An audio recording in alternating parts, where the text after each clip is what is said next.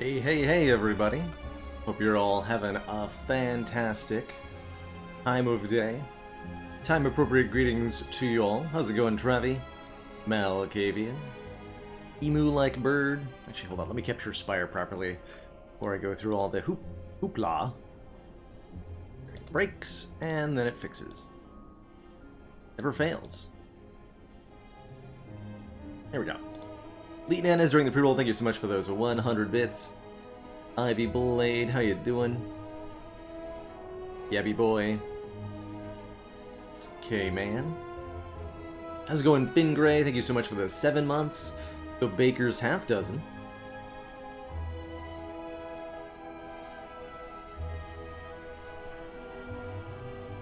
Yeah, Mr. Spokes. Double shift sounds rough, but hope it's not too bad for you.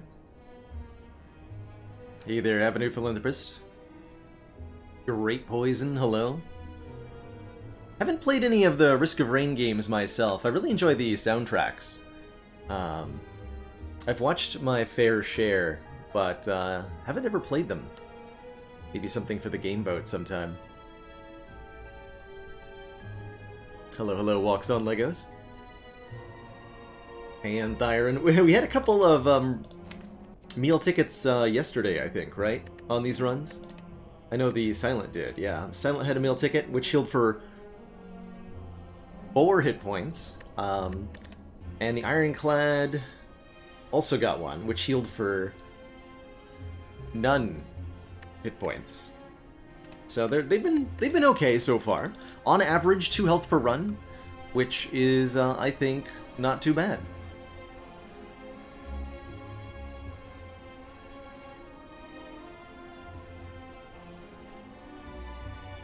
Yeah, 6'4" Ninja. Action Johnson. Erstain. Refined Bean. Dream of Storm.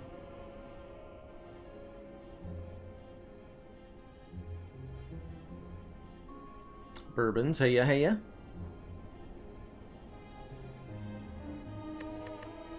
Ready for some good plays? I'm hoping so. We're up to Ascension 7 here on the Ectoplasm ladder.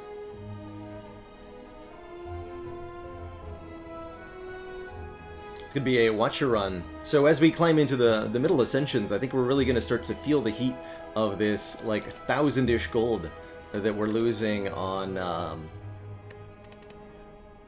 each run. I suppose when we do eventually fail, you could say that we got wrecked Doplasms. That's for you, Crazy Aho. How's it going, everybody?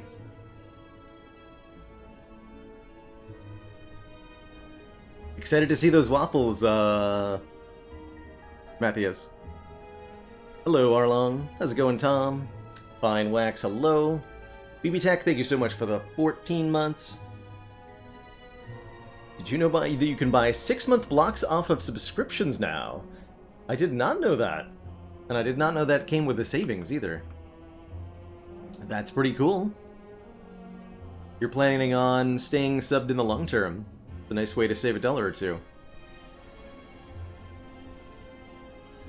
Hey, Nerf Nitro, I'd like to see a claw deck. I'm hoping that we're starting with a Watcher run here. I'm hoping that we end up with some sort of Wrathless Watcher.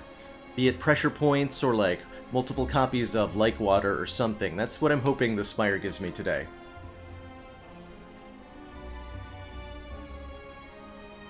I personally pronounce it Baylor Lord, Arlong, but I accept multiple different pronunciations just fine. It's one of those things that everybody isn't, you know, since it's not part of a traditional lexicon, everyone has a slightly different approach to it on the first try. How's it going, SRF?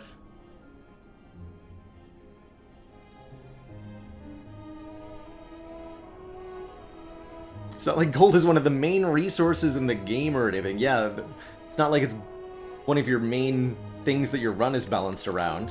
We would never make a boss relic that just completely cuts off your access to one of the most important mechanics in the game, would we? No, we would never do that. We would never do that.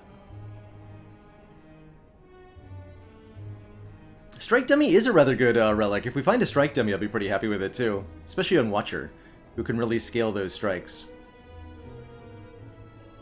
Bourbon's just finished decorating their first ever Christmas tree at their own place. Just need a few lights and a star. Hope there's pics on Discord when it's finished. Most common use of gold during the Ectoplasm ladder, Mace in my face, has been to purchase 1 card removal. You can do that with 75 of your starting gold. I've noticed that if we try to save the money for, you know, ideally you use that at like the last shop, right? But trying to hold on to the money from Ectoplasm usually results in running into a thief in either Act 1 or Act 2, who will take away your money when they hit you, and you can't get that money back because the Ectoplasm prevents you from picking it up again. So any money that thieves take is gone forever. Which is leaning me towards wanting to use that money in Act 1. Maybe even like just going to a shop right at the start of the run to turn our starting money into something. Be it a card or a removal. What are we going to do with the wishes? We might actually wish for plated armor. Just this once.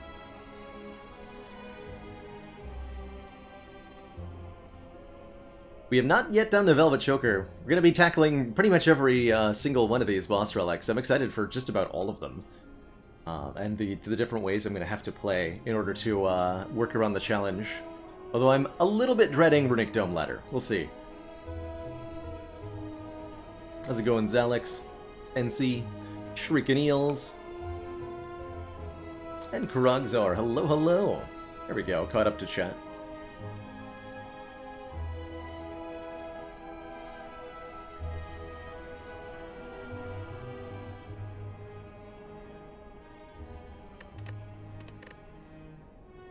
So we're starting with the Watcher here. So if we can trade Ecto in Lost Gift event, would we? I would say probably not. Because at the time we're offered the trade, we're going to be in the middle of Act 2. So we would start the gaining, we would once again regain the ability to gain gold. But we're giving up an energy every single turn to get that. I don't think I would want to do that unless I really needed the rare cards and the other option was also a pretty big penalty. Even as rough as the Ectoplasm is and has been, we are, you know, gaining that 1 extra energy every single turn, and that is a really, really, really important benefit. It's what allows us to turn that long-term deficit around by picking up long-term gain in the short term. Long-term gain in the short term, yes, by, you know, accumulating relics, which are going to be benefiting us for the whole rest of the run.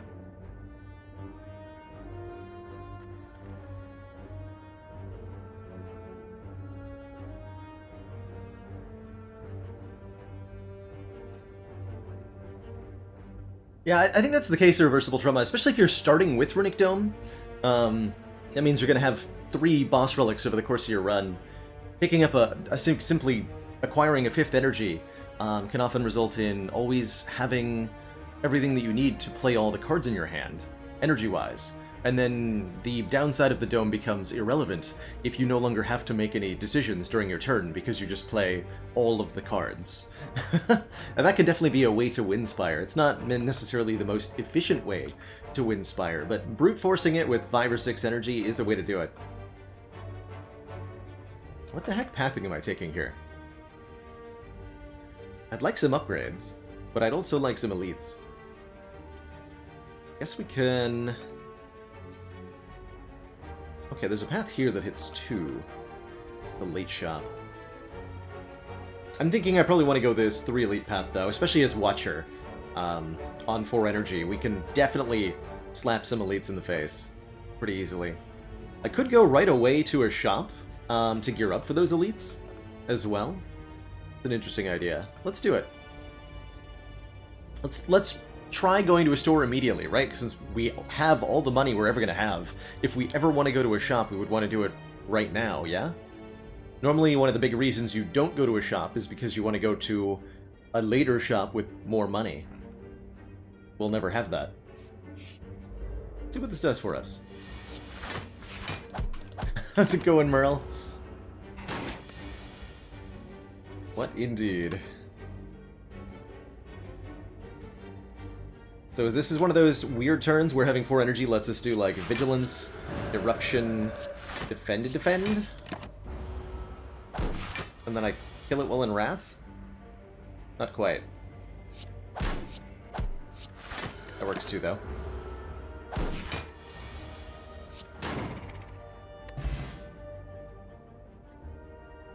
Classically trained, that's right. That's what that says, irreversible. With a... Oh, here it is! Yo! I said I wanted it. I will accept the generous offering from the Spire, then, and we'll take a first floor Lakewater. Because I want to show off what this card can do. And I want to show off, particularly on lower Ascensions, just how consistently powerful working into a defensive, safe playstyle for Watcher can be. Lakewater gives you 5 block at the end of your turn if you're in Calm. It's a lot of block. A lot of block. There's some really cool options here in the shop, too. Talk to the Hand is here. Carve Reality is here. Third Eye is here. All very good options.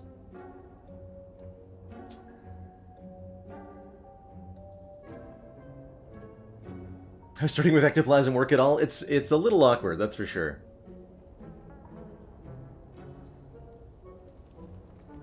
And no, Hand of Greed cannot gain gold through the Ectoplasm. There is nothing we can do to earn additional money with the Ecto.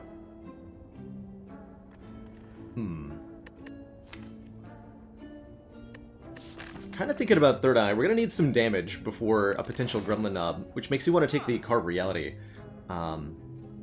Retaining a Smite is a really good thing, and this is a pretty good damage card on 4 energy as well.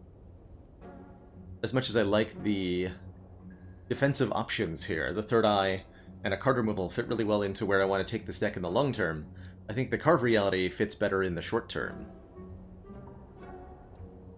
Well pointed out, Merle. 2 relics that we see in the shop here, since you cannot see the same relic twice in the same run of Slay the Spire. We know that 2 of these health-related relics, 2 ones that go quite well together, in fact, the Mango and the Meat on the Bone, aren't available in the relic pool, which can be relevant for decision-making in future boss relics. Fairly nice to know. I think I am going to take this Carve Reality. I'm going to need enough damage relatively soon to beat elites. And if we're looking to lean into the Calm stance at all, we're going to need a lot more damage than usual, since we're probably not going to be doubling it. Nothing else we can do at the shop. We're out of cash.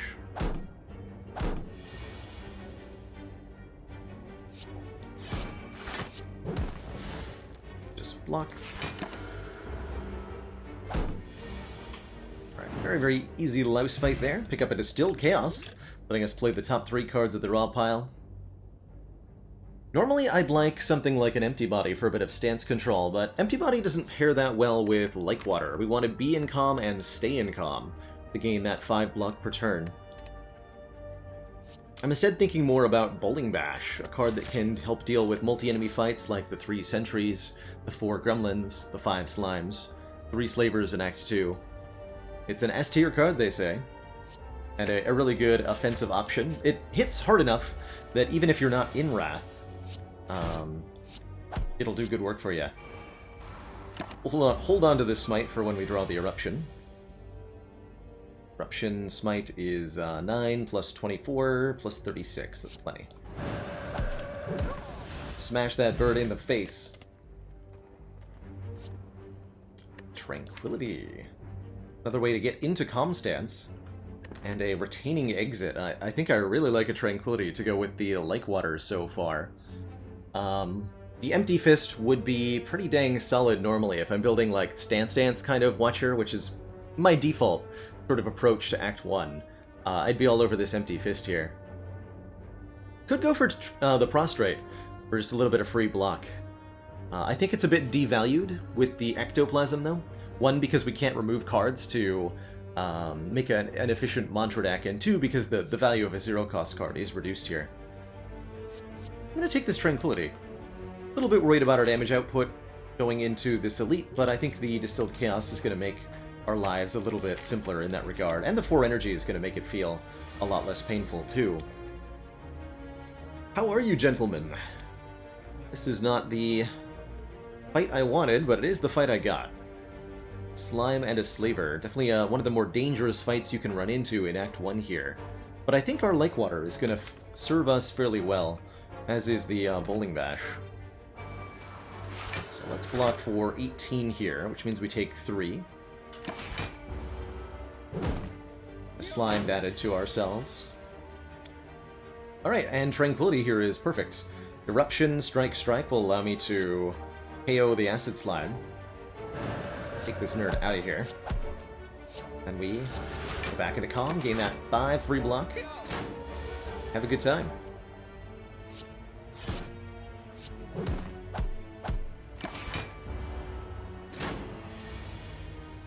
So we certainly bleed some health here, but a lot less than we might have. With a different draw order.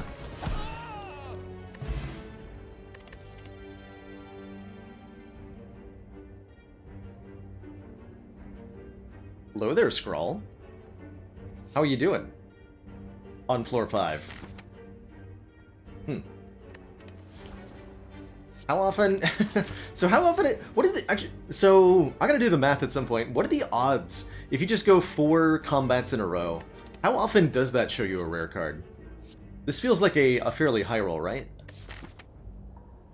On average, runs that fight 4 hallway fights do not see a rare card before the first Elite. Surely.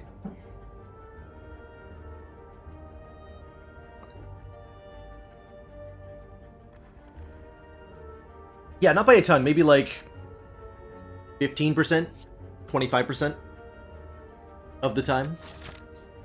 Something like that. I am going to take it. It's not that great against Nob, but it's just a really, really good card. Alright. I do think we have a fairly rough matchup against Nob. Fortunately, it's only Ascension 7, so it won't be the disastrous kind of matchup we might have had. But even I think on A20, there's draw orders here where we get past the Nob, no problem. Sentries, on the other hand, are going to be way easy, comparatively. Skyline, thank you so much for the Prime sub and the 10 months. I'm glad you subbed too.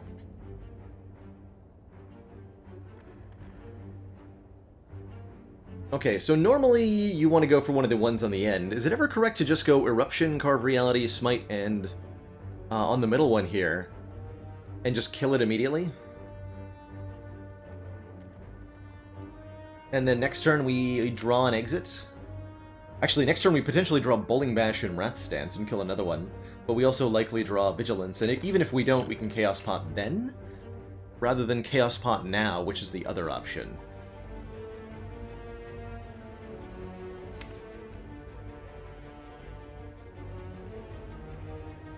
I think it's Chaos Pot next turn. Then we go for the kill right now. This is what, 9 plus 36. So it's definitely enough to kill. That uses all my energy, so we don't play like water if we do that, which is okay.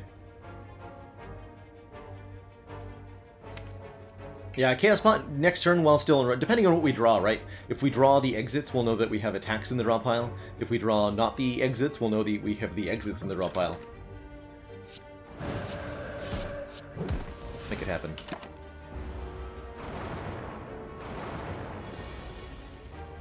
Okay, and we just draw, 18 block, and I think I just don't use a potion at all here. Block for 18. Do some damage next turn. Retain the Tranquility. And then we actually kind of have an ugly draw after that, but it's potentially that we just draw fine. I can also use Scrawl, and then we guarantee draw all of this. Bowling Bash would be, what, 14 times 2? Which is 28. We have 40 with the strike, not a kill. So let's just block for 18. Take nothing here. 2, I suppose. For the one in the back, because he's a coward. Get him.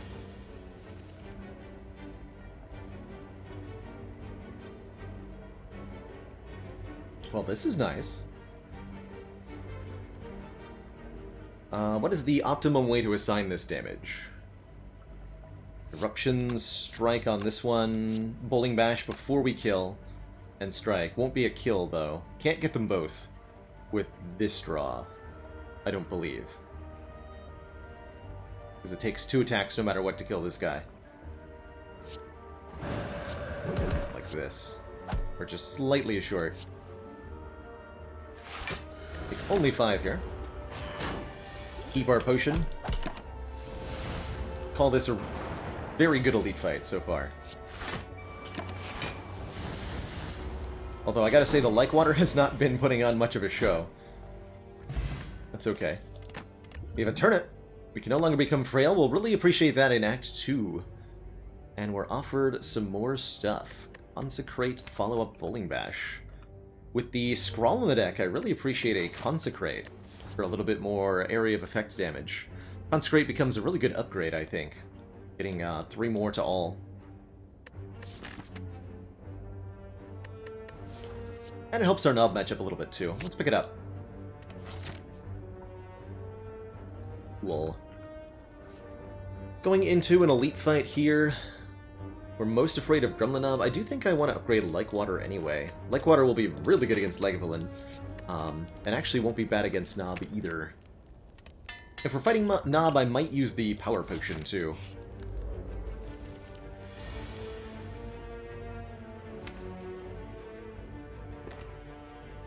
I'm gonna do it. More Like Water.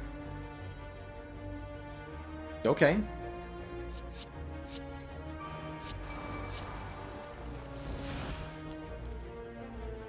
Works for me.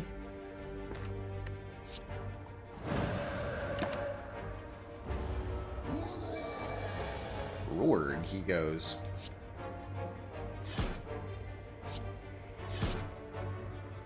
Let's see, so I'm going to leave by playing Calm. This is a 16 damage attack.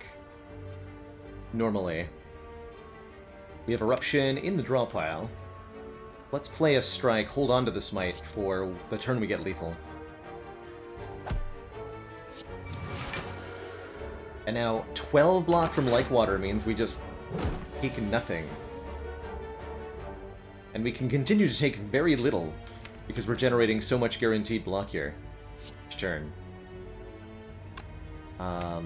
Gains 2 strength.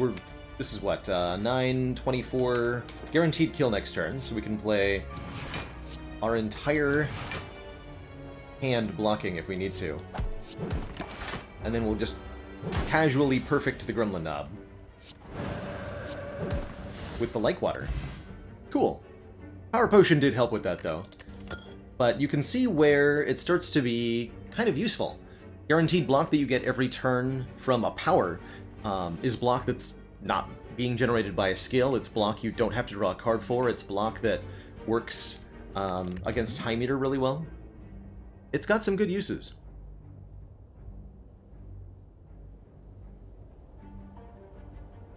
Yes, Cozy Turtle, I would agree with that big time. Upgrades on your attacks on Watcher are very important because they are frequently getting doubled. Especially for the little cards, like Consecrate. 5 damage to all enemies? Well, what about, you know, upgrade it and then be in Wrath, 16 damage to all enemies versus, you know, the 10 you would have otherwise. It's a really, really, really big difference. So I do think her attack upgrades end up as a really high priority. I'm gonna skip that, those 3 common attacks. Don't want one there. Denorka, thank you so much for the 4 months. Since you can't buy anything today, you'll do it for me. Why, thank you. Ooh. And Chaku. Good old energy. Love to see energy. Could take a heal here. Seems like we can get away with the max health. I guess the question now is, do I take an elite and 2 events, or do I take 2 additional upgrades? I think we have enough upgrade debt that I'm really happy just upgrading some of the cards that we have. Getting this Consecrate upgraded, getting this Scrawl upgraded. Could maybe talk about upgrading the Bowling Bash or the Carved Reality as well. But we've got plenty of cards that the upgrades will really make a difference on going into Act 2 here. So I'm going to grab a couple more upgrades. I'm going to avoid the third elite here and go upgrade, upgrade, upgrade. Oh, we're also fighting Slime Boss, so all the more reason to upgrade this Consecrate, by the way.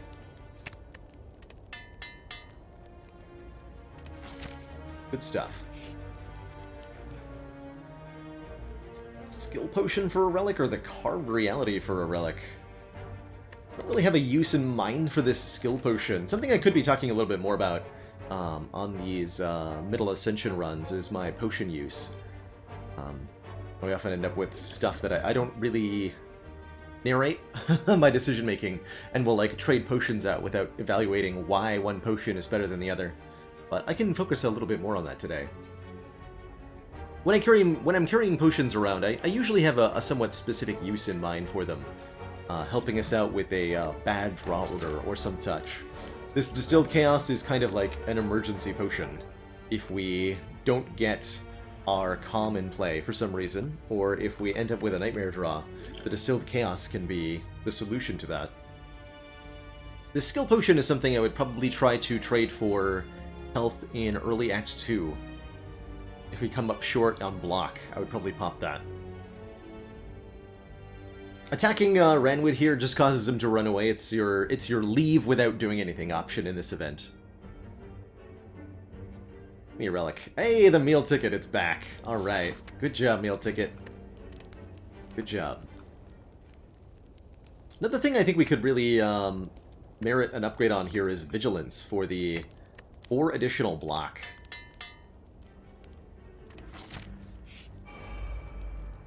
Since we want to be entering Calm pretty frequently anyway.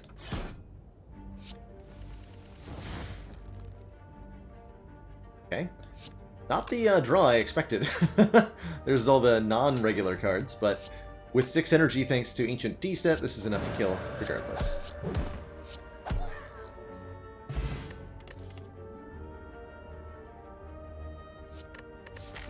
Take and upgrade a third eye? Yes. I want to do that. We've gone fairly defensively here with our card picks and our upgrades. Going into the Slime Boost, I think we will find that our damage output is a little bit lackluster against him. Not too bad. Enter Wrath on turn 1, and we're going to use the third eye to deliberately seek for our damage cards in the draw pile, hoping to get Slime Boss below half in time for a good split, which might be right now.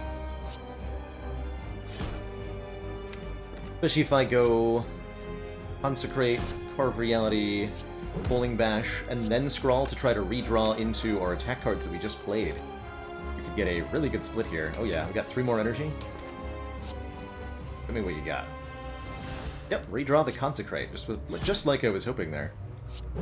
Bang, bang, bang. Neat. Good fight. Slime Boss.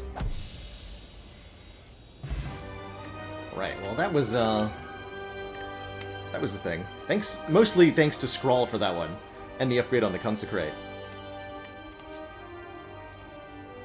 But what about double Scrawl? Alternately... Oh my god.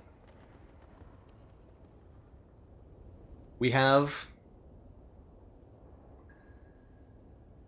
block scaling, we have Scrawl, or Scry, we have crazy good card draw. What we're lacking is long-term damage scaling. And Alpha can be that for us. Alpha, Beta, Omega is a complicated series of cards that you have to play to do 50 damage to all enemies every turn.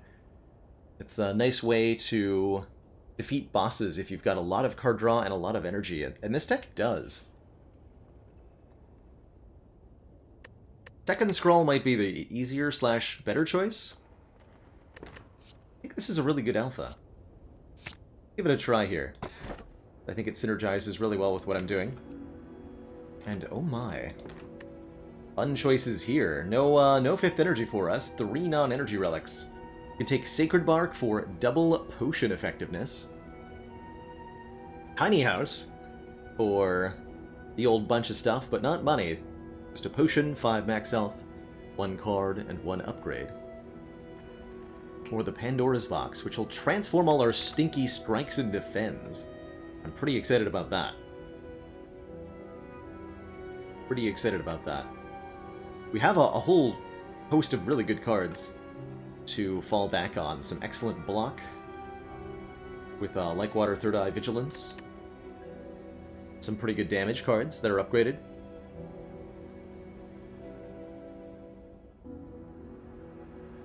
Or the Sacred Bark, which I think is pretty good.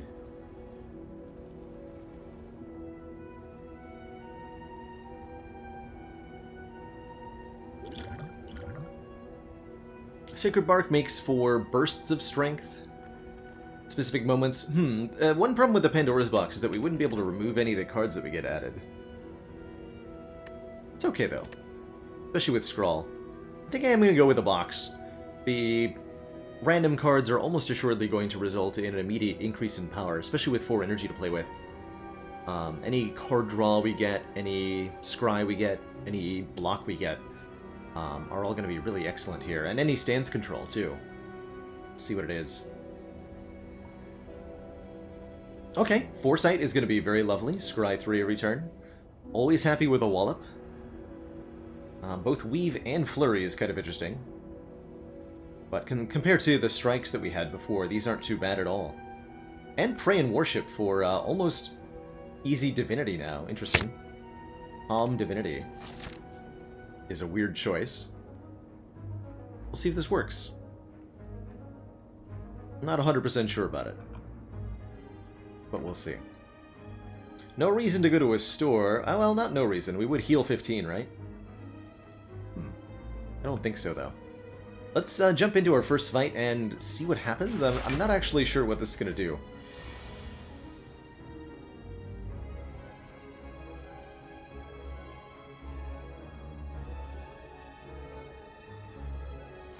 Interesting. Only I could play the signature move.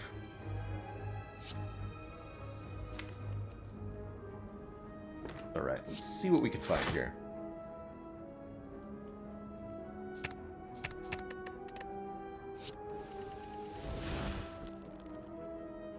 Vigilance. We'll set ourselves up defensively here, I guess.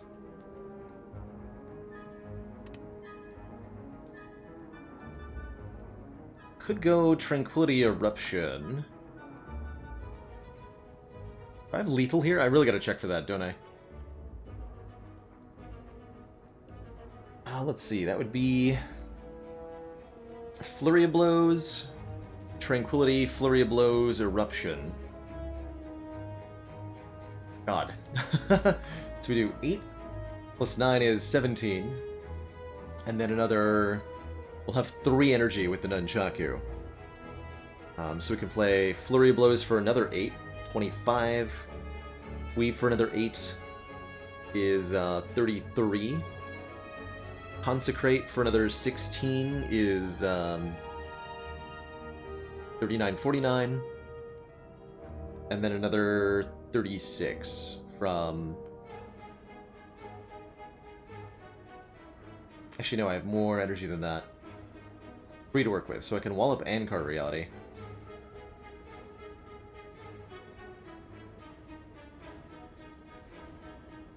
And I could always go back into Vigilance if it doesn't work. Okay, so let's do that then.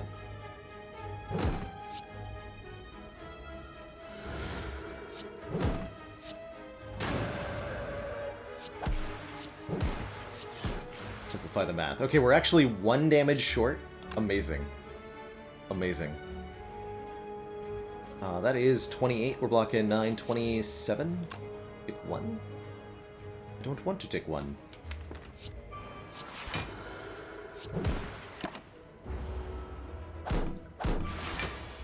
Refuse to take 1.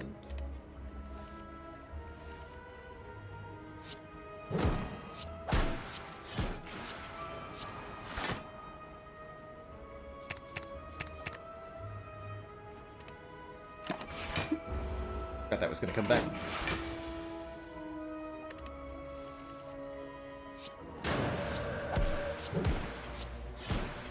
Okay, very interesting set of cards we've assembled together. You better believe I'm going to take Prostrate. 2 Mantra is the perfect amount. If we play Pray once and Worship once, we have 8 Mantra. 2 more gets us to 10, and then 10 is the Magic Divinity number. So that's, I think, what we want. It's also a 0 energy block, which is fairly valuable right now, as we're a little bit light on the block cards. Definitely turned into a weird set of cards with the Pandoras, but... Ooh. Nice.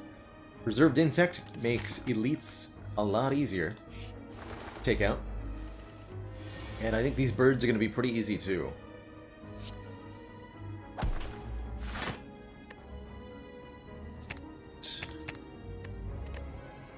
Three hits knock them from the sky, and we've got Consecrate to help with that.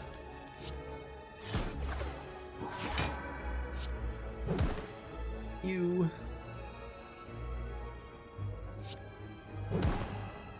Knock that one down too. Can actually get all of them.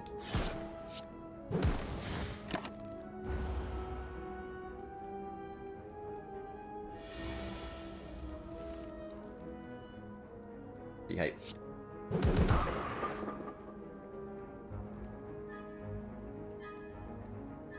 And then we actually have to take damage here? Oh. Feels like I could have done that better.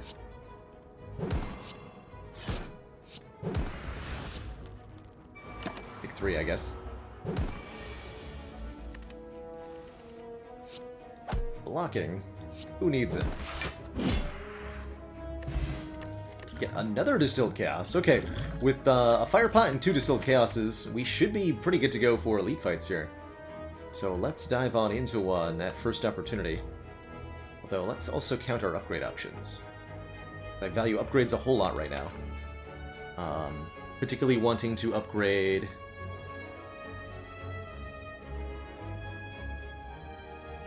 Vigilance? Question mark? There's another Prostrate here. Interesting. How much Divinity is too much?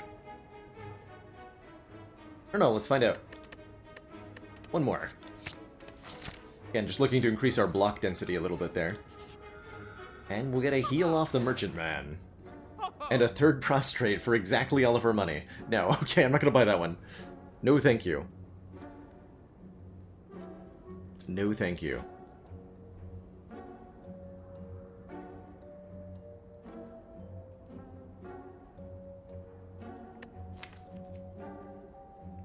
I would need at least like an Oddly Smooth Stone to want the 3rd one. What else are we gonna do with our money? Remove a Prostrate from the deck, effectively. For the mere price of 0 gold, we can not add Prostrate. And that is something worth thinking about. And I think in this case worth doing. It's just not having it. 1 less card to deal with. 5 less apparitions to deal with. Is it an apparition kind of deck?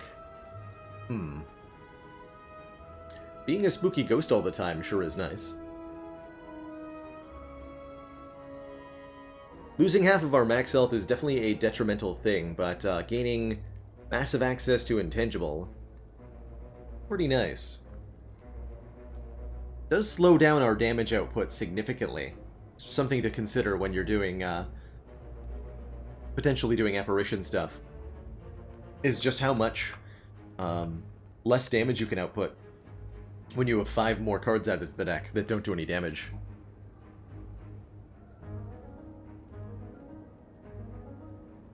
I'm not certain that I want this. Our boss at the end of the act is the Champ. Really, apparitions don't help that much there.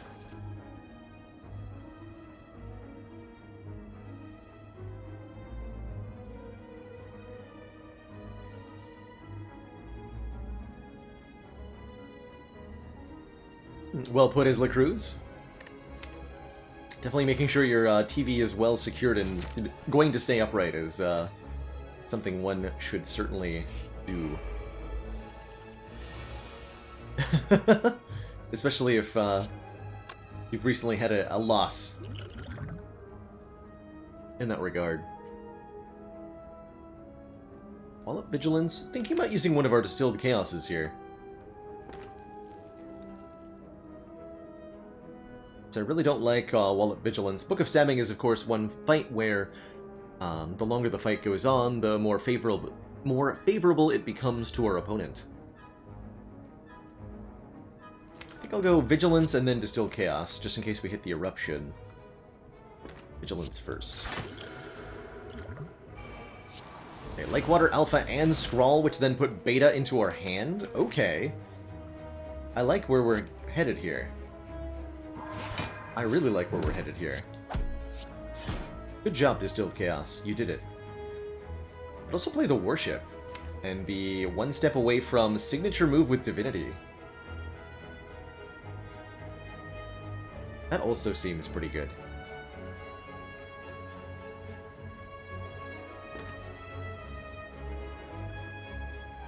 Let's do that one.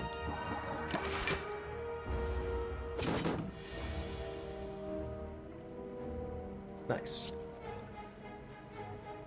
We actually lose a lot of block if I do that, though, huh? No, we can go back into calm. Never mind. Yeah. Even better. And we actually kill. Cool. Scoring us an easy-peasy Panagraph, healing 25 at the start of boss fights. I would have taken a Pressure Points a long time ago. I think we're well past the point where it's useful now, though. And I don't think we want a Conjure Blade. We've already got, like, big fancy setup damage in the form of the Alpha. So we'll say, no thanks.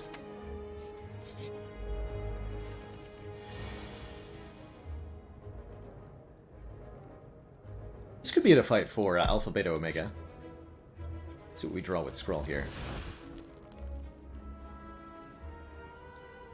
Or it's a fight for the Eruption Bowling Bash. Seems a bit more reasonable.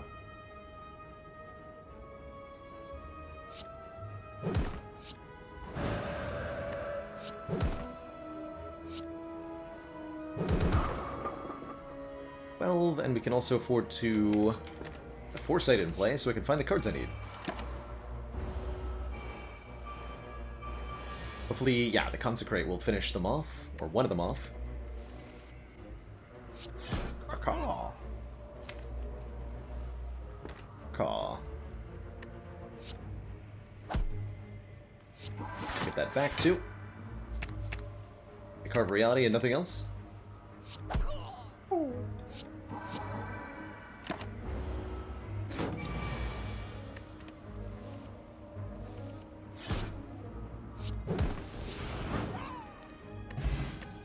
Strength Potion is pretty good. And if we're looking for block cards, I really like Deceive Reality here. Although, are we looking for more block cards, is the question. Geodesi, thank you so much for the Prime sub and the 3 months. Any chance of a Wristblade Silent Ladder? Yes. I don't think it'll be 20 runs with Wristblade, but we will do some kind of class-specific ladder. So it might be like a rotating Wristblade, Nuclear Battery, Violet Lotus, and like Mark of Pain or something.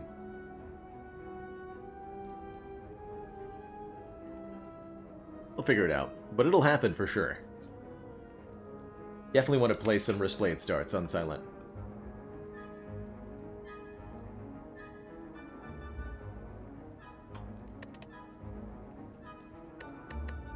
Do I want Deceive Reality? I'm not sure that I do. Not if it doesn't say plus on it. But I do want to make more of my cards say plus on them. I think starting with this Worship, getting Retain on this is a very valuable thing with the amount of mantra we now have access to. Oh! I did want that Deceive Reality. Kunai is here! Oh boy, okay. So we're now doing Kunai things with the Weave and the Flurry of Blows. Friendship ended with Alpha. Kunai is now my best friend. And boy, is it going to be good. Let's fight the Burning Elite. We got really good potions here. And with Kunai in hand, I feel really confident about how to scale this deck up moving forward. Really, really confident. Am I 1 damage short here? In +6. Yes, no matter how I split the damage, one of these gremlins lives on 1 hit point. Unless I use the Strength Potion. So I'm probably going to use the Strength Potion. Because then we can kill both the gremlins.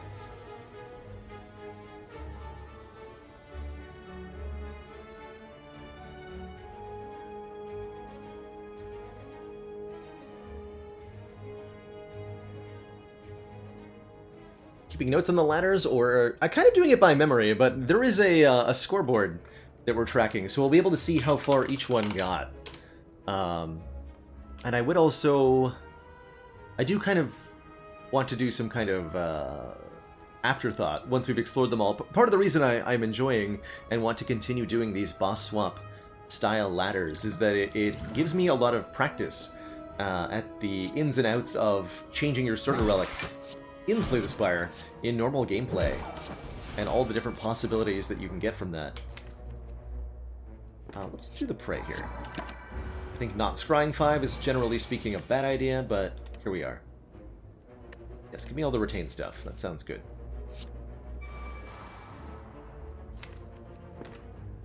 Just go Vigilance, not go Eruption. Actually, no, we will go Eruption, because we're likely to draw attacks, and we have Tranquility in our hand here. And I have multiple ways to leave Rat Stance. For example, by suddenly becoming Divine.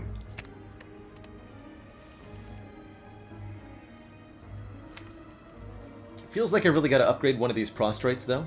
Actually, wait, I just can't math. I was looking at the 7 Like Water, and I'm like, I'm at 7 Mantra. No, I'm at 3 Mantra, but I have 8 in hand, so we're good. Excuse me.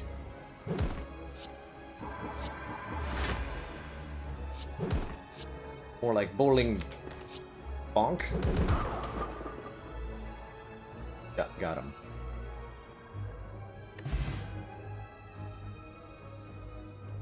What class do I think is the hardest to do Ascension 20 with? Because you're struggling with Defect. Defect is definitely hard. Oh yeah, Defect is very, very challenging for Ascension 20. I think for most players, the class that'll struggle with the most on Ascension 20 is either going to be Silent or the Defect. Those are I think, the two more challenging ones. Silent struggles because she has a lot of difficulty with the front-loaded damage requirements of Act 1 and Act 2.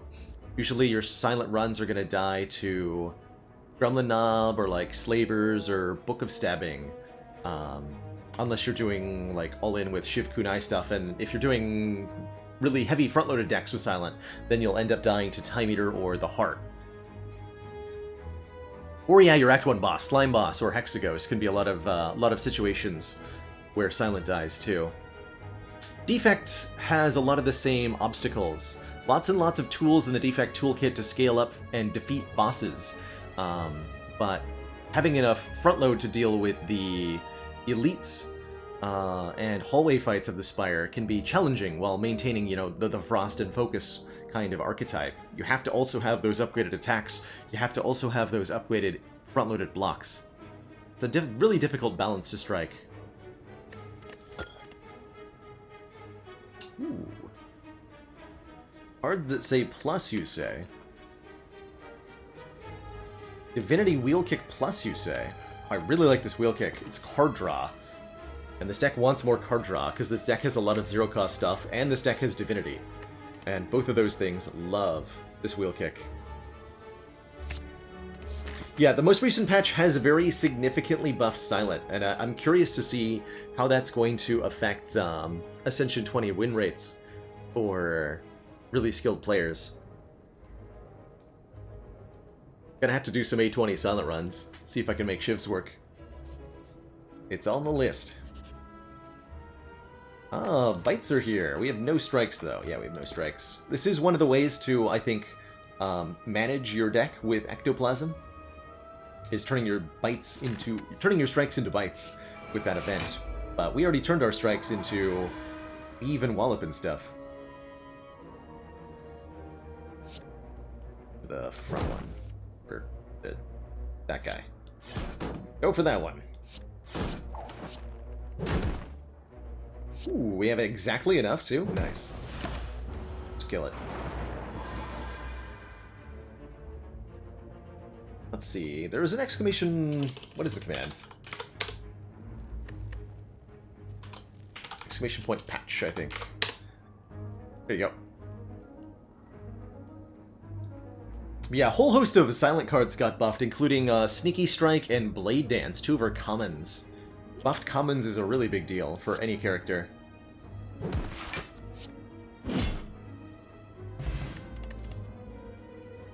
Select Plus. Interesting way to get more energy. This could be useful. I'm not sure that it is useful, but it could be useful.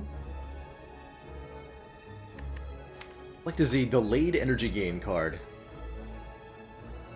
The more you put into it immediately, the more it pays out in the long term. It's a really nice way to get Omega in play, potentially. But it's adding one more card to the deck that doesn't do anything immediately. I don't think we want it, despite the free upgrade. I don't think we want it.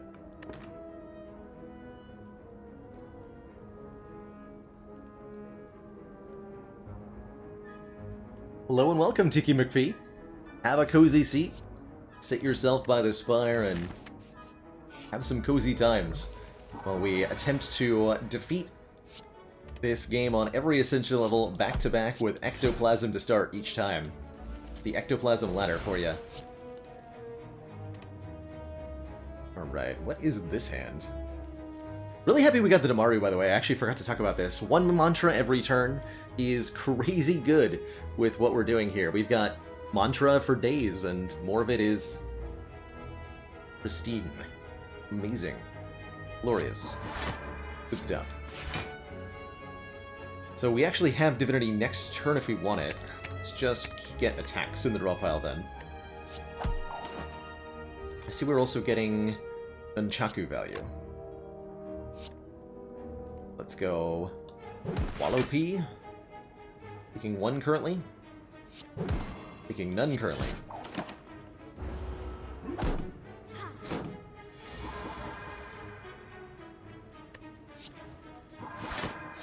Behold my divinity. And perish. Cool. Second Flurry of Blows could be a really good thing here. We're able to change stance reasonably often, just by virtue of exiting and entering Divinity here. And the kunai value is, like, spectacular.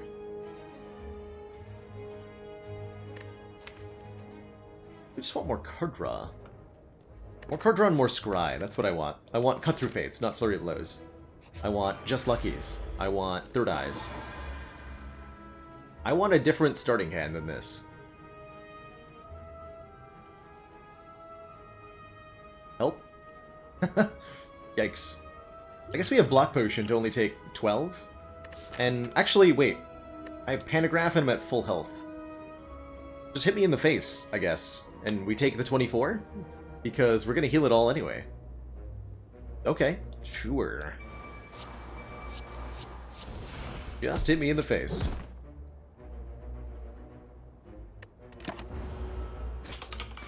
There is indeed Foon. We've got the exclamation point ladders command has a link to the spreadsheet of all the ladders that we have attempted so far. And how far we got on each of them.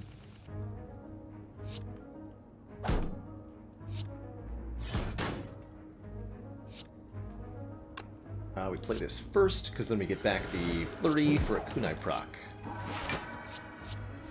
Take very little here. I'm missing a real hit point now, though.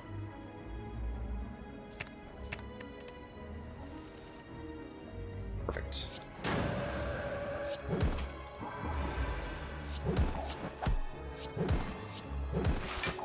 And... Ice Cream? Neat! Ice Cream allows us to conserve energy between turns, which makes massive energy gain much more appealing, makes the Divinity way more appealing. Do we add another Prostrate? This one's upgraded for free. Or do we take a big ol' Protect card to give us some late game block for the Heart? Which is definitely something we need to think about right now, is how do we block the Heart? I think with the Kunai we can just get away with more Prostrates.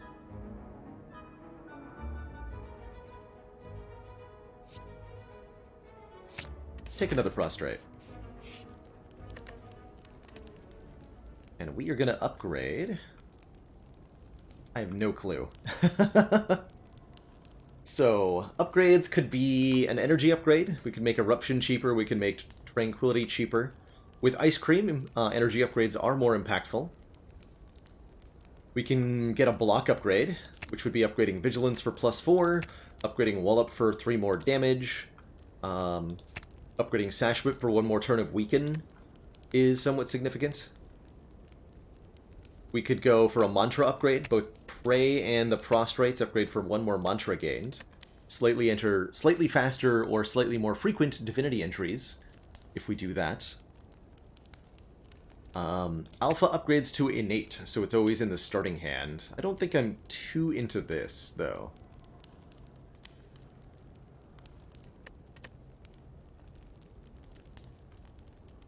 Or a damage upgrade, which would be either Weave, Flurry, or the signature move gets +10.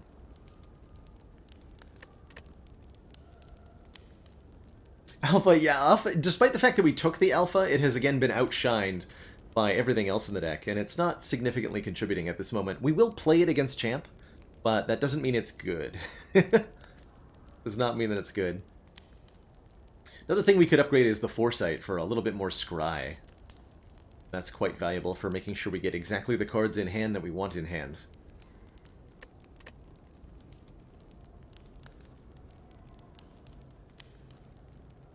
Tough call. Go with the Foresight. But I think upgrading maybe Vigilance is still on the table. At some point.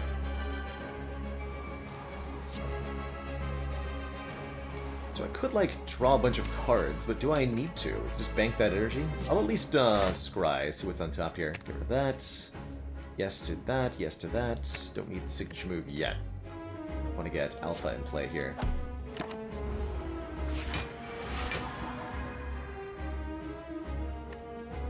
I'll probably just use the scroll right away.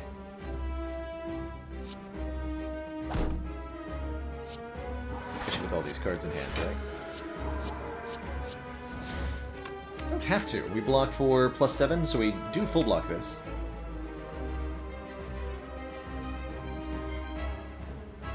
Let's hold off on that scroll. Okay. Beta and Wallop.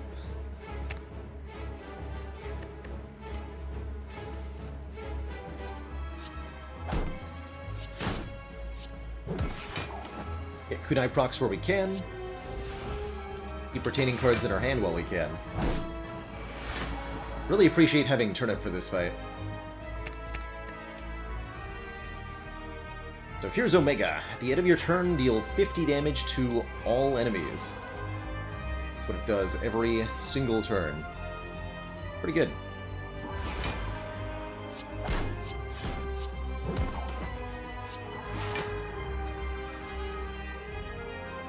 We'll hold off on that.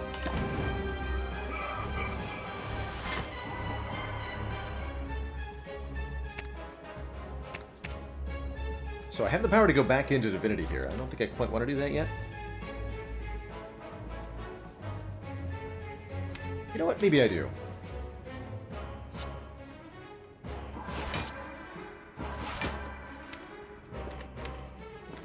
To the draw pile. Straight Prey, Wheel Kick, signature move. Perfect. Let's go.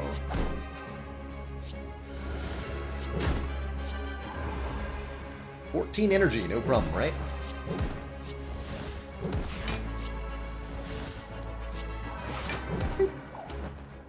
No! Dang it. We drew the Eruption and the signature move together, so I have to exit Divinity to play the signature move, which I will still do. And then guess what? I'm back into Divinity. Have a really big turn. Why don't I?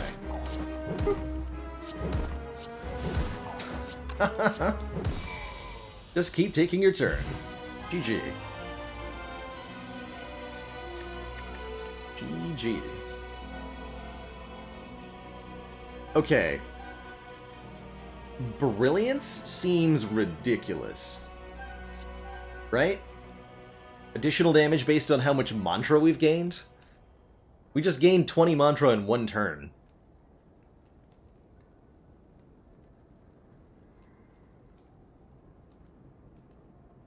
That's some pretty good stuff.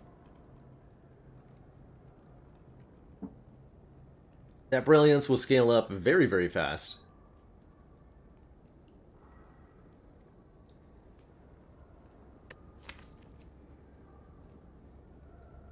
And it's more kunai value from spamming attacks.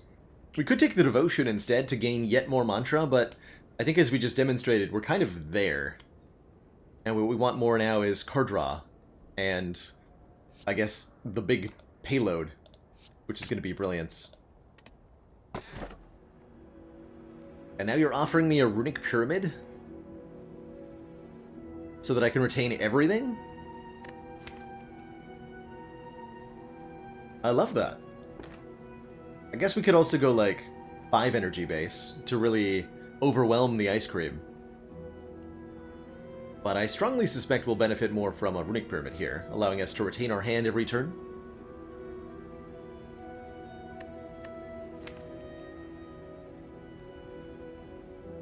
Oddly enough, makes the Omega a bit easier to get in play.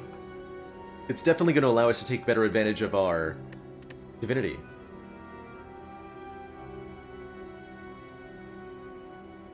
And allows us to keep important block cards for the correct turns. Always happy with a pyramid. Always happy with a pyramid. Have to beat Slug Boy. I think Omega will help in that fight too. Just a little bit. Let's see, I want to take a bunch of elites, but I also want a bunch of upgrades. Looks like we can go... Oh, that's not a 3 elite path. I thought it was. Is there a 3 elite path? Yes. 1, 2... We can even go through the fire here. 3 and another fire. Okay, so we get 3 fires, 3 elites. Let's not go to a store. They don't need to heal. So we'll start here. Take a couple events. Elite fire, elite fire, elite fire. Avoid shops at all costs. And kick butt. Those are the commandments. Also take a bunch of damage on turn 1, apparently.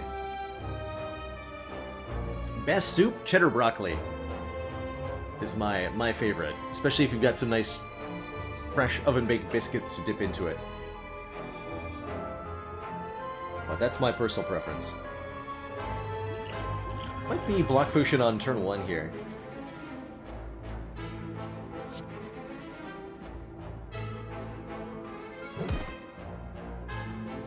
Yeah, I was ready with it. I've got some planned for tonight, in fact. Time Megamon, thank you so much for the 5 months. You're so welcome. Glad to have so many folks here through these tough times. Thank you for that 1 away from a half year.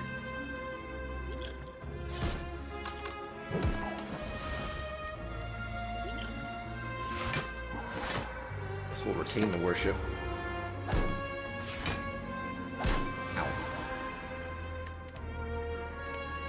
Okay, so I would like block cards. Actually, no, I would like murder cards. Please give me murder cards. Yeah, those ones. Those cards.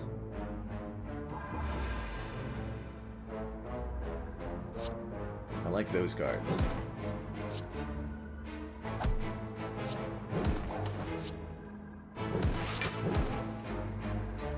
$66.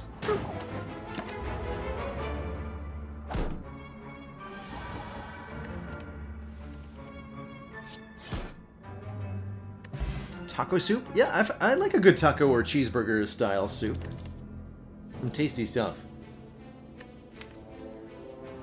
Are we ready for Mental Fortress? Mental Fortress is pretty cool with Divinity. You gain block whenever you change stances. And with Divinity, that's both when you enter the Divinity, as well as when you end your Divinity at the start of the next turn. Both of those are separate activations that give you block. Let's pick that up. Let's pick that up.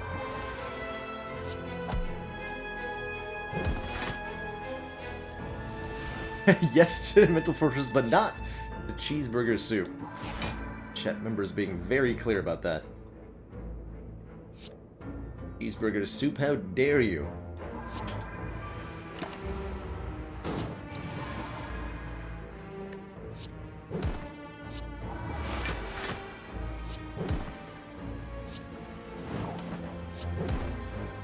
How dare you?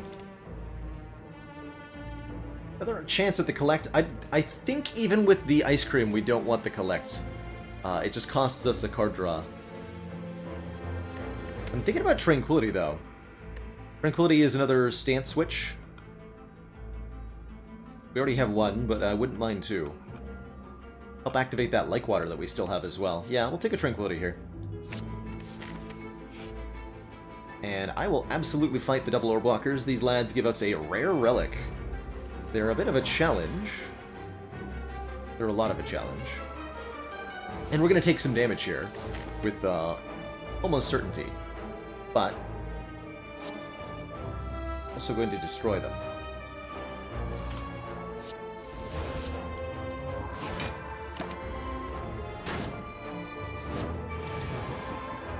Hey, there's Scrawl.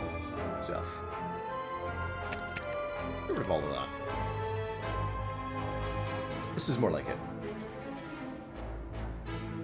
Nunchaku on 8.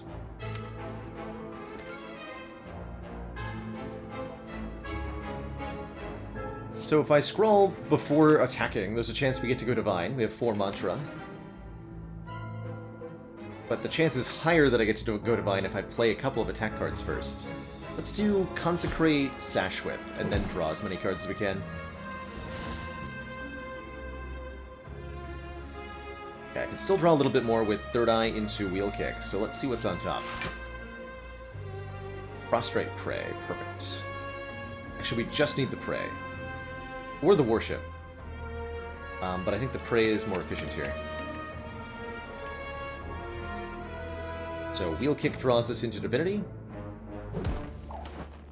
And from here, well, it's a little bit spicy.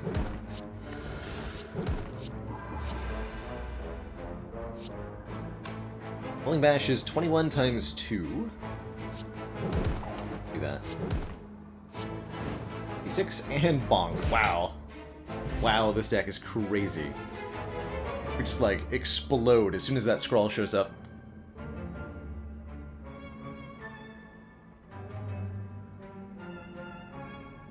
Meatball and leek soup. That does sound like a winner, Action Johnson. I'm also a big fan of, since I'm in New England myself, I do enjoy a really well done New England clam chowder. Is chili a soup? Chili is a block card.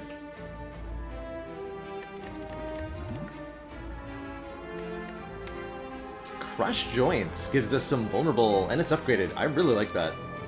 That's a big multiplier to our damage output. Pick it up. And Mind Bloom. Man, Double Orb Walkers and Mind Bloom back to back. Wow. Well, we just picked up a Lizard Tail, which will give us a second chance at life, so let's not upgrade all of our cards. We can't gain gold, so we're not taking I Am Rich. That leaves us with another Rare Relic and a 25 hit point heal from the Pantograph, don't forget. It's a really important factor there. Richie P, thank you so much for the Prime sub. Welcome to the Council.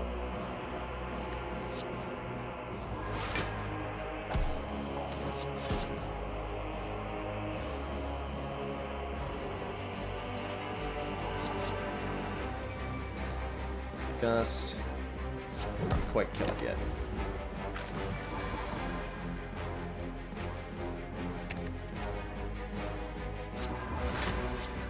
And just kick him in the face. Helix, another very, very good life-saving relic here. Prevent the first time we would lose health each combat. Good stuff. I also love this Evaluate Plus, 10 block and an Insight in the draw pile, as a way to get some decks out of our kunai while keeping our card draw relevant by getting that zero-cost draw 2 Insight there. I'll take that. Does put us into a slightly worse position against the Time Eater, but I don't think that'll be too much of a problem. Can I go Divine on turn 1? That is, of course, the important question here. That real kick, actually.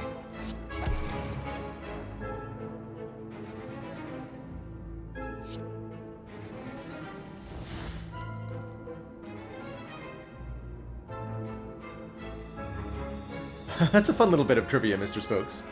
Oh, we do get turn 1 Divinity. Alright, let's go. Easy game.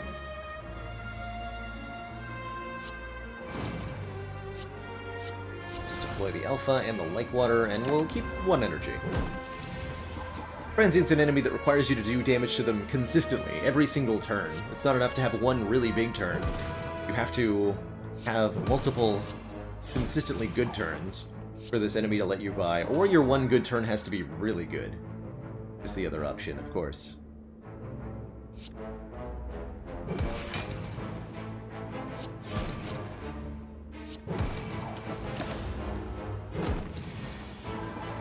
Brilliance gains 1 damage per mantra. It's a 1-to-1 ratio there. 5 mantra again. Let's go Tranquility, Corruption, Low Kick. Go back down to 0.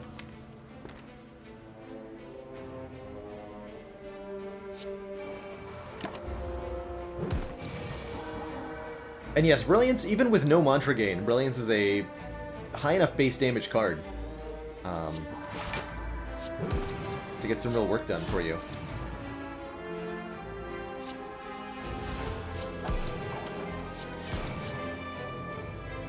Speed it down, get some mental focus down.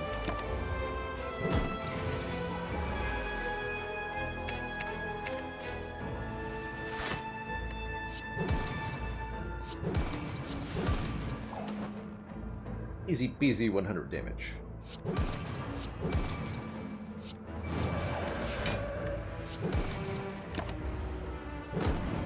Alright, we got Transient halfway down, which is a good indicator that we're doing pretty well on our damage curve.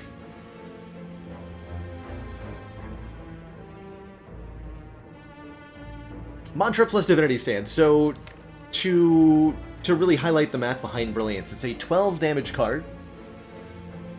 And let's say you simply gain the minimum amount of mantra required to enter Divinity 1 time, which is 10. So 10 mantra means the card does 10 more damage, 22 base. Divinity then, of course, triples your damage, so this becomes 22 times 3, 66 damage minimum in Divinity. And of course more with Vulnerable or Strength or anything else like that, or more mantra gained. That's why the Brilliance hits so dang hard, is that 1 damage per mantra goes to a very big number very quickly when you're entering Divinity, especially more than once per combat. Don't think I want that Ragnarok, or the Crescendo, or another Crush Joints. Let's keep it relatively compact.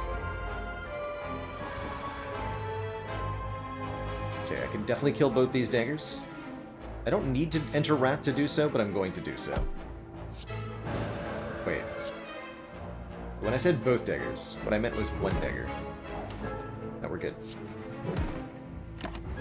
That wasn't optimal. I thought the weave was a flurry of blows, and I was expecting it to come back. That's not how that works, though. Unfortunately.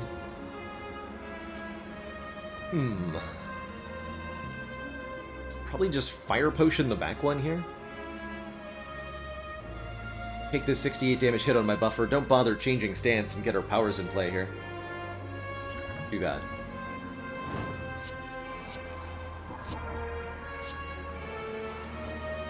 All of them. Okay, now we're being attacked, but now we have Divinity Wallop, so Repto's gonna have a bad time.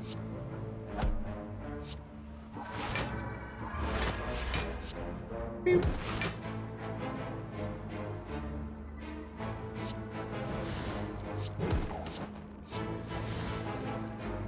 Okay, just keep the rest.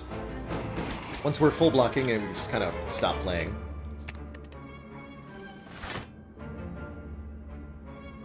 Might as well.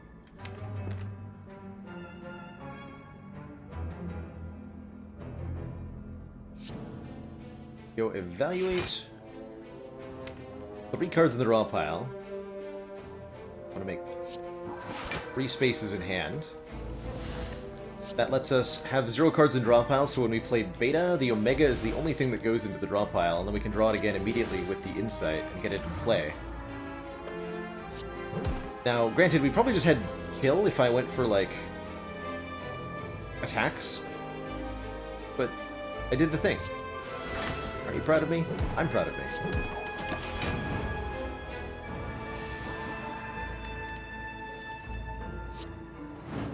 Optimum Nunchaku setup, even better. Vajra is incredible here, giving us 1 point of strength, is just a little bit of more base value for all our attacks to scale with.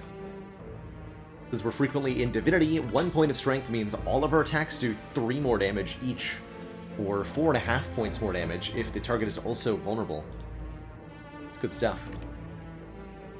Another wheel kick for more card draw? Thinking about it. Okay, not taking any of these. Just leaving the deck where it is. Not adding cards is also its own form of card draw. And I'm going to upgrade our Mental Fortress to make sure that our block scaling stays nice and consistent.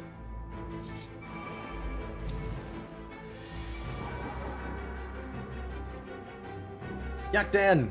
What's the Watcher's favorite kind of breath mint? Mentos Fortress.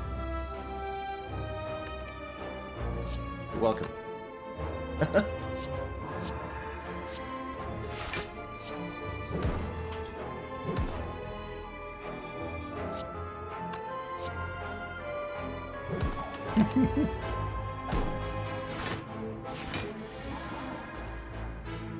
Mental Fortress. That is a little bit better, isn't it?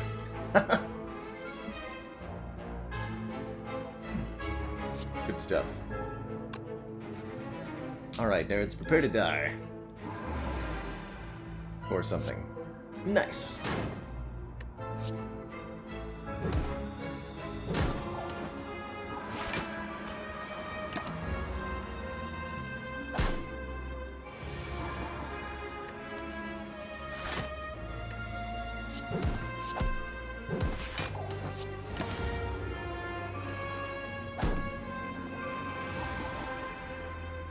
I mean, you can call it torturing chat with dad jokes all you want, but the truth is that you guys willingly bring the jokes upon yourselves.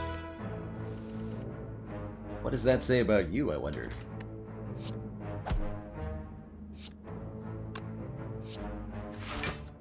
What am I even doing next turn? We're just gonna go Divinity and win? Gonna go Divinity and win the fight. It's gonna be great. Big number, I'm sure we've got it.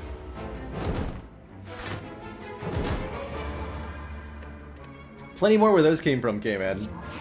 I'm excited for the YouTube. Very happy that... Been a long time coming, but happy to be bringing it now.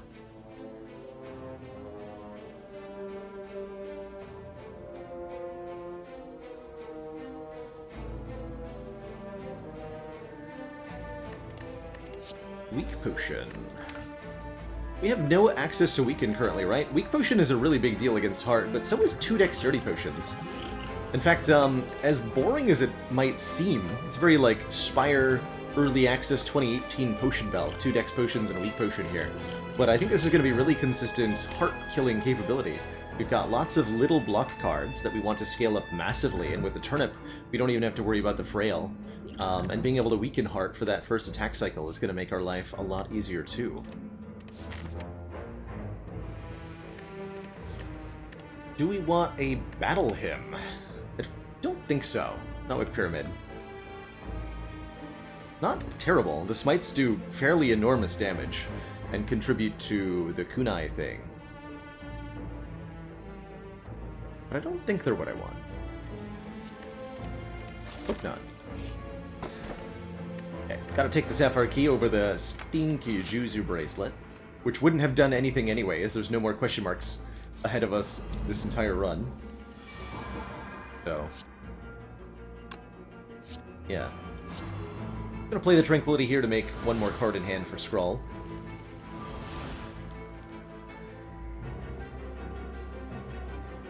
Get Foresight down and Evaluate. Should find Giant Head pretty dang easy with this deck.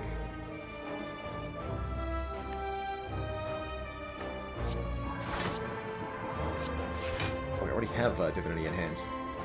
Wow.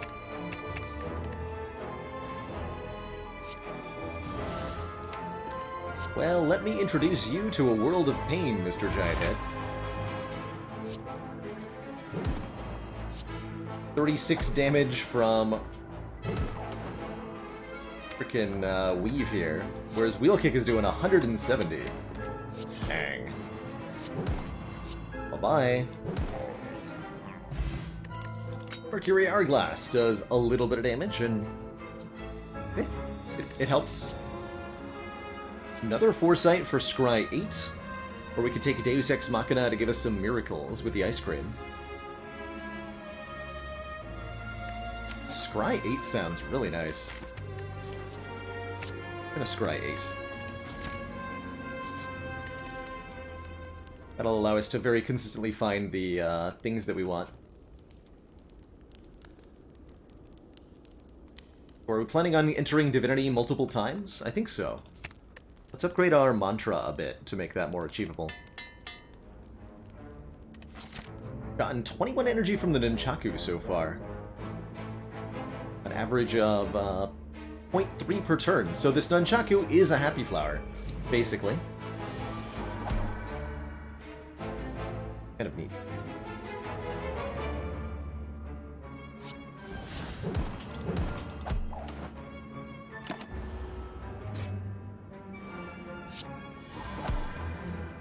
Two Spikers, huh? Good thing I've got the Mercury Hourglass.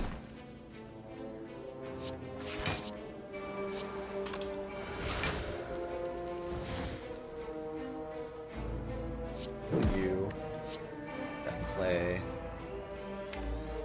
We're just looking for, I guess, the Omega now.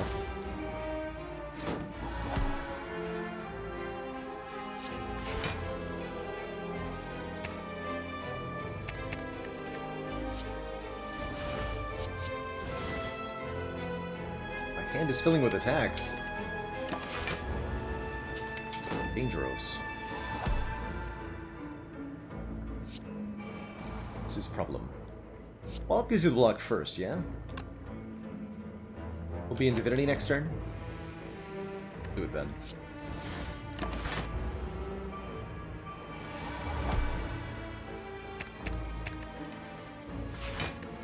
Or I can just do that.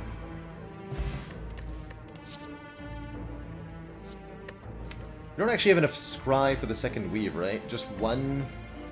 Other than the per turn powers, we only have one Third Eye. Wanted to take Cut Through Fates and Third Eyes, we just never got offered them.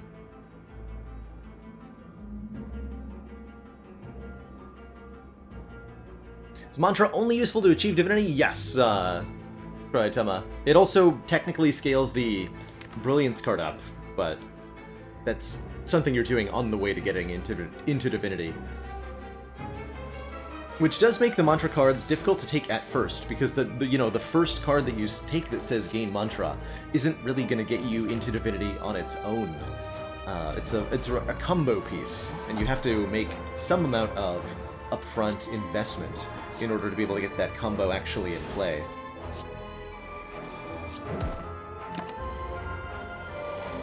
Okay, so we scry 8. God, that's gorgeous.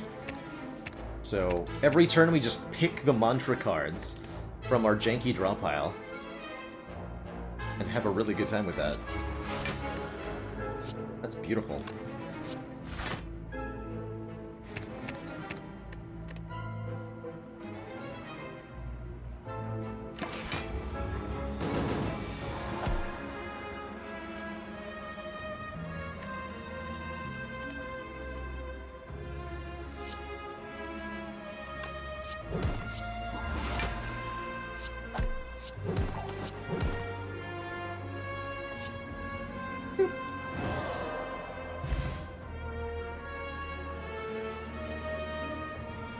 Sorry to hear that, Zinseal, but hope you have a cozy time hanging out with us while you're in isolation.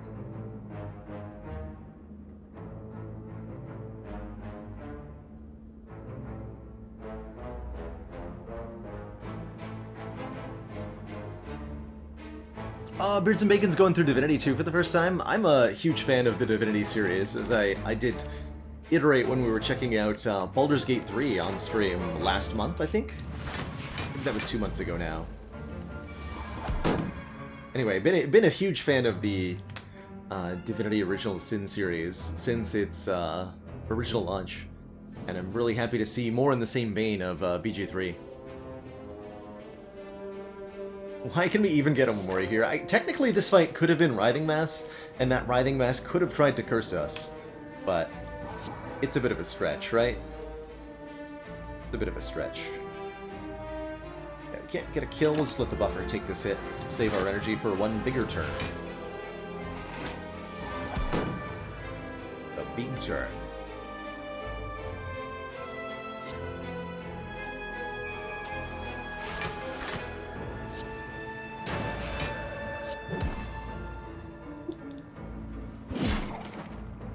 Can actually just stay in Wrath here.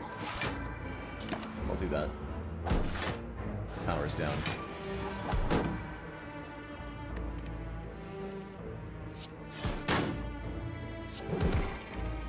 Bye. Hey, there's the Cut Through Fate that we've been wanting for a while, and it's even upgraded. 9 damage, scry 3, draw a card? Yes, please. Perfect. Totally perfect. Lets us look through the deck faster, lets us activate Kunai more reliably. Lets us have a good time. Alright, Time Eater I don't think is going to be too much of a problem. Our approach in this fight might be a little different than it's been previously, though. We're definitely going to play the Foresight to help us get through the deck. We cannot save the buffer, though, right? We can only block with Wallop Vigilance. Technically, we could go Consecrate Wallop, Weave Vigilance, block for 19, but that's still losing the buffer.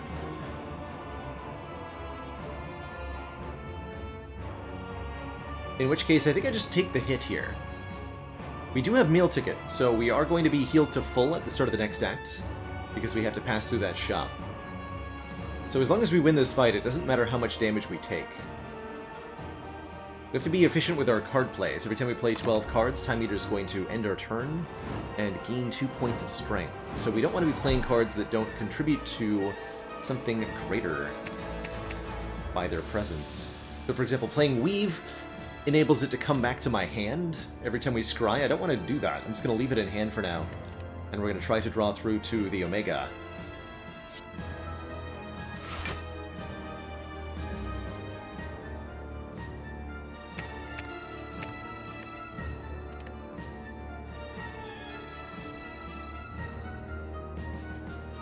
Try to get a Kunai proc, at least on this turn, though.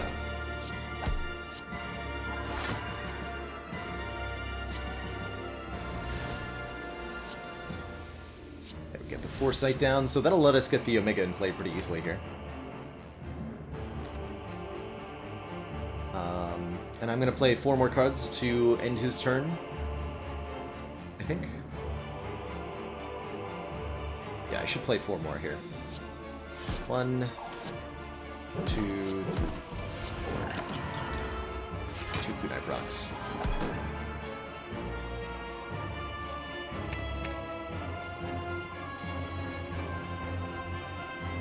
Okay, we have Divinity Wallop this turn, yeah?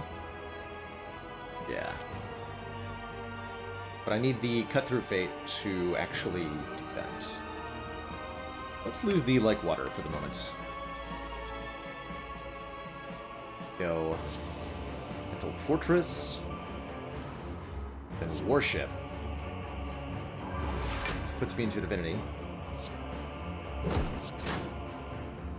Pull the deck. Play the Wallop and block. Or some, but not all. You can finish that block too.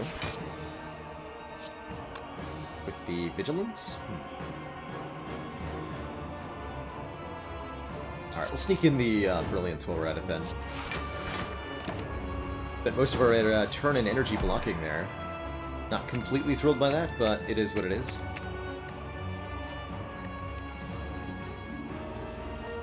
We can go back into Divinity this turn if we want to. I'm not sure that we want to.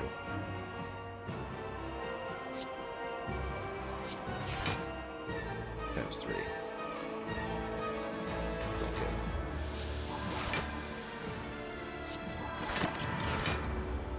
Okay.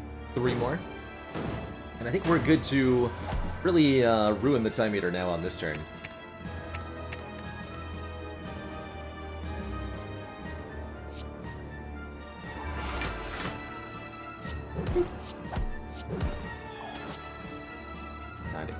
What's in the draw pile? Nashwood.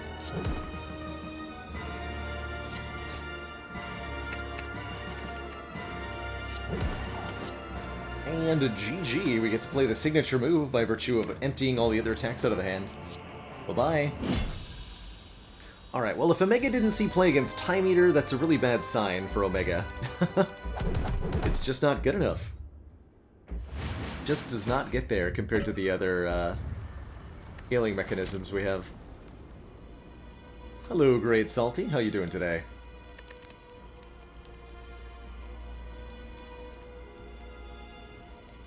So the end of the chain is Omega, which does 50 damage to all enemies every turn once it's in play for 3 cost.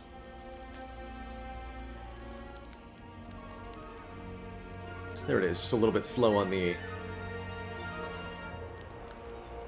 commands is the bot.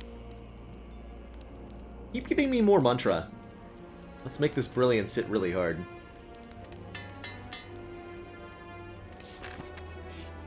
Frexter, thank you so much for the Prime sub and the 5 months. And look! By virtue of not buying that Prostrate earlier, we can afford this Protect now if we really want to. I don't think we do, though. Want it. Oh well. Got our double Dex pot, Weak pot going into the Heart fight here. Small elites should be relatively simple to deal with.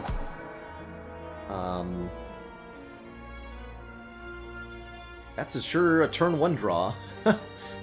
Kind of thing you invite when you add these cards to your deck, though.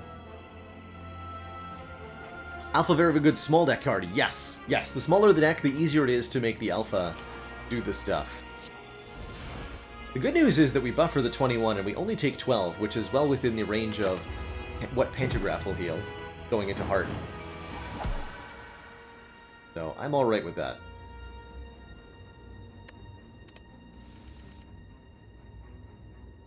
Might have Divinity here too. It's on top of the deck. Yes, we do have Divinity. Good.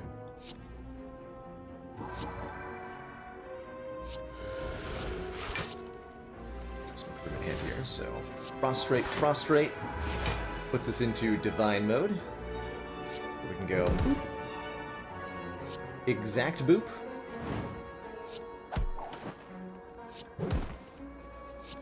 And a perfect nunchaku setup for the kill. Nice.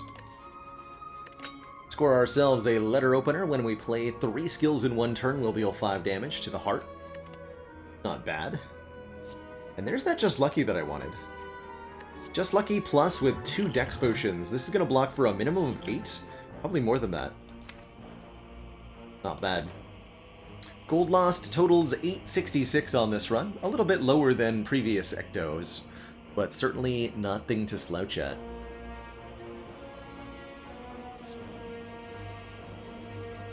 We take the top to the hand, too.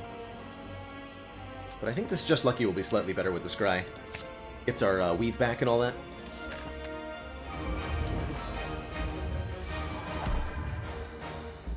Third eye on turn 1. Beautiful. Although I don't know if I drink it, or if I use it yet. I don't think I do.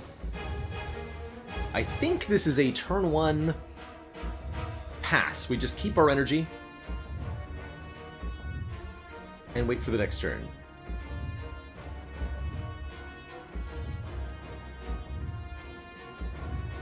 Then we'll have 10 cards in hand and 8 energy. Yeah, your turn. Go for it. We can scry away the statuses, potentially.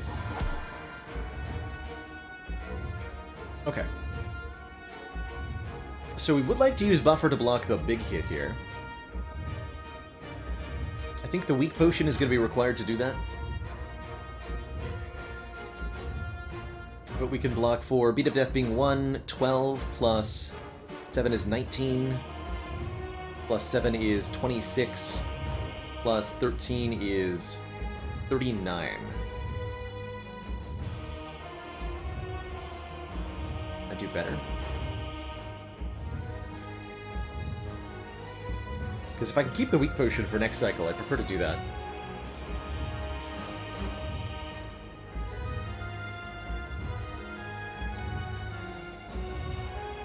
If I Mental Fortress, Eruption Tranquility. That's another 3 cards played. 3 more Beat of Death, but 12 more blocks, so net plus 9.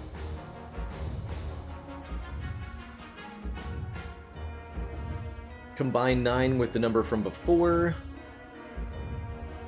We get more than 45. So I should be able to do this. And avoid using the weak potion here.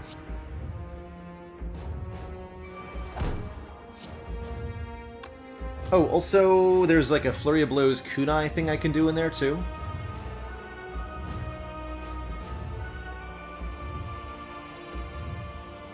We don't have a way to bust through the artifact. Well, actually we do. We have both a Crush Joints and a Sashweb. But what we can do is throw the weak potion at the heart on turn 4 here, the next buff turn, right before the artifact is applied. And then the 3 turns a week lasts for the next 2 attacks. So we get weakened for the second cycle rather than for the first. Main point being to avoid wasting the weaken on the next turn, right? Since if we just buffer that big hit, the weaken won't matter at all. So I think this is Flurry, Eruption, Flurry for the kunai. Can't get another kunai. Then go. Guess I should have third-eyed earlier too. These are all good cards.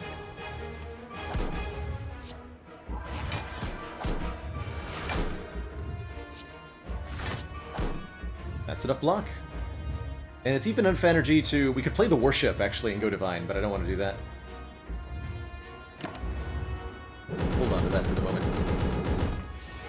Well, that is optimum buffer use right there. That's what you want to see.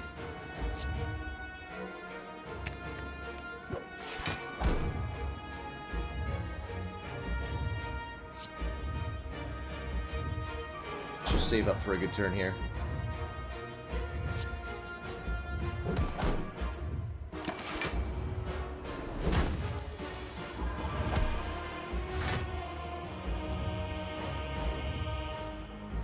So this then becomes the weak potion turn. Here.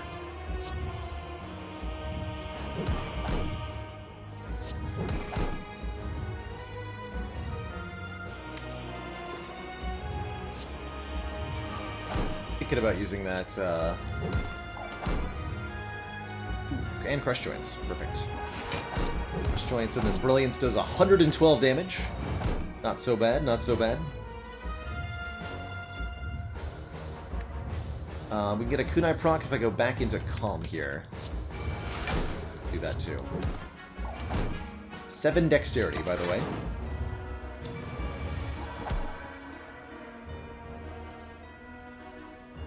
Okay, we'll at least try to play the Omega.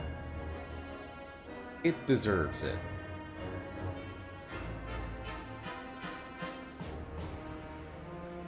So I'm going to remount. There is a prey in the drop pile.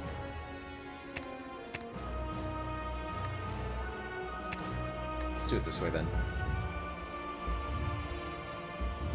And I've got vigilance. We can get to that prey and go divine pretty easily.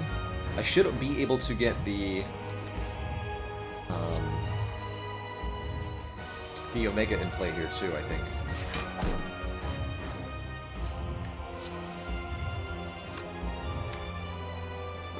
So let's cut through fate actually show me. Or I can just draw it all with the scrawl here. Draw it all with the scrawl. 5 cards, so I need to play one more. This one. Draw exactly the 5.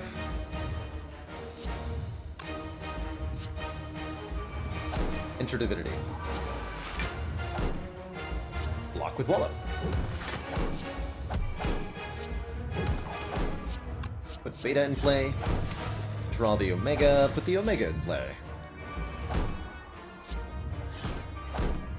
And in general, just have a good time.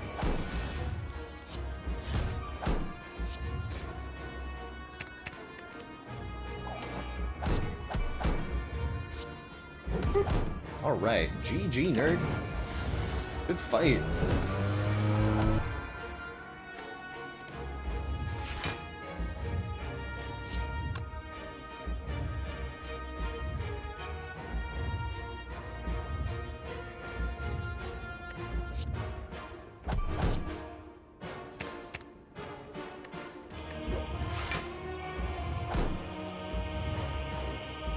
Ready to go inside? There's something happening outside, so I'm gonna be muted here.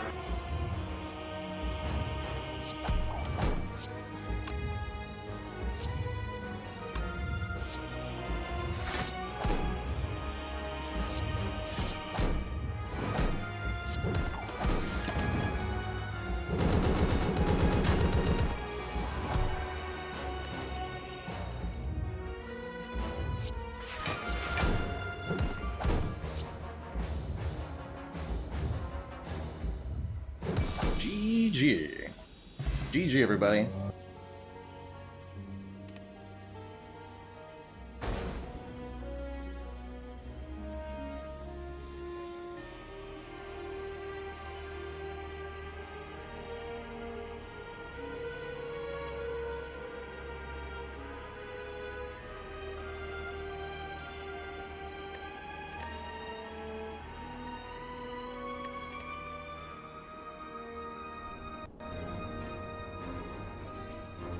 GG.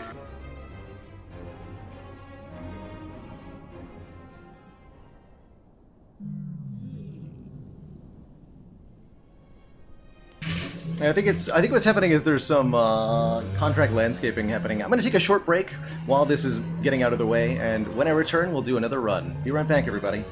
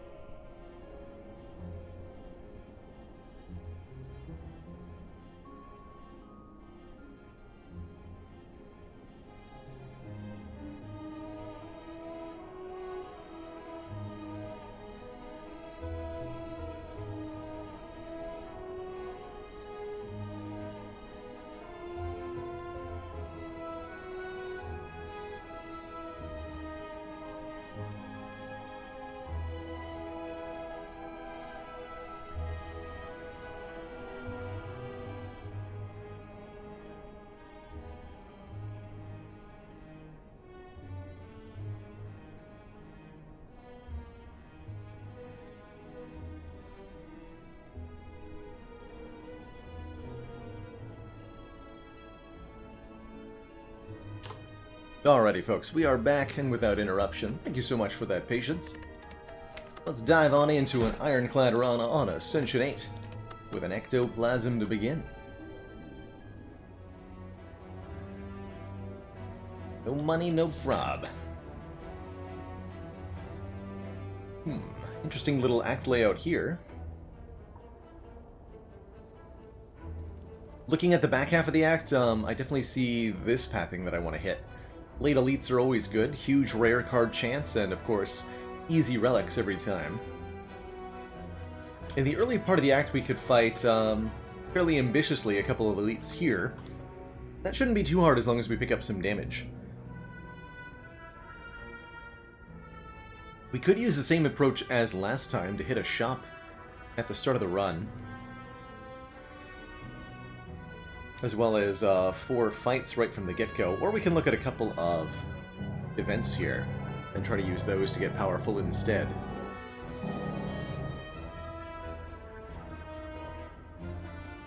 Let's try the Merchant again. Let's see what that does for us. I think gathering up potions early on is always valuable. Ironclad in particular is really happy to have 4 energy at the start, as the 4 energy allows for playing Bash and 2 strikes, or for playing 4 strikes on a vulnerable turn for some really significant damage output. Want Angers, or a free attack card that makes more copies of itself. Pairs really well with getting card draw.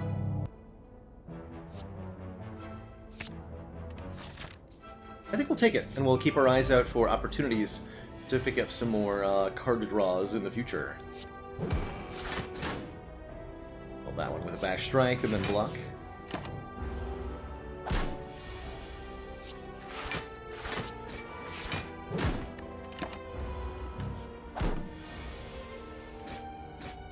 Losing a few health here and there, but not too bad.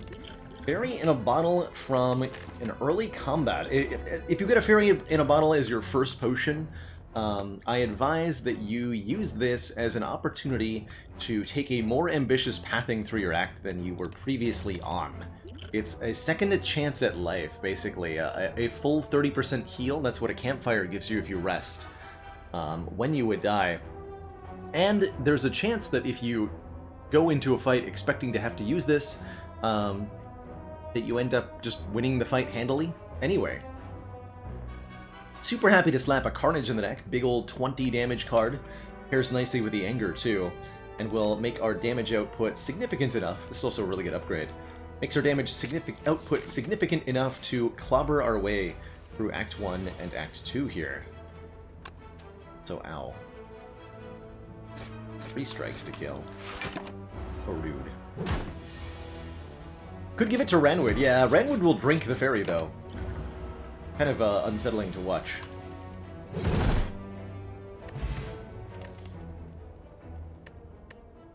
Grit versus Cleave. I like an early decent block card. Cleave is a nice little AoE solution. Very good with an upgrade.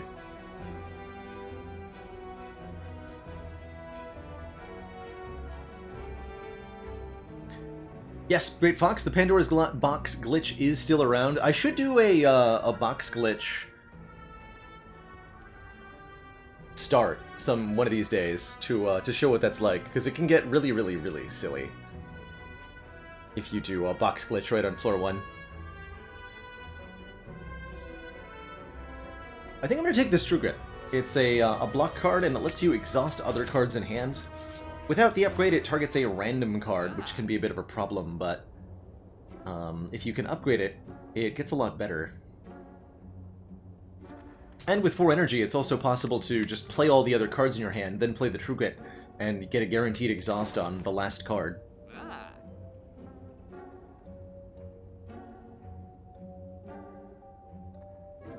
Yeah, the new Sadistic Nature, I think, is really cool with the now 7 damage on the upgraded version. Way better for Silent and Watcher and such. Dramatic Entrance is my only purchase, leaving us with 1 gold. Could take a Body Slam and an Armaments here. We want to go like blocking build. Or we can just remove a card. I'm honestly totally cool removing one defend on Ironclad. Freudian Hit, thank you so much for the 13 months and that Prime sub. The Baker's Dozen. Happy to have you here today. You're doing well. Hard to go wrong with a removal, yeah. I do think it would be a defend remove, going into Hexaghost at the end of our act. It's a real shame that we can't quite afford armaments and a card remove. I think Inflame is also an option well worth considering, giving us our first points of strength to scale up with. We would want to upgrade it, but that would be a really good start. You know what? Let's do that, actually. I do think the Inflame is great here. It'll empower us significantly against 1 Hexaghost and 2 our elites this act. Pick it up. We'll have a bit of upgrade debt. But that's okay.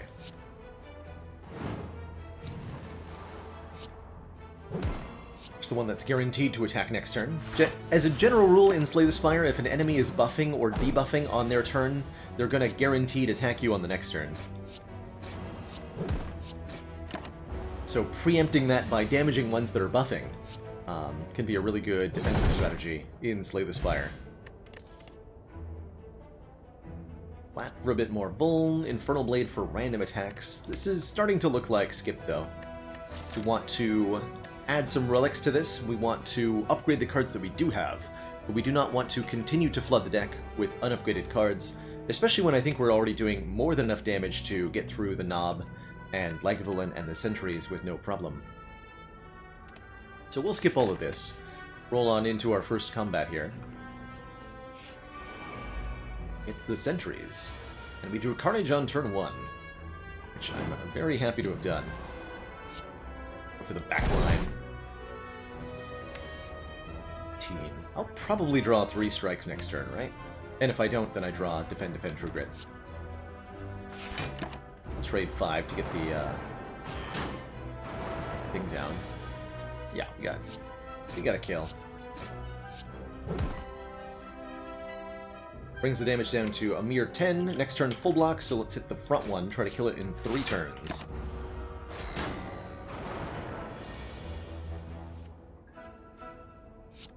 We'll lose the bash. Expensive anyway. Would have preferred to lose a dazed, but oh well. And we didn't draw the kill on this turn, unfortunately. So we're probably going to take another 10 or so here. Yeah. Should have gone for the back one, I guess, but couldn't have known we were going to draw in this order. Just unfortunate.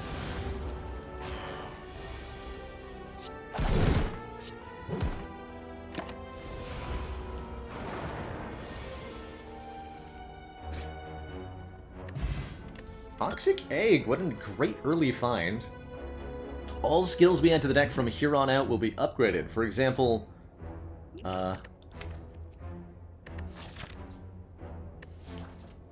these cards. Real talk though, I don't mind a Twin Strike here. Twin Strike is some more front-loaded damage that scales reasonably well with the Inflame. But unlike many other strength scaling options for Ironclad, the Twin Strike is a 1-cost card that targets an enemy of your choice. Sword Boomerang doesn't do that. It doesn't exhaust like Pummel does. It doesn't cost 2 like Heavy Blade does. So even though it's got relatively mediocre strength scaling, it's fine. Actually, now the Cleave is pretty attractive too, for the same reason. Maybe I'll take the Cleave. Yeah, let's take the Cleave. We had a hard time against the Sentries. And it'll be really good against Slavers and against Scrimulator too. Going into the next one, this is guaranteed to be either Laga or Knob. Let's get the +8 on the Carnage. We could also upgrade, I think, the Bash meaningfully for 1 more turn of Vulnerable, or we could upgrade the Inflame for 1 more point of Strength. All 3 of these are really good damage upgrades that will help us out a lot. I could crunch some numbers if I really wanted to, like, math which one was best. I don't think I'm ever going to do that. Not my style. But I love, in this case, I think just taking the one with the biggest number on it's pretty good here. The Bash upgrade is, I think, a little bit less relevant, given that we can play Bash and Carnage on the same turn with our 4 energy, too. And the Swift Potion will help protect us from any bad draw orders we get. I want to exhaust Anger in this fight. Maybe? Or do I want to make more of it? Not sure.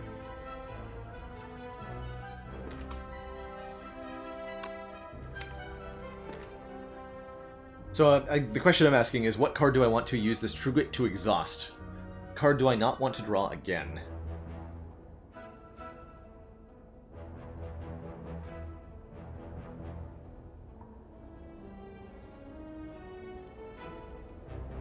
I think we do want the Anger.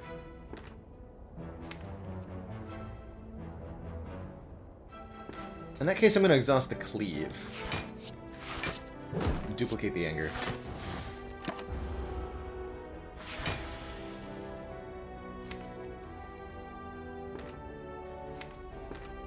Okay, not the draw I wanted. I wanted to draw either Bash and Carnage, or neither, so that I could play the Inflame. I don't want to draw this next turn. We'd take 15 damage guaranteed. I'm going to Swift Potion, try to draw the Bash, and fail. Dang it. Music? Hello? We will fight the Lagavulin in eerie silence, as our ancestors once did. Back before music was invented. Keep the... We could use the fairy here, but we'll keep it.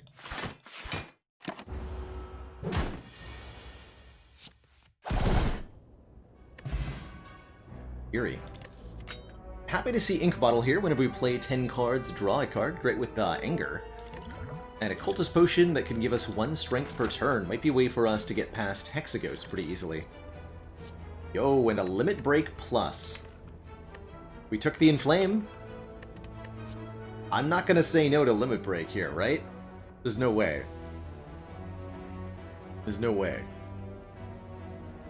Card says plus on it. How could I not? And we have a Cultist Potion, right? Like, this is super dead Hexaghost. And more max health, which will make the Fairy in a Bottle better. Yeah.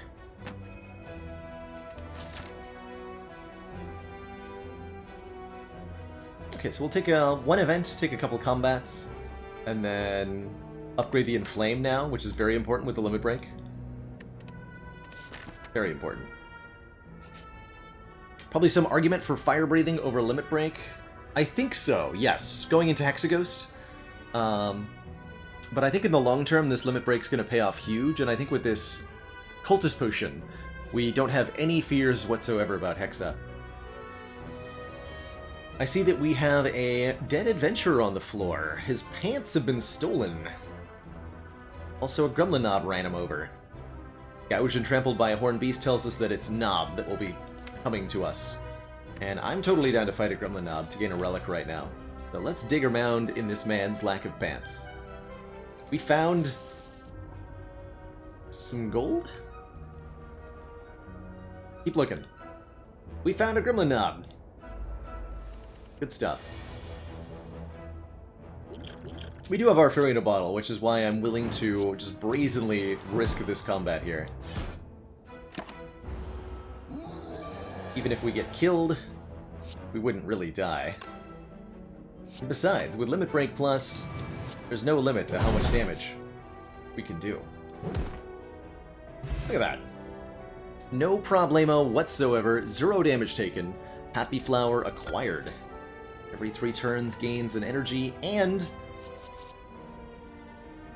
some cards, including pretty much my favorite card ever in Ironclad, Dark Embrace. Whenever a card is exhausted, draw 1 card.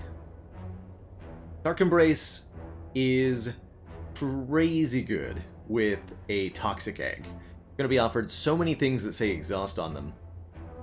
And the incredible card draw of the Dark Embrace is going to allow us to turn that into a massive draw engine, as well as allowing us to draw past all these stinky strikes that we can't remove, right? We are stuck with our starter deck, unless Pandora's Box, which I would super take.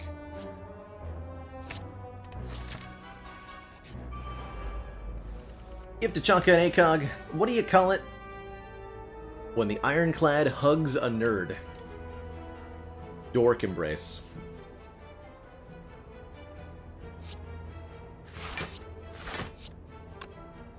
Ow, by the way.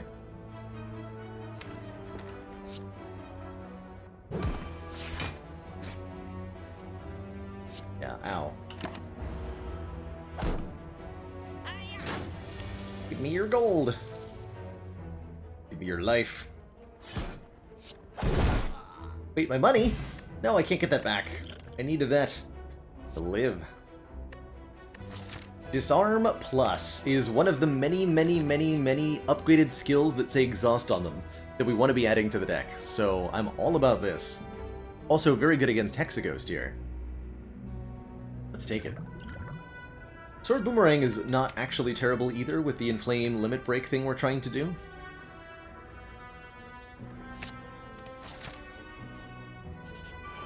But that's alright.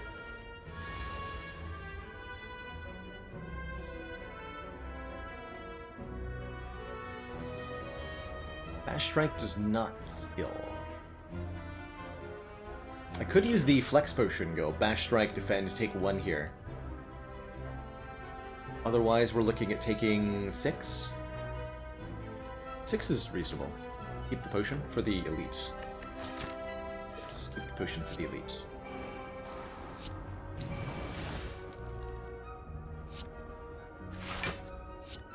And hit the one that's buffing, since it's the most likely to attack next turn. Decent point.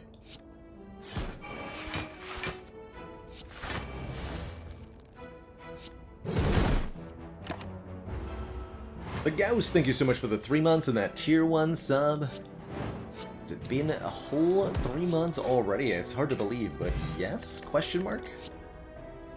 Got card draw. Battle Trance Plus just draws 4 cards. Or the Warcry draws 2 and lets me manipulate the draw pile a little bit. The Battle Trance also turns off future card draws, so if we're doing Dark Embrace things, we might not want it. Also deactivates the Ink Bottle. I think those factors lean me towards taking a Warcry over a Battle Trance. That's a weird thing to say. How often is that the case?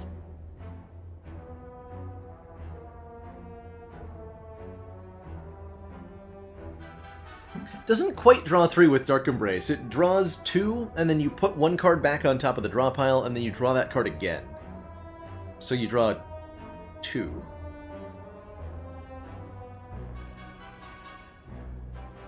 And you lose the future turn manipulation of it. It's kind of weird. Still good, though.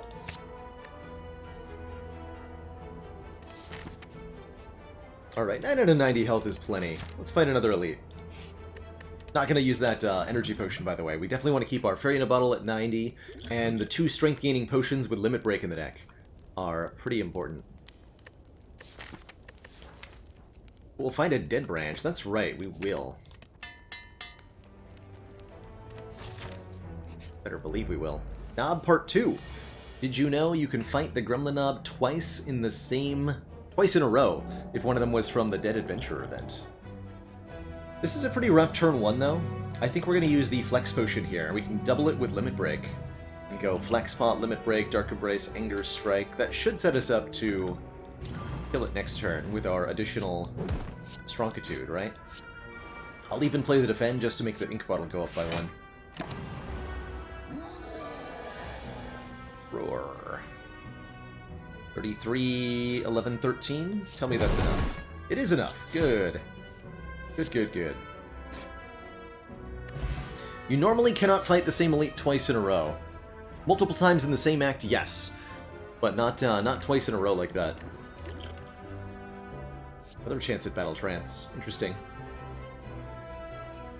We got a blue candle here, letting us play curse cards to exhaust them. Chemokinesis is nice immediate damage. I really like the Feel No Pain, though, for block whenever we exhaust cards, something we're looking to do pretty dang often. Too early for Feel No Pain? I have to disagree. I think it's exactly the right time for Feel No Pain here. We've got a deck that's more developed, I think, than we usually have at the end of Act 1. We've got, like, this Dark Embrace, Feel No Pain, True Grit kind of engine going to cycle the Limit Break. This is, like, a deck that you would normally bring into the champ fight, not into Hexaghost. But I think it'll serve us really, really well here. Worst case scenario, even if we get Nightmare draws against Hexa, the Cultist Potion can bail us out. But I think with the Disarm, we're just going to be fine here. I'm going to get the upgrade on the True Grit. I think the ability to target the specific card getting exhausted is about to become really important.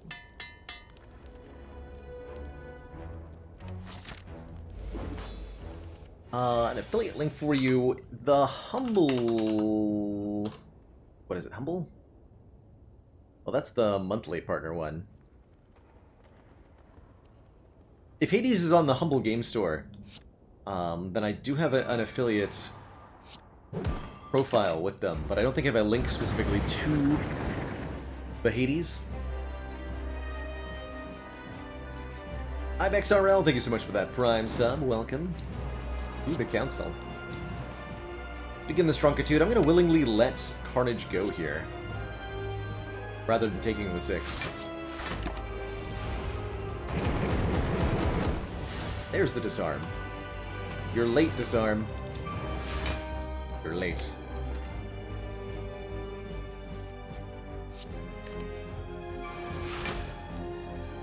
So if we shuffle the draw pile now, there's only 7 cards in the draw. We get back to that Limit Break way faster here. Let's let the angers begin.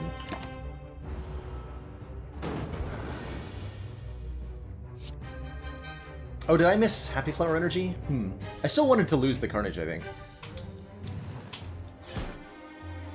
I'll take the one here, though.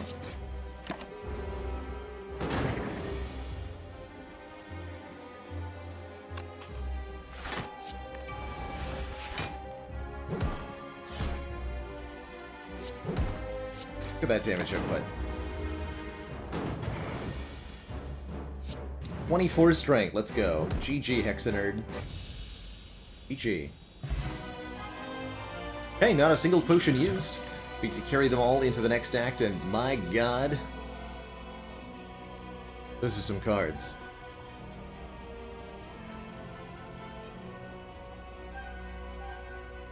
Those are some cards. These cards aren't Corruption, that's true, tragically. Corruption sure would be nice with Dark Embrace and a Feel No Pain. But wow, either more Limit Break or an Offering to draw 5 cards at once?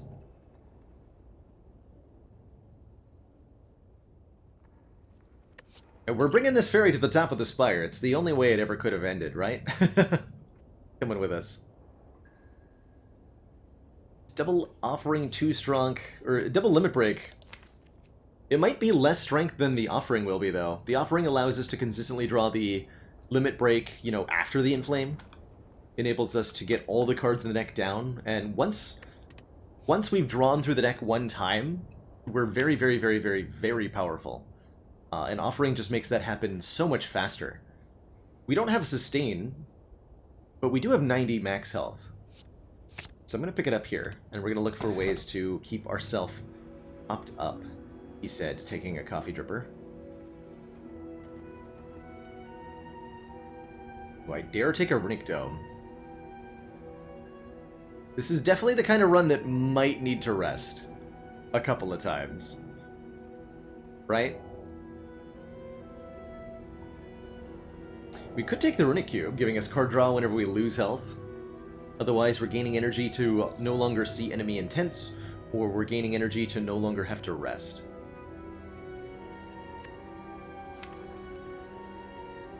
I think we're just going to murder everything with some energy. Let's take the Runic Dome here. This run is quickly on a trajectory up into infinity, right? We're going to quickly no longer care what our opponents are doing, I suspect. And look at all these fires to get upgrades with. Avoid the shops, they're stinky. Maybe fight the Burning Elite? We have good potions. Alright, Chosen on turn 1, below Ascension 17, attacks for 6 times 2. So we will be playing Offering here. Try to save some health. Yeah, disarm. Well worth it there. Slash... have lethal? Question mark? Not quite.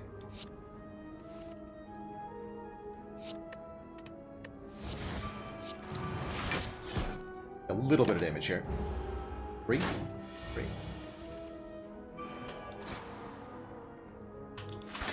Just increment our Ink Bottle.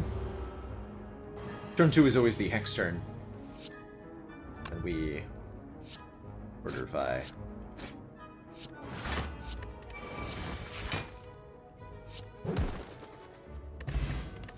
Explosive Potion. Ooh, and a Shockwave Plus. 5 turns of weak and vulnerable to all enemies. And it says Exhaust on it. That's beautiful. We have an unupgraded Bash, and that's our only weak or vuln currently. This is huge. Huge, huge, huge as far as great cards go. And it's the kind of card that we don't care whether the enemy is attacking or not for, too. Who's our Act Boss? We're fighting Collector? I'm starting to think that our moment to use this Cultist Potion might have passed. We care about potions that do stuff on turn 1 and turn 2, and this Cultist Potion does not do that.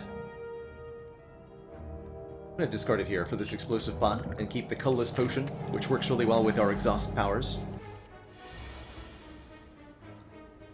So this fight's pretty nasty with Runic Dome. Let's see what we draw off the Warcry. Okay. Well, I can knock one of them out of the air. And then block for 8? That's not too bad, actually. We're relatively likely to not take damage doing that. And if we do, it's only going to be 4. 4 it is.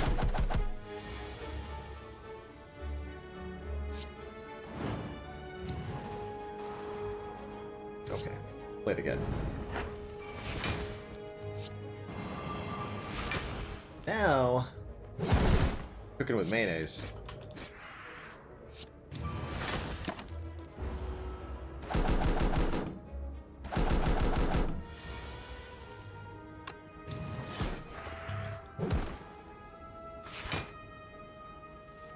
Get him. Flex Plus. 4 strength for 1 turn. For 0 energy.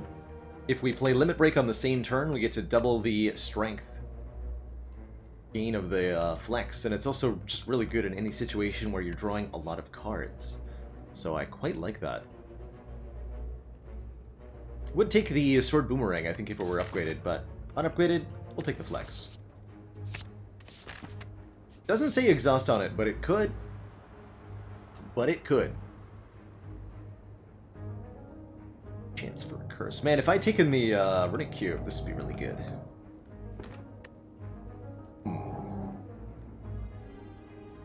So we can exhaust the Writhe Curse. 50% chance we just get a free relic. Let's roll this. Even if we get the curse, the blue candle, along with our exhaust synergies, makes this not too bad. 7 max health and a Writhe. Okay. I respect that. That is not bad. I'm gonna go for the Burning Elite. Take some more max health. Still gonna go for the Burning Elite. We have 102 max health. That's gonna be really, really valuable going into the Heart Fight later in this run. Really, really, really valuable. Upgrade all strikes and defense, huh? That's pretty powerful. We get 9 upgrades on the weakest cards in the deck. That's really huge. Excuse me 1 second.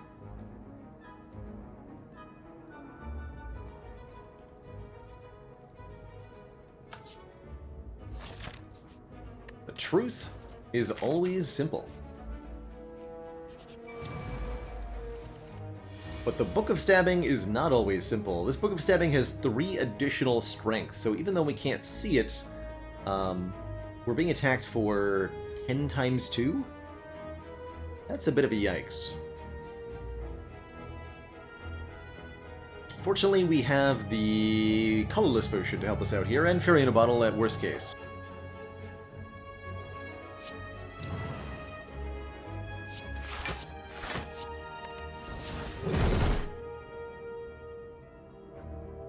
But I think we can hold the colorless pot for a future turn. 10 times 2, this is going to be either 10 times 3, or a single hit for 27. In either case, we're quite a bit short. Let's see what the colorless pot has. A discovery, okay. Gives us a random 3 picks from random cards in the class. And then exhausts, drawing us a card. Free barricade. Now we'll take the free ghostly armor. I need the block now, please, not the block later. Too bad.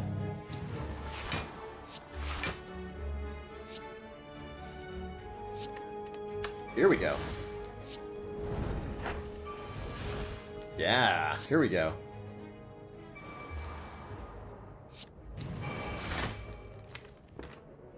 Shockwave instead of limit breaking. That was the single hit, so this is now... would have been 10 times 3, but with the minus strength it's down to 7 times 3, 5 times 3. Which will block if we let the Carnage exhaust. I think we just play the Carnage, though. Take 3. And then hopefully win. Yeah.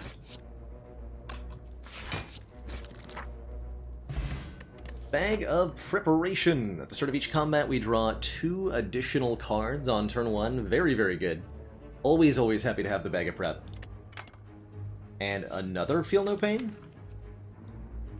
I'm in.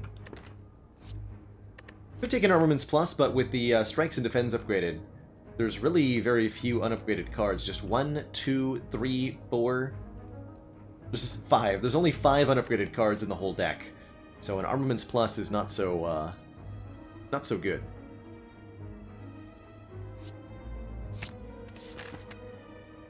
And Collector's gonna be tough with Dome. Feel even less pain. That's right, that's us. Oh man, and the Bag of Prep makes this Writhe way less painful too. Datters, thank you so much for that Prime sub. Welcome to the Council. Something emotes and community. Ooh, something Shockwave on turn 1. 2. Okay, we're gonna play Strike next turn then. Oh, we're gonna draw Strike. Excuse me.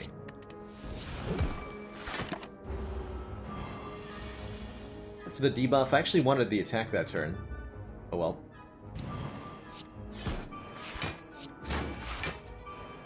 With minus 3 strength, it's only doing 3 times 3, so we'll take 3 damage. Not a problem. And 15 plus 16 is a kill. Dex Potion will make our blocks better for another fight, and oh boy, a second copy of True Grit Plus for even more exhaustification. Love to see it.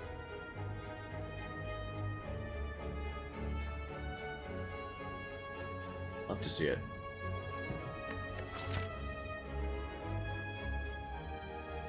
And we have so many more things we get to do before fighting the boss. Nice. Not a bad Havoc either, by the way, playing the top card of the draw pile and exhausting it. Main problem with the Havoc is that it might destroy our Limit Break, which we're looking to play over and over and over again in most fights. We have 5 base energy. Let's upgrade Feel No Pains first. Make their blocking even better. As long as we have the Fairy in a Bottle, I don't feel the need to rest. By the way. Ooh, and Boat Thingy giving us block on turn 1. Turn 1 just got really good with 2 more cards and a 10 free block. Let's grab another upgrade here and then fight an elite. With 24 life? Sure. What's the worst that could happen, smiley face?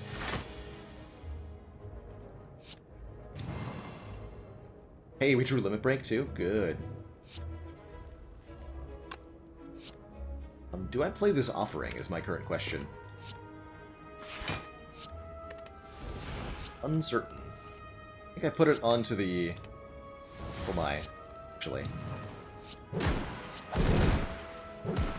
No, I don't play Offering is the answer. Because I do that instead.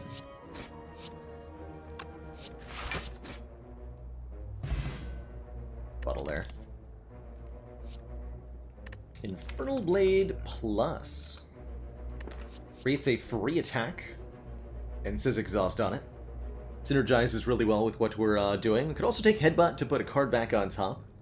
Which is nice with the Limit Break.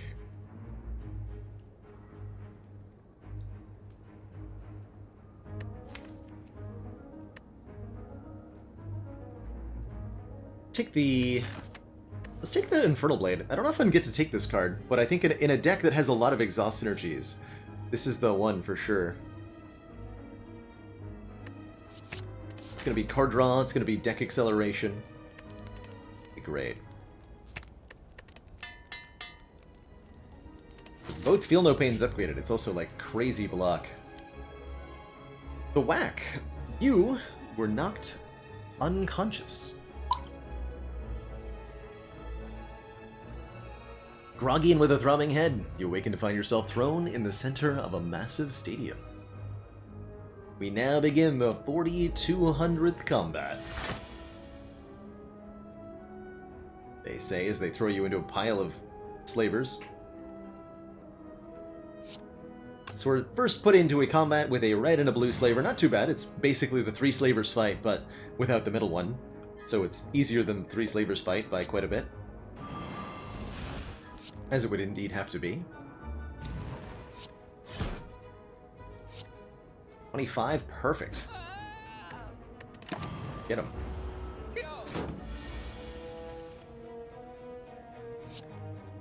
And then if we win this, which we do,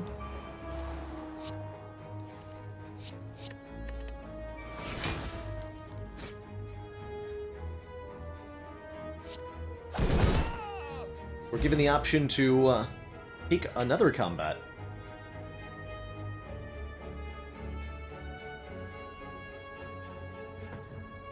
I didn't exhaust the Curse on turn 1, just because we're never going to draw it again either way.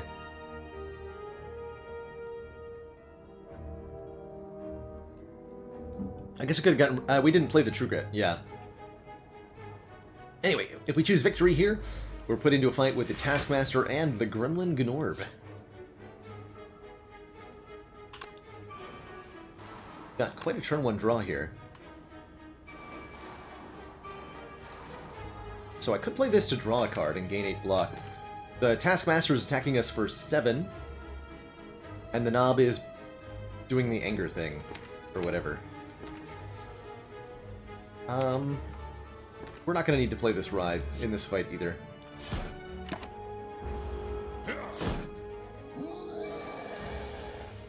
So we shouldn't.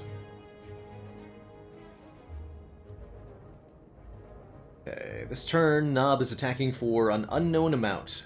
Either 16 or 8. And the Taskmaster is attacking for 7 again. Guess I'll destroy a strike.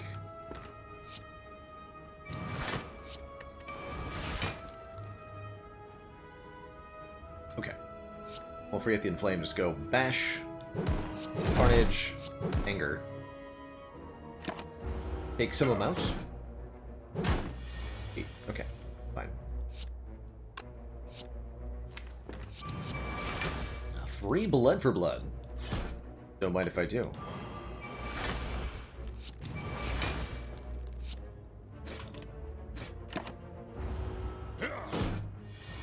With the Knob down, this fight is pretty straightforward.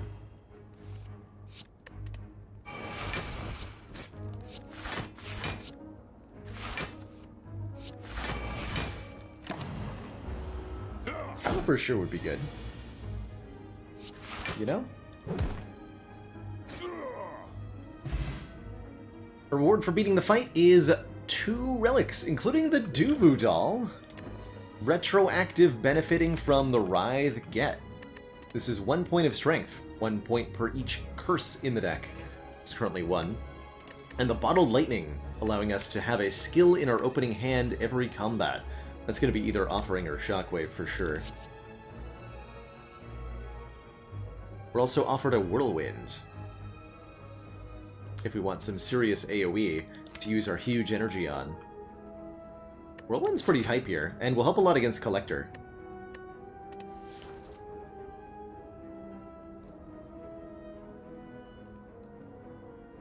Let's take that Whirlwind. Whirlwind with an 8 strength, Whirlwind with 5 energy, it's a lot of damage. And... Offering or Shockwave? We have more cards on turn 1, which actually speaks a little bit against Shockwave. Also, yeah, Fire Breathing we could have taken. We've only got the 1 curse, though, currently. I'm gonna bottle the Shockwave. I think having the Weaken and Vuln on turn 1 consistently is gonna be really worth it. And I'm also gonna go headlong into this Elite fight, by the way. Check it out. Gremlin Leader's pretty tough when you don't know if it's attacking or not.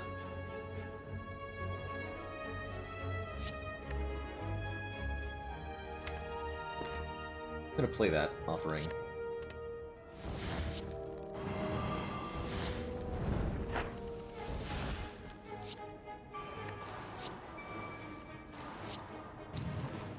Ten strength, eh?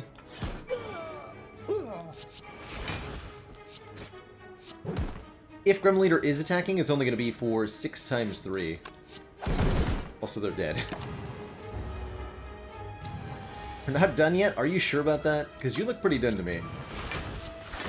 Call it well done. GG, nerd. Darkstone Puriapt. Okay, we are full curse build. If we obtain a curse, we increase our max health by 6. And our strength by 1. And we can play it to get rid of it. And if we want something to do with a lot of strength, there's a Heavy Blade Plus here being offered to us. Which I dare say I like a lot here. The Strongitude. Alright, 10 health. I think we're going to rest before Collector with this health total. Don't worry, I have a plan.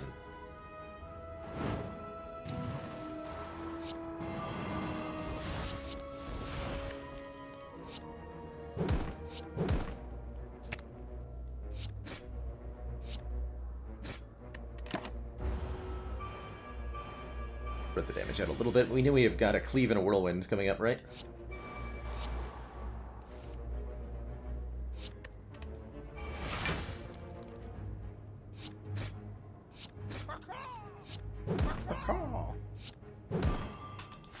Alright, nice and easy fight.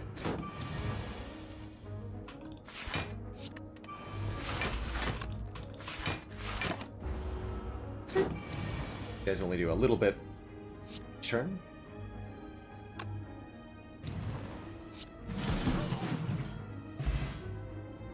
And a Gambler's Brew, letting us discard any number of cards to draw that many. Definitely don't want a Searing Blow, we just took a Heavy Blade that was upgraded, we don't need an unupgraded one.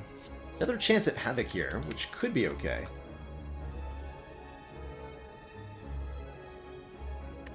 Don't think we want it, though. Like I said, I mostly don't want to destroy Limit Break. It's the big deal about the Havoc. We'll lose the Explosive Pot, I think, going into Collector here, and with this being the only set of unupgraded cards in the deck, and a fairy that we need to release at the top of the Spire, I'm going to go ahead and rest here, just to make sure that we get through Collector nice and clean. 24 of the 29 cards are upgraded. Well, one of them is a curse, but most of them are upgraded. I think we'll really appreciate where we're at just fine without any additional help. This is definitely a fight where I do play the Ride, though. And with Flex in hand, we're going to try to draw Limit Break with the Offering on turn 1 here. Quite, but what if Dark Embrace?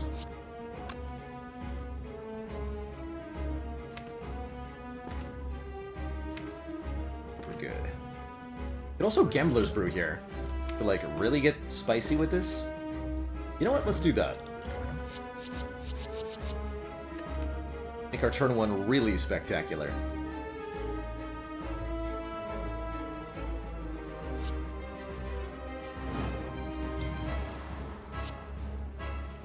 Okay, there's Limit Break. Good. Got a Reckless Charge? Okay. That's not what I want to draw next turn, though. No. Oh, thank you. I think I'm not even going to play the Reckless Charge. I don't want that dazed. Although it blocks for 4? No, I don't want that dazed. So 2 Torch Heads come down. Torch Heads always attack for 7 on their turn, whereas Collector may or may not be doing a big damage. If they were, it'd be a base of 21, which with Disarm is down to 18, and then Weaken is down to, like, 14. So Collector themselves does not do very much damage here. In fact, let's just kill both minions. Easy game.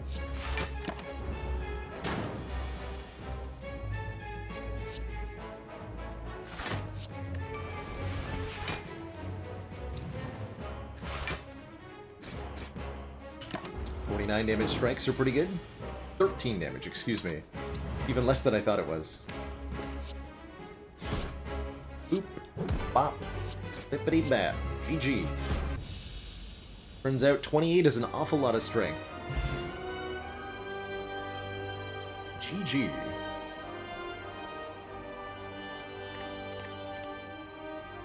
And there's the corruption.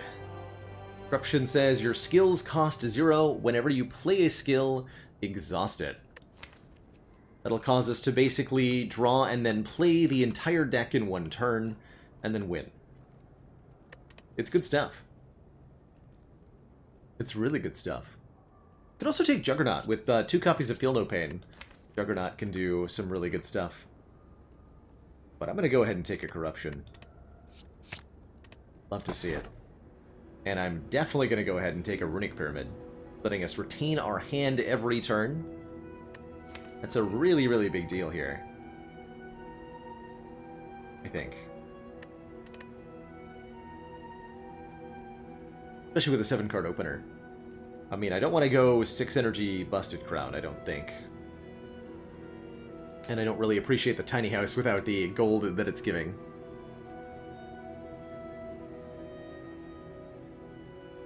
Knowing exactly when to play the Corruption can definitely be a challenging one neck-neck. There is that kind of too early, too late dilemma that you have to kind of evaluate. Take a bunch of upgrades. And a couple of elites. There's only one path that hits, there's no paths that hit 3 elites, so this one hits 2, and we also get, 4 fires. 1, 2, 3, 4. Not sure I actually need the upgrades, per se, but I want them. It's gonna happen.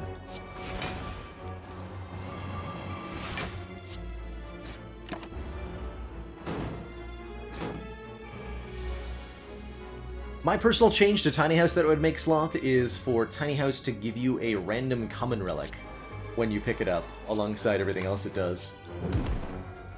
I think that would be the way to go.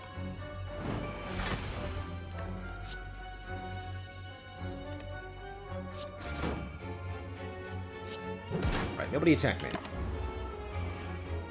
Ow. What did I just say?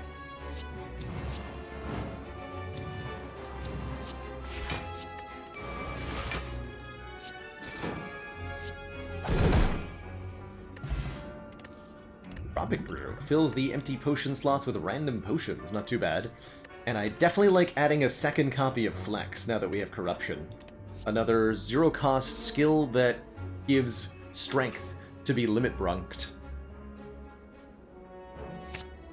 Give it to me. A single card remove could be good for the tiny house too. That would also be an acceptable outcome.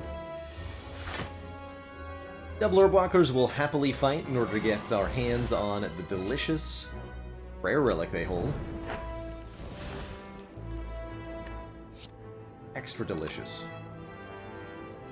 Let's see what we get here. Fiend Fire! Oh my. Does how much damage? 12 per card in hand, which is 9 times 12. Seems okay to me. Let's weaken one with Carnage. This is what? We need 5 cards. 1, 2, 3, 4, 5. So we can play 3 more. 1. Now we only need 4.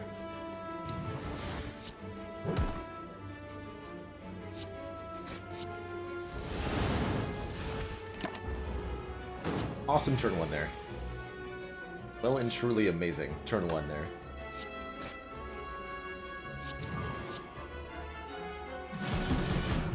And a pretty good turn 2 as well. Our reward for that is Ice Cream, letting us conserve energy between turns. That's enormously cool. Corruption makes every skill in the deck free, and we have an X-cost attack in Whirlwind. So we're going to be able to use that Ice Cream. Power Through puts wounds in the hand. I don't want that. No, we don't want that. Not with Pyramid. Gonna upgrade the Whirlwind? Yeah, probably. What I'm not gonna do is take the Maw Bank, though. 12 gold per floor, you say? Also, is it just me, or has his Ectoplasm Ladder just, like, gotten a ton of random treasure chests?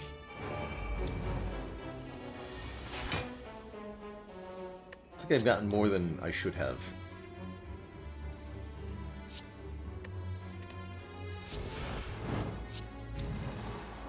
So I'm gonna try not to play the offering here.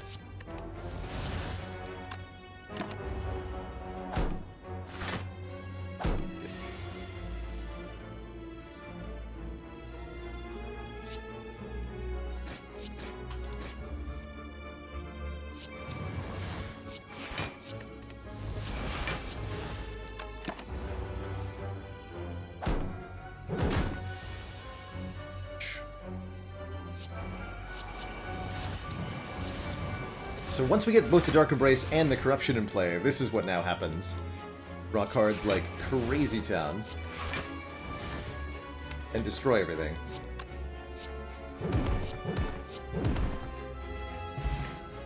Squish. Almost Strike Plus. For even more card draw. Alright.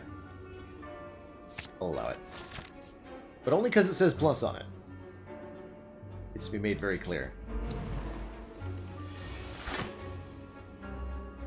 Alright, get the powers down.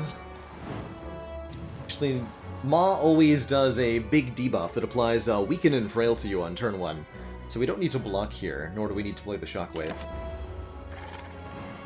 With the Feel No Pain, it gives block next turn, so let's use it this turn.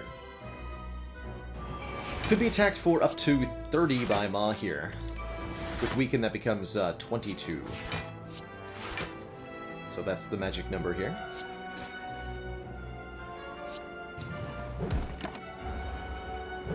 And indeed, 22 it is.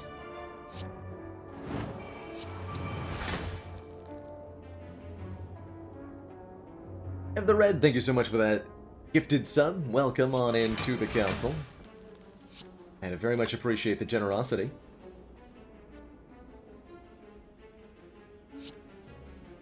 Yeah, this will be a full block. Just make room in hand. Get attacked. Fair enough. Fair enough.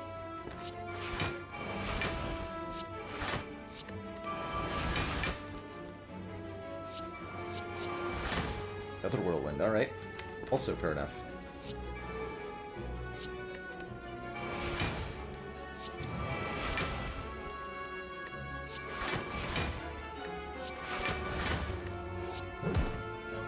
No sign of Limit Break. But I'm pretty sure I just, like, win.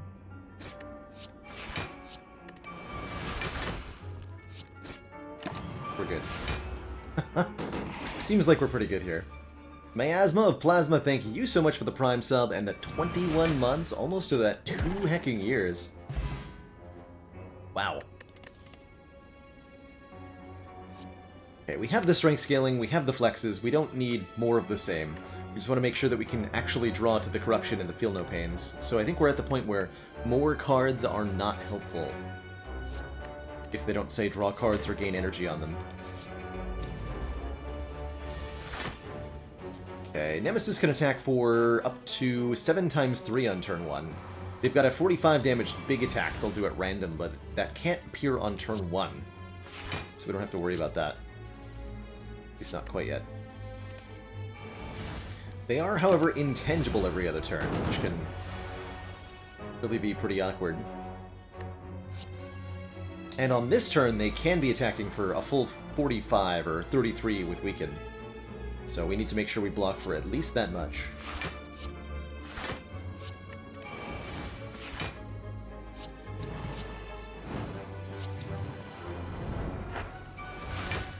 Good. Drunk.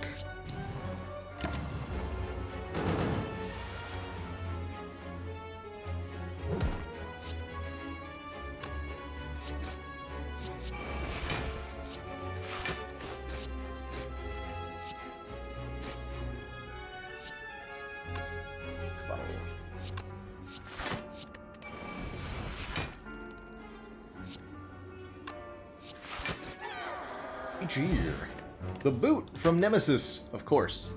Why wouldn't it be? Whenever we would deal 4 or less unblocked attack damage, up it to 5. Could take a Fiend Fire, which is damn good with Runic Pyramid and damn good with Feel No Pains. And damn good with Dark Embrace. We're super gonna take that. Exhaust everything in our hand. Deal 7 damage for each card exhausted. It scales with our strength, it scales with our Feel No Pains. It's very good.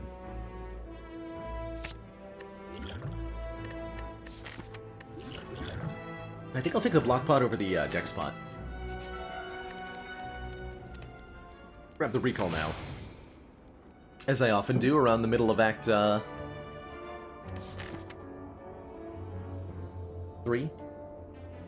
That's the act we're in. 3. I remember now. Repto herself never attacks on turn 1, but the daggers always do for 9 damage each. We'll keep them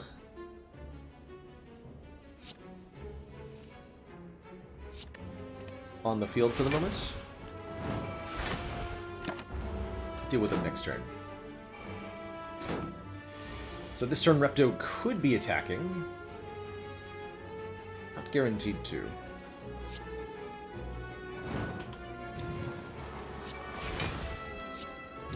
Got a lot of daggers we gotta deal with. 5, 25. Let's block as best we can here. Maybe should have used that on her, but that was the only way to full block. Unless there was a way to kill, which I should have looked into.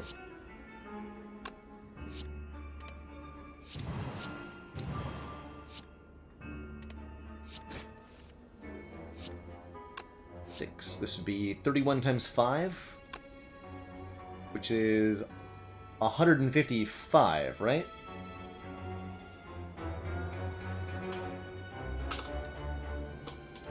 Yes.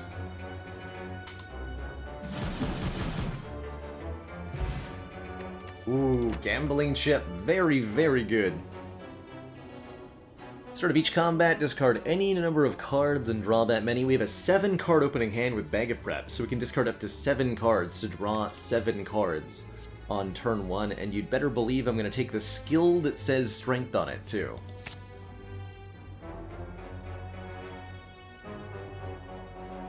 Cost defect card, temporary focus. Oh, that would be cool, Slabfish.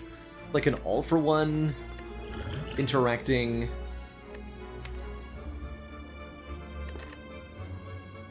orange pellets interacting card.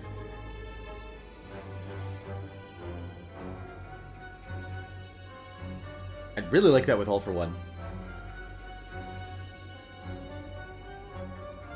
Skill potion versus block potion. Skill Skill Potion might say Exhaust on it, and with Corruption in play it will say Exhaust on it. I think that's going to make it better than a Block Potion in most circumstances. With our 2 Feel No Pains. Pen Nib is here to double the damage of certain attacks.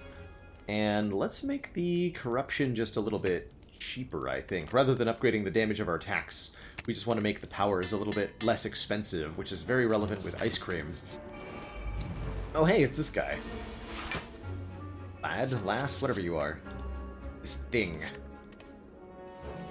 Greetings, thing. So Writhing Mass may choose to add curses to the deck. Randomly. If they do, there's not a lot I can do to stop it. Just what's gonna happen. Okay, we know they're attacking on this turn.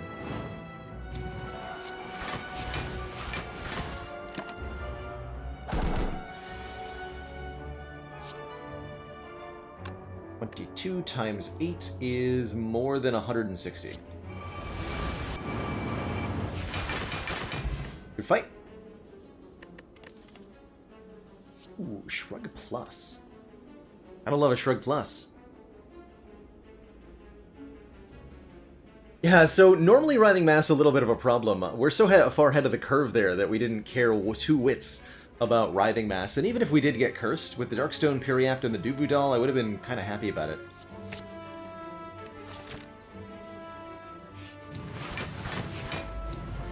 Would have been pretty good. We should have kept the Fiendfire there, huh? It's all good. We got Limit Break Whirlwind next turn.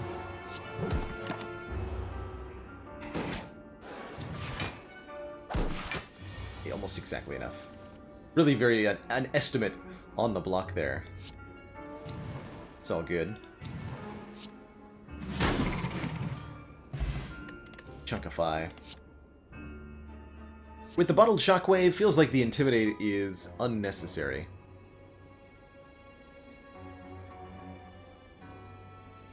We could take Swift Potion over the Skill Pot, though. Never gonna shuffle the deck again, are we? Probably not. Probably not. Even against Heart, we'll be able to kill the Heart before we shuffle. In most situations. That's not true. I think we'll shuffle once Corruption's down.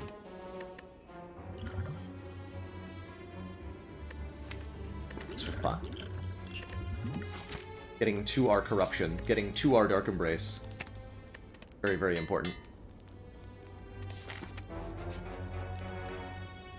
To spin the wheel? Oh boy, is it curse time? I want a curse. Give me a curse. Give me a curse. Removal? That's the opposite of a curse. Dang. Alright, well, Bash can go. We're never really playing the Bash, and it's more expensive than our strikes, while also doing less damage, hilariously. The Writhe is giving me a point of strength, so I'm going to keep it here. Don't want to remove it. A Power of Darkness.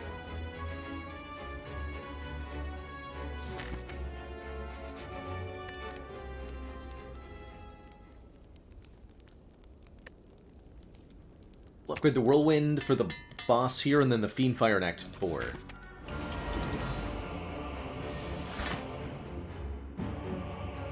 Can't skip that removal without glitching the interface. You can use a glitch to skip it. Oh, whoops. Or you can absolutely accidentally end your Slay the Spire. Whoopsie daisy. Just clicking on the wrong thing there. 1 second, everybody. I have to tweak something. The Time Eater sure got me. Yep. That sure happened. Hopefully that run is still there.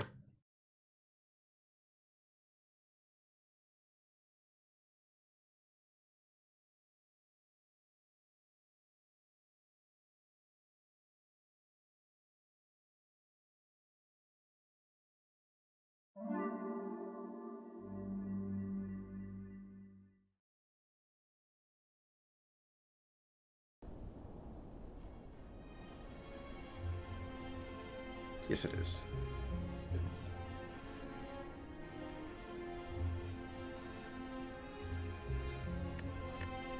Why are we not capturing, though?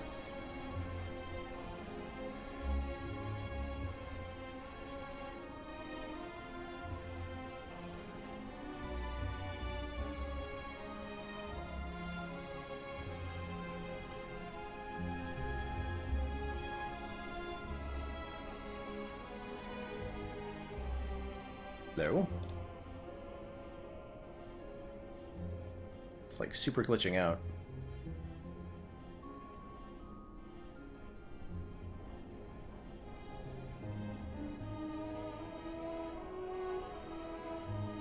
No.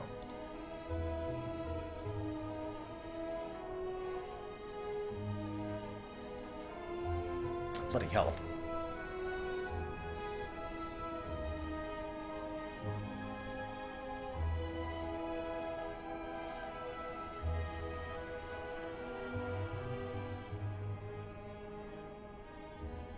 We have to add a new window capture? Oh, now it... Okay, now it works. What the hell? Why? I fiddled with that for so long. Anyway, we're here. We're here and it works. Maybe.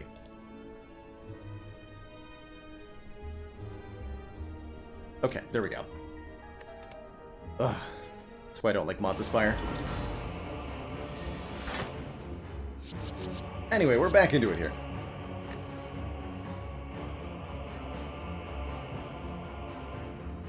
We are back into it against the Time Eater. On turn 1, Time Eater is either using their big attack for 32 or attacking for 8 times 3. I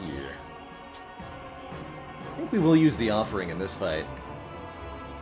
Definitely use the Shockwave. That brings us down to 24 at most.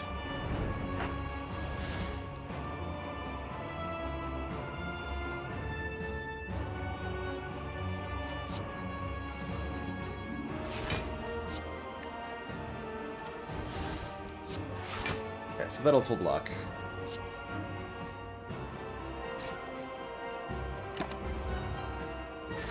Or we get debuffed. And we have to actually, like, try.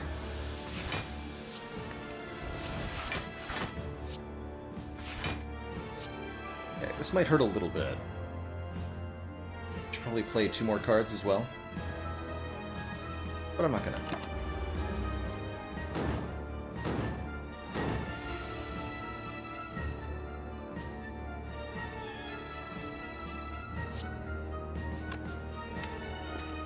Fair enough. Okay, this is gonna hurt then.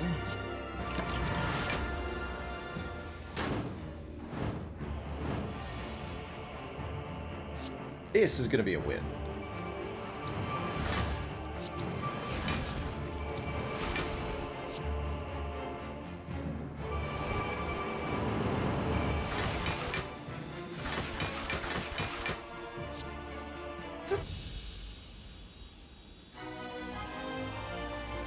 Get a lot of strength. 26 strength on turn 3 or whatever that was, plus a ginormous Fiend Fire. Makes pretty dang short work of Time Eater there. Two thump, a deep pulsing dread can be felt throughout the room. Is this the heart of the Spire, the source of all this card draw? Ready your card draw. Draw all of the cards forever.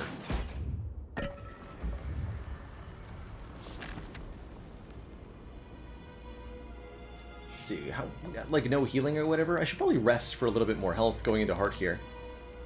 Or we could upgrade Fiend Fire. No, we'll just top up the health. Brookmore asks how to get to Act 4. In order to get to Act 4, you're first going to need the 3 keys unlocked on your save file. Whenever you start a run of Slay the Spire, if you see the empty triangle symbol here, that means you've got it unlocked. If you don't, then you'll need to first beat Act 3 with the Ironclad, the Silent, and the Defect 1 time in order to get this unlocked. Once it is unlocked, you have to collect all 3 keys during your run. You get 1 key, the green key, by defeating an elite on the map that has a flaming halo around them. We call this the Burning Elite. You get 1 key, the red key, by forfeiting a action at your campfire. You have to take the recall action, it's called. And you get the blue key by giving up a relic in one of your 3 chests. Take the sapphire key instead. Collect all 3, and then when you defeat the Act 3 boss, you'll advance to Act 4, where the spicy times arrive.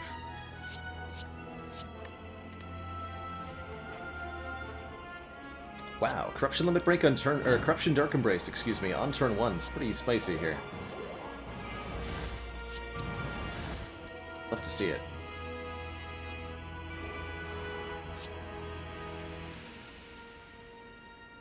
What about Swift Potioning here? I'm gonna do it. Get a little bit more stuff in hand. Guarantee that we full block and all that. Body Slam? Don't mind if I do.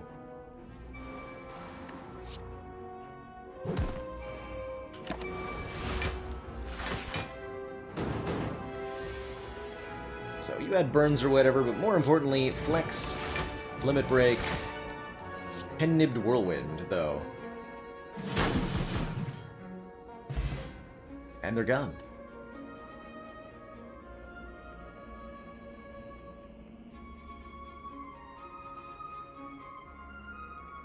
Do we want... I mean, we don't have any choices here, right? Armaments is unnecessary. Grab the blood pot for a little bit of extra health, and war paint... Oh, that's right. Every skill in the deck was upgraded, so... that didn't actually do anything. Cards upgraded. Nothing. Alright, well, good job, Warpaint. You made me look intimidating, or something. Alright, very much the goal in this fight is to get the Corruption and the Dark Embrace in play, just like last time. So we want to draw as many cards as possible to try to make that happen.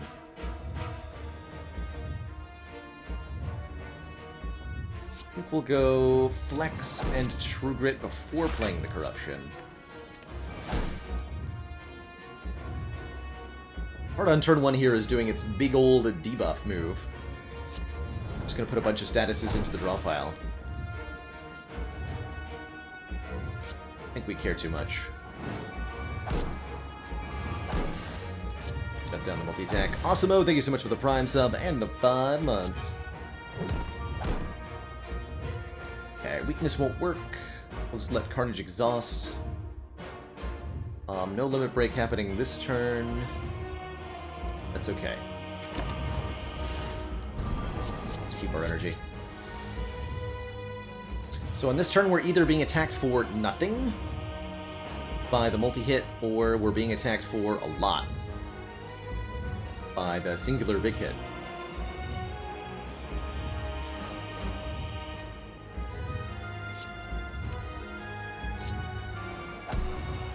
Spot weakness will give us some Strongitude here. Draw a card first. Okay, and we have our limit break too with the flex. Let's get rid of the burn here.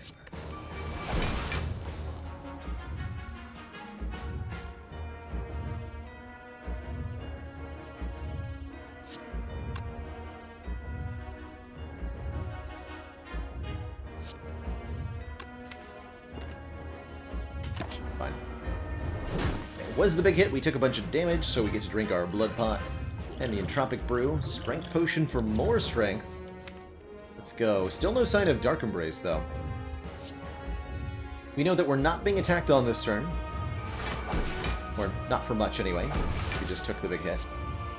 We'll take the opportunity to get a few cards out of my hand.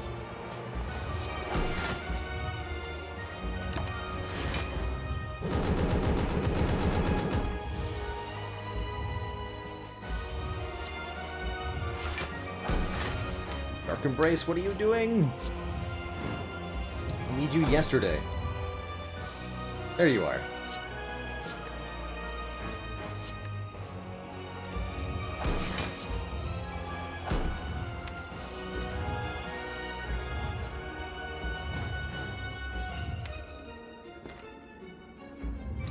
Let's Fiendfire this turn.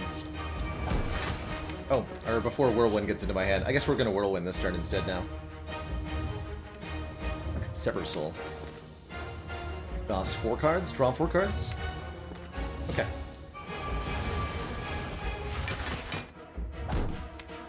Okay, I've removed all of the block from my deck. But that's probably fine, right? That's probably fine. I still have Fiendfire for block, actually. Baron Parrot, thank you so much for the full year of support.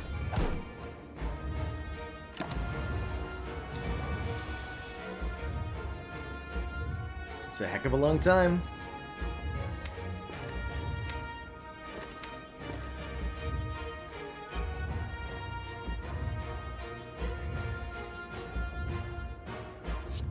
So this would be a Begrillion damage.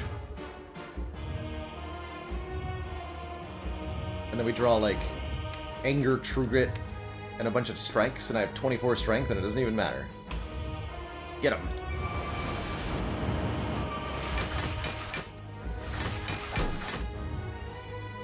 Let's make more Angers to draw. Actually, Pendant, let's just pass.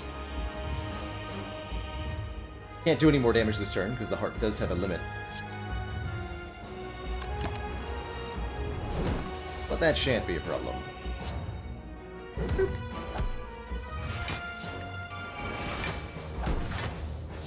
GG.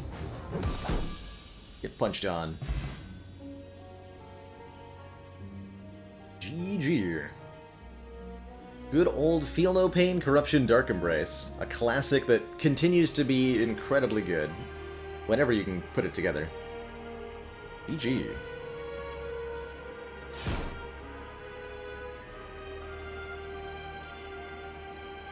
Be free.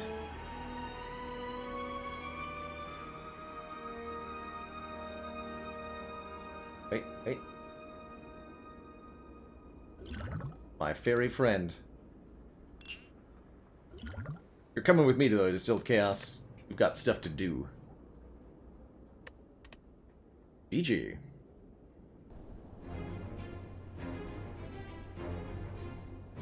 GG. Alright, that takes us to Silent on Ascension 9. I think this is where it's going to really start to get difficult. Silent, having the largest starting deck of all the characters, really has a hard time with being unable to remove her strikes and her defends. With money here. Other characters have a 10-card starter deck, but Silent has 12. 5 strikes, 5 defends, and Survivor Neutralize. And that really does work against her a lot of the time. Give me the money, or lack thereof.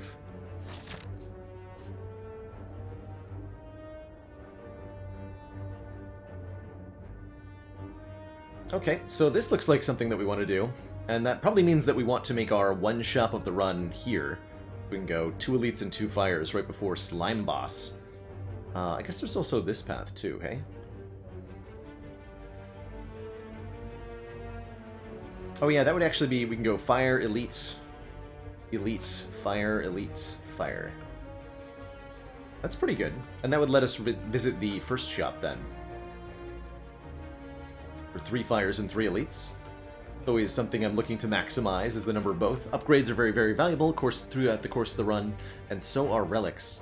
So maximizing the amount of both of those that you can get at the start is a great idea.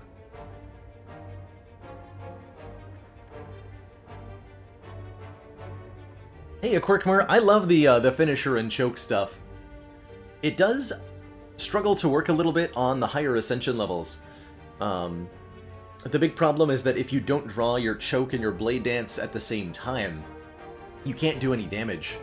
But if you have Retain with Well-Laid Plans or Runic Pyramid, or some relics to support that, it can be a really, really powerful deck for the Silent.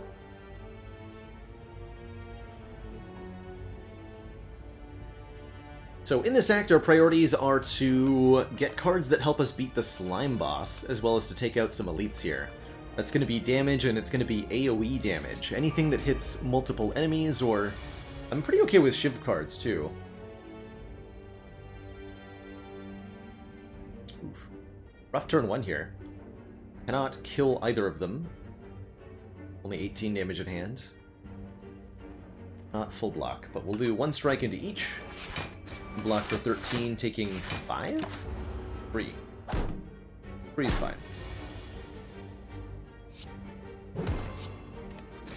We'll find that these opening combats are not too difficult thanks to the additional energy of the ectoplasm. An early Swift Potion is just fine. Cards that I most want to see are anything that's 2 cost. Predator and Dash especially. But also a Bouncing Flask, a Leg Sweep, a Crippling Cloud. Choke says 2 cost on it too.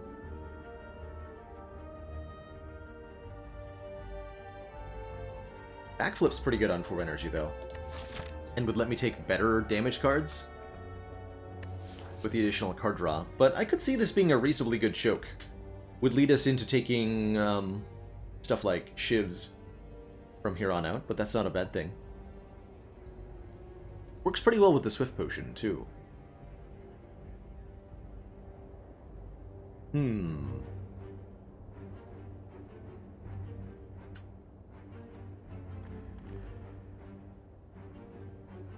Given that we have 4 energy, this choke is better than usual. It'll do 18 damage for 2 energy most of the time.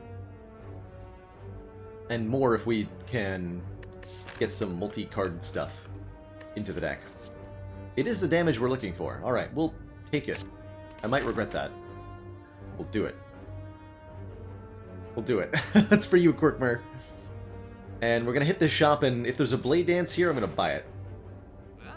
There's not a Blade Dance here, but there is a Noxious Fumes here. To apply 2 poison to all enemies. Noxious Fumes upgraded is a big way to deal with Slime Boss at the end of the act here. You take the Dagger Spray for the same reason, right? That's another way to target multiple enemies. Wouldn't exactly say Fumes pairs with Choke well. We can do Remove Dodge and Roll. That's kind of cool. Remove a Defend. Replace it with 1 dodge.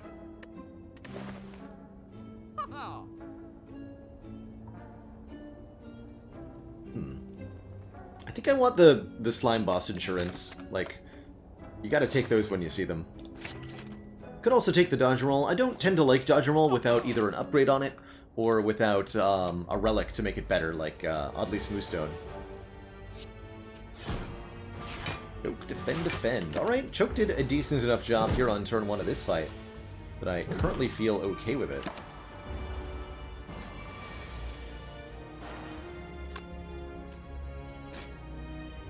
Take 7. I'll keep the potion. Dang it. Oof, these draws, though.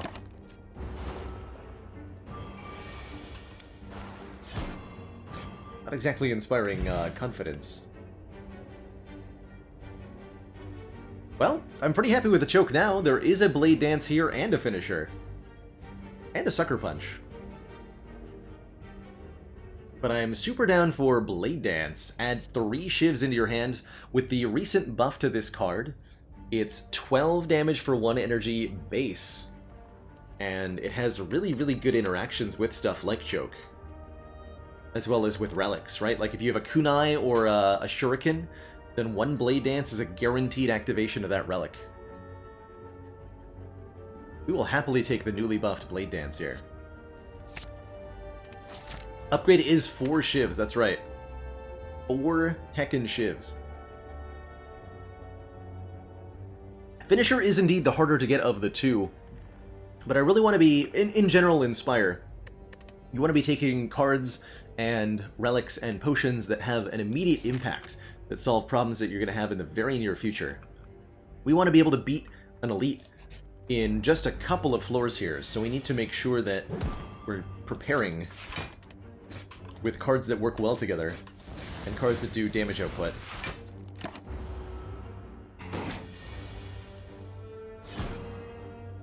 Beta Branch is indeed live. We're playing the 2.2 patch that went live for Steam PC on earlier this week.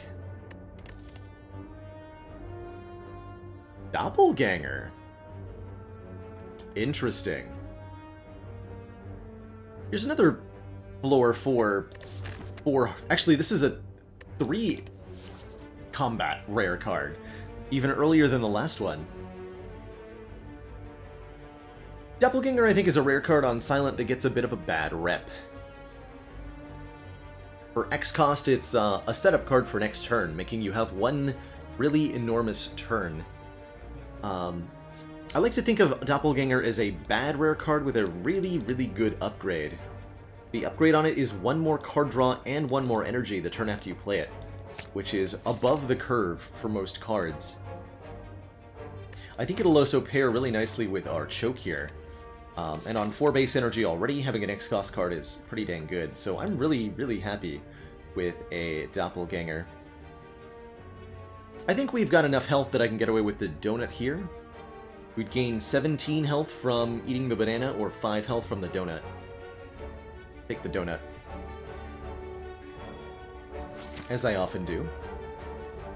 As for our upgrade, it's probably going to be on the Blade Dance for 1 more Shiv to pair with the Choke. Although I think upgrading the Fumes is not bad either.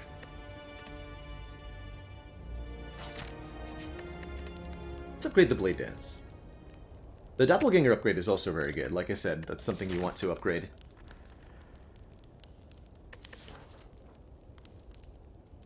We'd appreciate this a lot against Lega.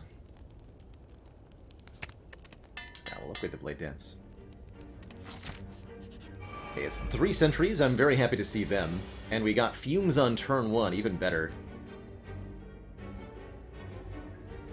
This Choke's not so good, but I think what we can do is Fumes, block for 8, and then we'll spend our remaining energy on Doppelgangering for 2 more cards and 2 more energy next turn here.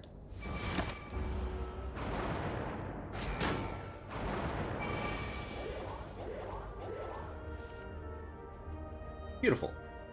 Full block, and we get to do damage. We get to play all of these cards.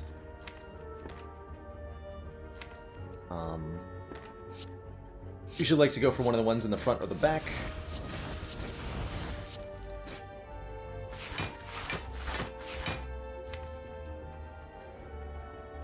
Strikes and defend. Could have killed the middle one. This will work just fine, though. 3 strikes and the 2 poison kills this one, so the neutralize should go here.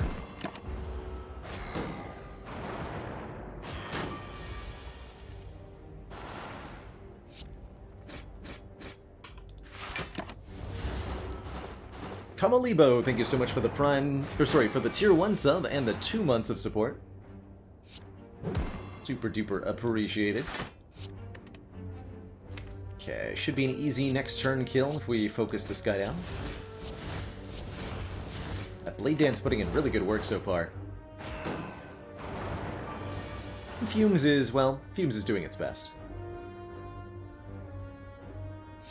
6, we don't die unless I use the Choke. Then guaranteed block. Good. Okay. Really good first elite fight. Didn't use our potion, didn't lose much health. And we got a very, very good relic.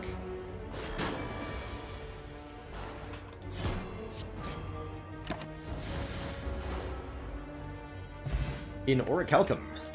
Gives us 6 block if we end our turn without any. That's not too bad. That's not too bad at all. If we want some more Shivs, here's Cloak and Dagger to be block and another Shiv. Or we could use the Poison Stab to stack up a little bit more poison. But I think with the Choke in the deck, that I want a Cloak and Dagger. A Choke and Dagger, if you will. Which you hopefully won't. Alright, let's path towards the next elite, get another relic. And then we're probably going to be upgrading our Choke or something soon. Golden Idol with Ectoplasm. We've been over this before. You don't take it. If there's ever a trap. Normally, I think Golden Idol, especially on heart runs, is well worth taking. Because it gives you tons of money over the rest of the run and has the opportunity to turn into some really good events in Act 2 or 3. But with Ectoplasm, we can't gain any money, so we leave it alone. Decide not to interfere with objects placed upon pedestals. But you do decide to take the Whetstone, upgrading 2 random attacks. I'm hoping for Choke here. But even strike upgrades would be genuinely just fine by me. That is fine by me. Upgraded strikes kill Gremlin Knob a lot better than regular ones do.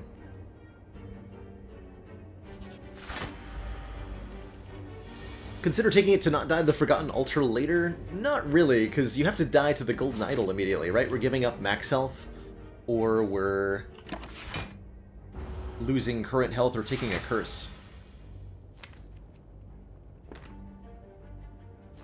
Almost want to use the draw potion. Try to find either Fumes or Doppelganger. I guess next turn we want to play Fumes Doppelganger. And we can do that with the potion, no matter what. Let's just do Fumes Ganger now. So, Lagavulin always wakes up at the end of turn 3 here. You've got a couple of important turns to use to set up. Oh, and we did draw the choke. Beautiful. Check this out. Choked on, nerd.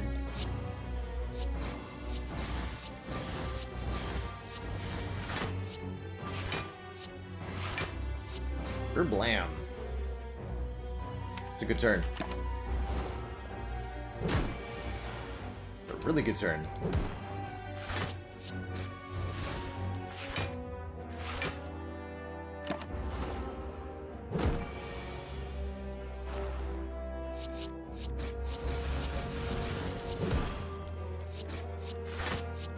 Accuracy when? Bottled Fumes. Okay. Bottled Tornado says, choose a power card to start with in your opening hand in every combat. We only have one power, it's the Fumes, so we either bottle Fumes or we don't bottle Fumes, and I think we do bottle Fumes, and then I think we upgrade Fumes, if they're going to be bottled.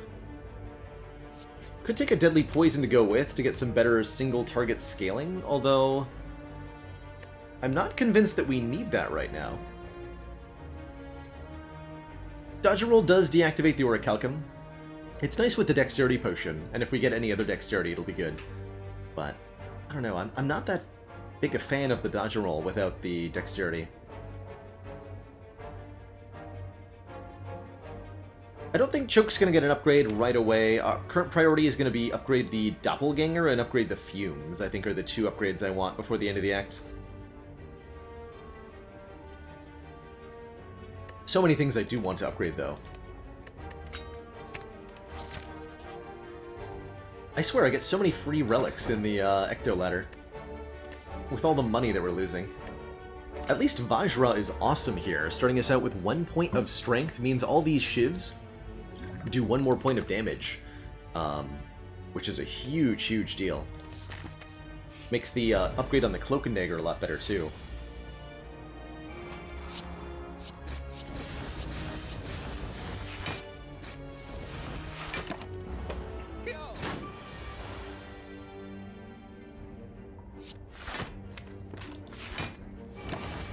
Choke turn.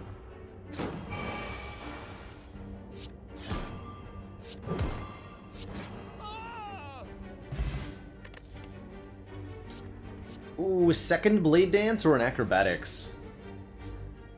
I think getting into some card draw would be good, but an additional copy of Blade Dance with the Vajra is really quite spicy, don't you think?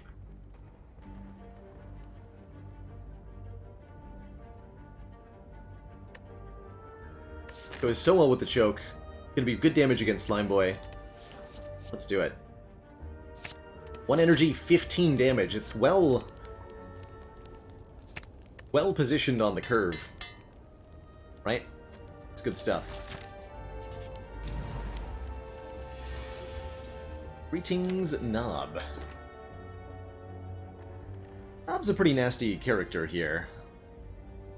Considering using the Swift Potion to give us a slightly better turn 1. Fume Strike is not going to be that good. Would have preferred to, like, draw Doppelganger or at least one of the Blade Dances. Go ahead and use that. Wow. Just bricked the draw? Okay. Alright, alright. Alright. That's alright. Everything's fine. Everything is fine. The good news is that we have the power to do math. So, next turn we know exactly what we're drawing. Choke, Blade Dance, Strike, Defend, Doppelganger. This draw does a very precise amount of damage. 13 from Choke. 15 from the Blade Dance. 7, so 20, 35, and then 3 per card play, which is 1, 2, 3, 4, 5, 6, 7 card plays, so 35 plus 21 is the total damage output that we're doing next turn. So 56. We're also doing 3 poison plus 5 poison, so another 8. 64, meaning I only need to do 8 damage this turn.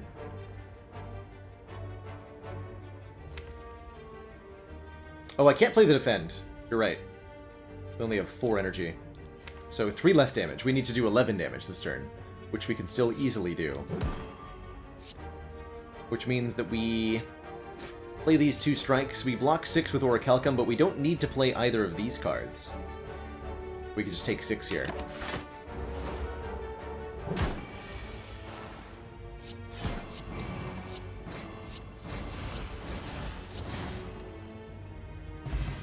Good fight.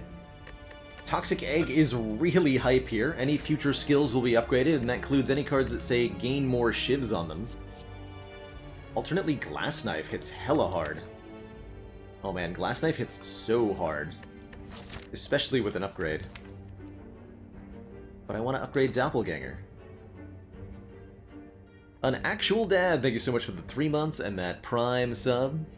3 months.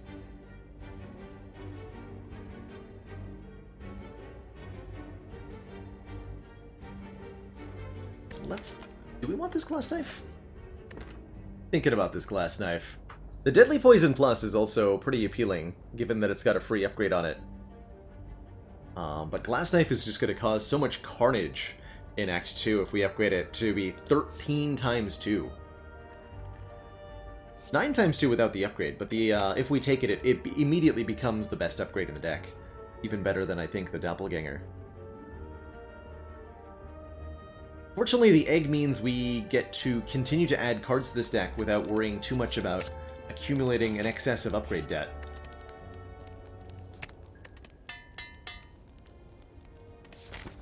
And the Slime Boss with the bottled fumes, I think, is not going to be a problem at all.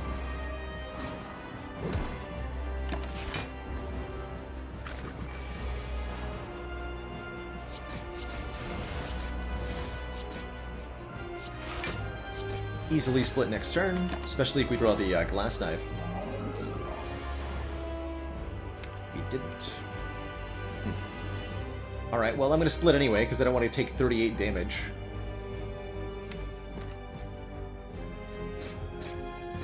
Could have talked about, like, blocking and then setting up for a really good split, but with the fumes doing 3 poison every turn, it's not going to be too much of a problem.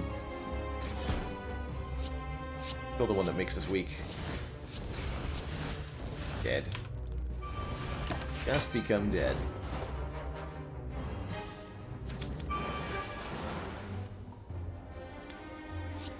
Dead. Dead.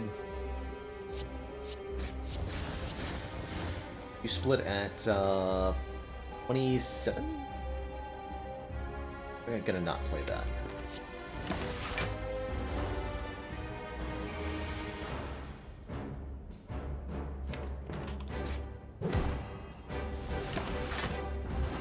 Alright, very, very easy fight. With this incredible damage output that we have. GG. Happy to see a Fear Potion. 3 turns of Vulnerable makes us a lot better at doing front-loader damage. I would want to use this potion against one of my elites in Act 3. Or, sorry, Act 2. Right off the top of my head, the Book of Stabbing would be the prime use case for this Fear Potion with this deck, but could also help us against Slavers or Gremlin Leader if the numbers line up right. Am I going to do Astrolabe ladder? Absolutely, I will. Yep. We'll be doing a ladder variation for every boss relic. And Como Lebo! Nice wobble. Nice waffles there. So Wraith Form is here, and I think Wraith Form is a really very, very good card to add to this deck right now. It's too intangible, but then causes us to lose dexterity every turn. Wraith Form pairs very, very well with the Orichalcum, because the Orichalcum will automatically block for us while we're intangible, preventing any chip damage at all. So it's 3 turns of total invincibility once we get the upgrade down. It is more upgrade debt, but again, that's acceptable with the Toxic Egg. We want to upgrade Wraith Form, we want to upgrade Doppelganger, and then we can start thinking about maybe choking the Shiv cards. But Wraith and Doppel are the first 2 upgrades we need. Don't think I want to bullet time with 4 energy already. We don't have the card draw or the retain to really make that work. As for our boss relic, I'm most looking for, well, of course, Runic Pyramid or Snecko would be great, but I'm also totally okay with more energy here. Either Coffee Dripper or Fusion Hammer. No resting or no more upgrades. Got some pretty big upgrade debt with this Wraith Form. I think we can get away with 5 energy and the Coffee Dripper here. We'll have to be a little careful with our health going into Act 2, but it's totally reasonable. And Kat, thank you so much for the 4 months and the Prime sub. Just 2 more to that half year.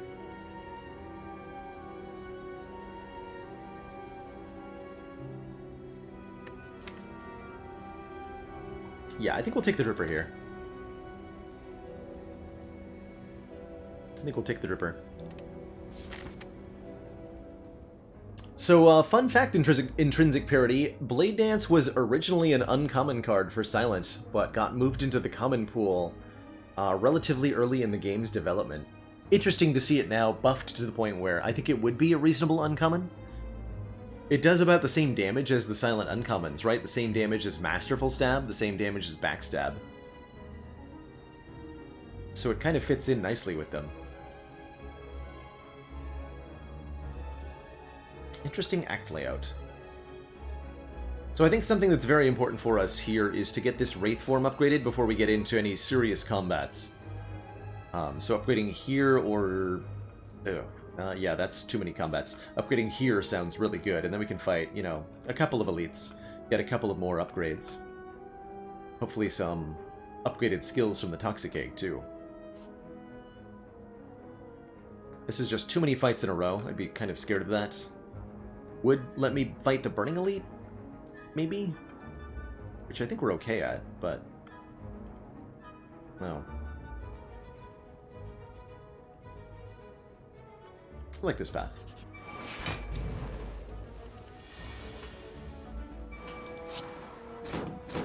Just thought I still had Runic Dome for a second. I was going to start explaining the attack pattern of this enemy.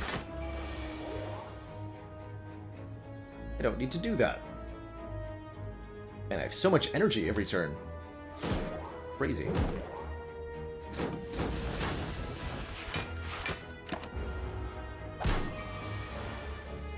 Ooh, good job, Glass Knife. Wouldn't be quite enough damage without you. Only 1 damage taken against Spheric Guardian in the start of Act 2 is always a good sign. And on 5 energy, I am really, really happy with an Acrobatics Plus here. Drawing 4 cards and discarding 1. That's a huge amount of control over the deck. Really like that. Dash wasn't bad there either, for the record.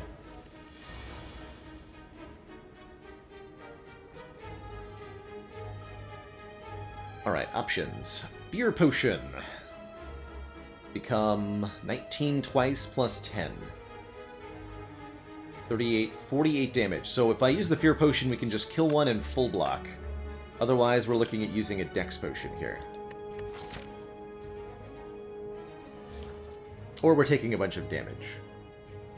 If I just use 1 Dex, we block for 17, take 4.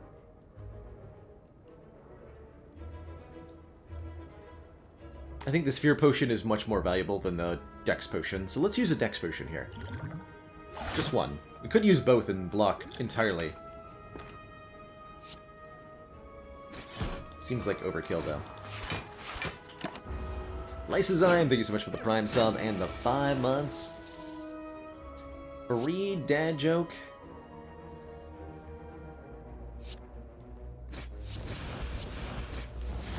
I can make that happen.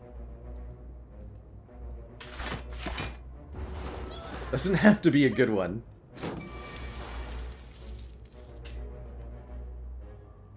Alright, here's one for you. How do you digest hand sanitizer? With Lysol Zymes. I will now retire forever.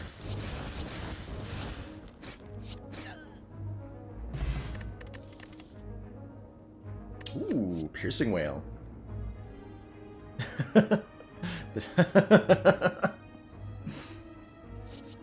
Got him. So Tactician Plus is something that you might be tempted to take with an Acrobatics in the deck here. But the way that I look at it is this. We have 2 cards that say discard a card in a 21 card deck. You must draw these at the same time as the Tactician to benefit from the Tactician. Otherwise, this Tactician is a curse. To ensure that you're going to do that, you really need about 4 discard cards in a 20 card deck. We don't have that. This Tactician will be dead weight more often than not. And we don't even need the energy half the time. Now, a Piercing Whale Plus, that I can get behind. It's a very powerful, very versatile block. Works in conjunction with, or instead of, the Wraith form. Works really well with the Orichalcum too, since it's not actually generating block. Always happy with a well-laid plans. Riddle with Hole just a dead card now? Not quite. There's a few situations where the Riddle with Holes is a bit better. Like with Necronomicon, for example. But yeah, Riddle with Hole is definitely feeling pretty sad compared to new Blade Dance. Oh man, our upgrade debt. Yes, good. Now I can actually upgrade the Doppelganger. Alright, Wraith Form turn 1, let's go. You won't.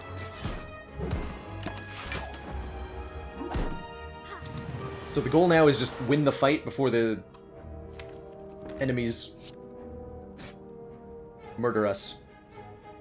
And here's where Doppelganger's great. We draw all the block cards on a turn we're already invincible, but thanks to Doppel, we can spend all that energy on having an awesome turn this turn. Behold the Doppling.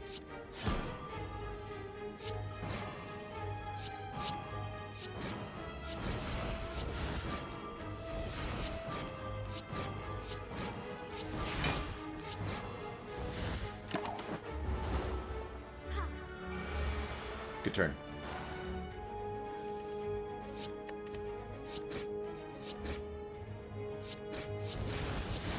PG, lady. Awesome. Burst? Next 2 skills get played twice. We can burst Blade Dances. We can also burst Doppelganger. We can burst Piercing Whale. We can burst Acrobatics. Look at that. Oh, we're definitely going to take it. There's a lot of things in the deck to duplicate. Choke Acro? Yeah, Choke Acro.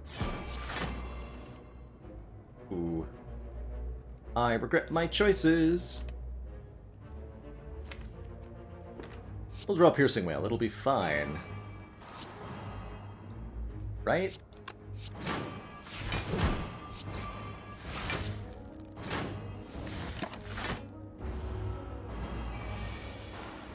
Yeah, we just draw Piercing Whale. Easy game.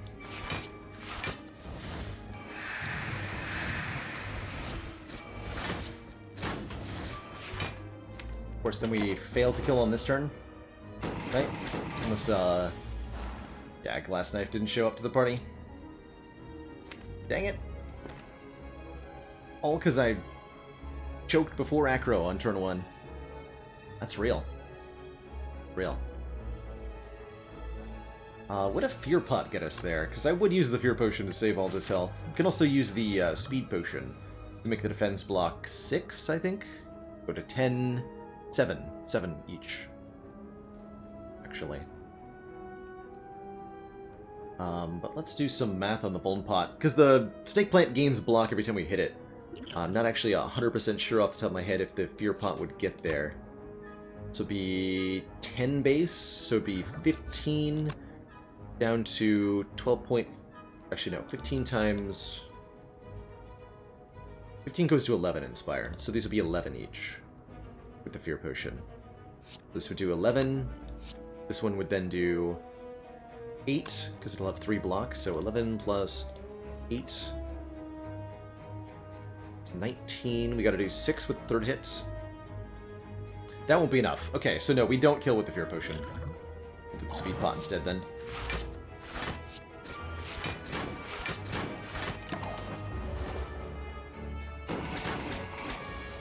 Unfortunate. Totally unnecessary damage. Can I take a Phantasmal Killer? Probably, yeah. It would say plus on it, too. I would definitely do that. I will absolutely take a second copy of Upgraded Acrobatics here for another draw 4.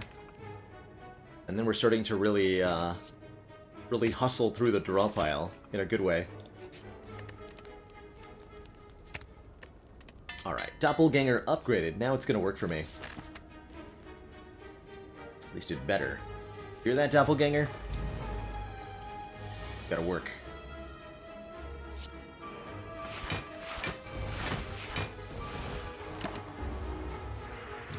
This would be a nice character, a nice deck to find fumes on.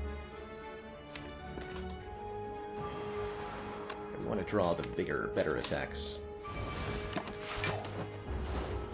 Too early for elites? Hell no, not with this Wraith form.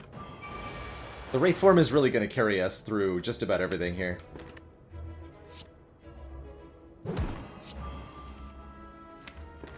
Okay, I guess we're not doing choke things. That's fine.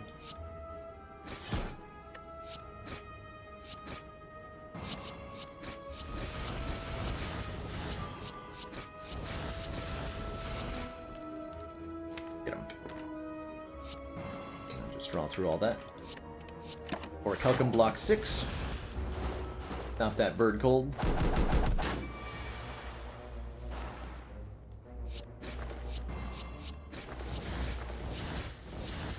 Bye.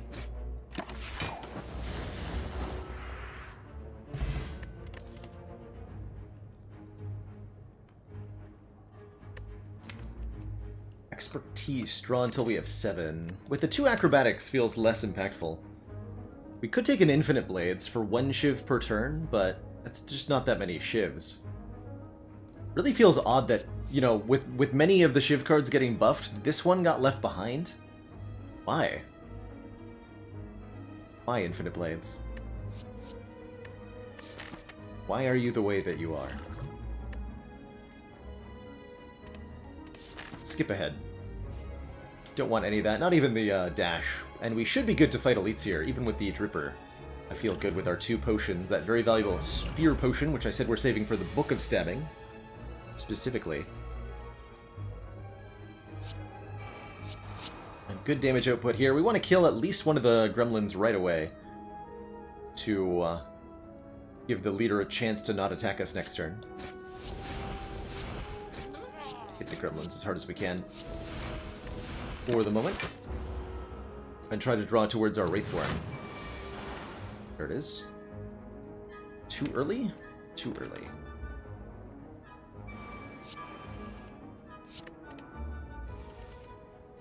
Okay. I'm gonna burst this Doppelganger with a second burst charge. So with 2 energy, playing Doppelganger twice with burst gives us 6 cards and 6 energy on the next turn. And this is where Doppel starts to really do good work for us. Sure, I'll just have an 11 energy turn with choke and 2 blade dances and everything. Why not?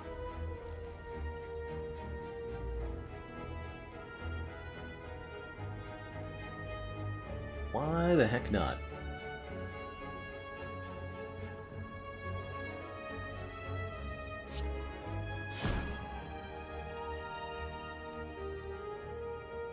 How much draw is too much draw? Well, if your hand is full, then you're good. That's when you should stop.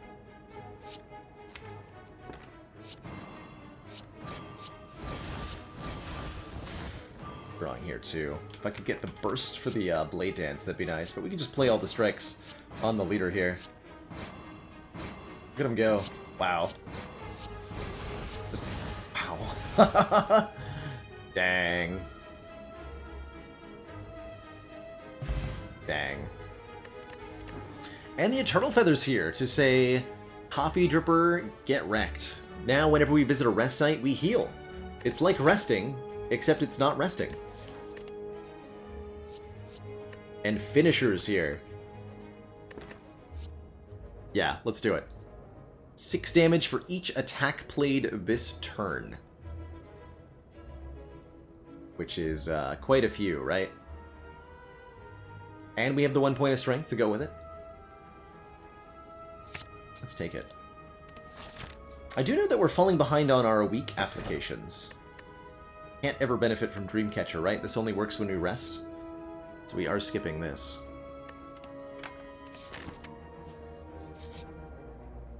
And a Transform. Take a card we have and turn it into a card we don't have. If we roll into a skill, it'll even be upgraded. With the Orichalcum giving us auto block and Wraithform sapping our dexterity, I think our defends are worth less than ever. I'm going to transform one of our defends. The strikes are nice with the Vajra, they work with the finisher as well. We get an Endless Agony, 2 attacks for the price of 1. The 0-cost attack, whenever you draw this card, add a copy into your hand. Great with choke, great with finisher. More damage, please.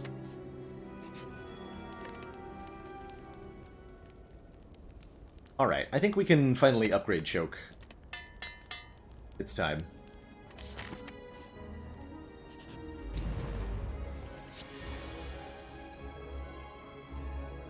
And this is what the Fear Potion was for. This turn right here. Because I don't think we have lethal on the red guy without it, and I think we do have it with it. Right? Got 6 times 5, plus 7, plus 4. Yeah, not a kill, normally. But Fear Potion saves the day. This is 10... 7, 7, 7. Perfect. Orichalcum will block for 6, and Neutralize will block for a little bit too, so we only take 7 life loss on what looked like a really scary turn 1 against the Slavers here. Not so bad. We'll become invincible with Wraithform and then draw a million cards. And then murder them.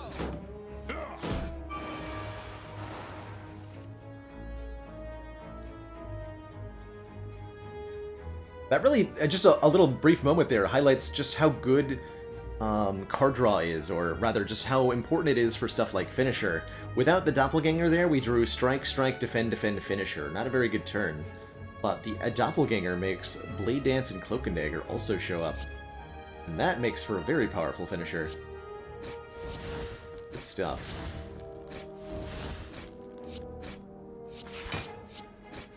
Seven times 6. Get him.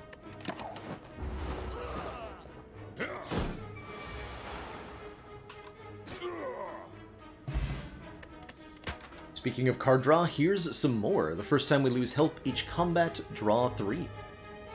Great stuff.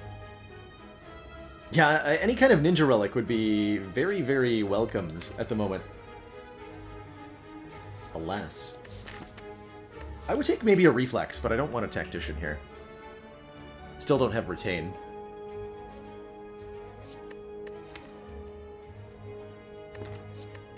Okay. And I'm going to take, I think, 2 events to try to get thwack. We could take the Caltrops here mainly as a way to do some additional damage to Heart, but with the way the deck is trending, I don't think damage is going to be our problem for Heart. We need to find a block solution for that fight, more than we need to improve our damage output. Could also be Ancient Writings. Yep, upgrade all the strikes and defends. That'd be really good. Could be Apparitions with Toxic Egg. Or just could be a combat. Really, anything could happen. No way to know. I wanted to take one there. For the Puzzle. I suspect that I did. Well, I'm taking damage now, so... Hooray.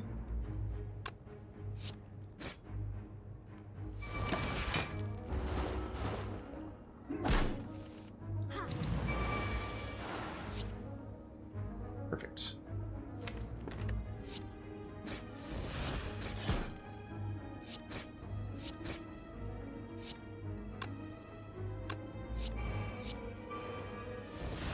Eve.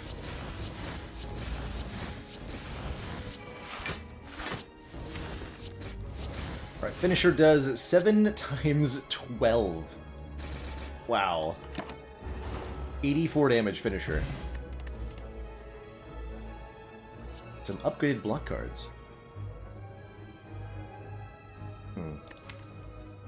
Almost an okay dodge and roll.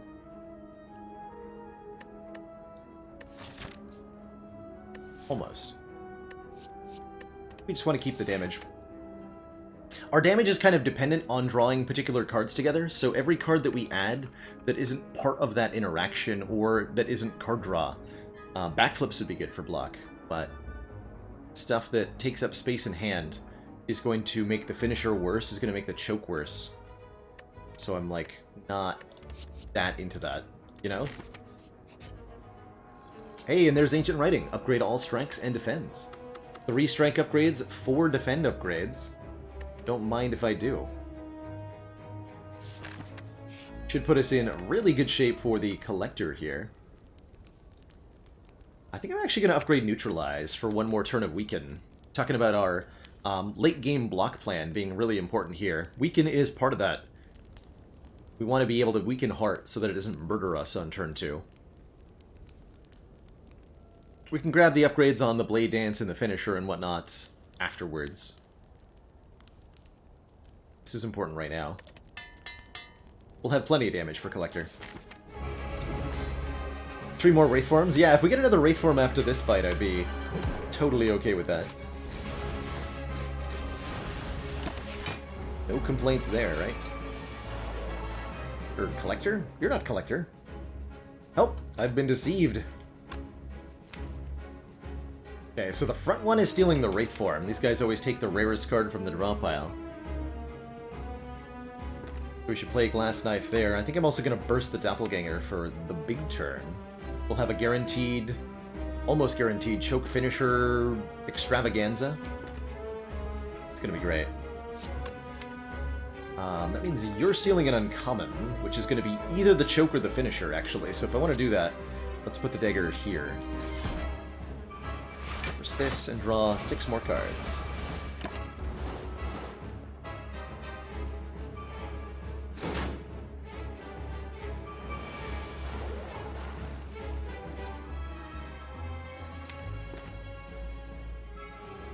Didn't draw either of the Acros, though. That's fine.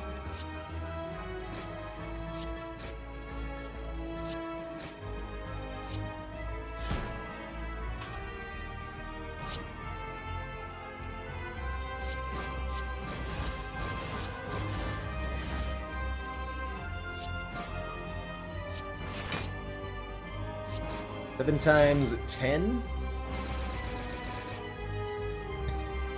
Good stuff.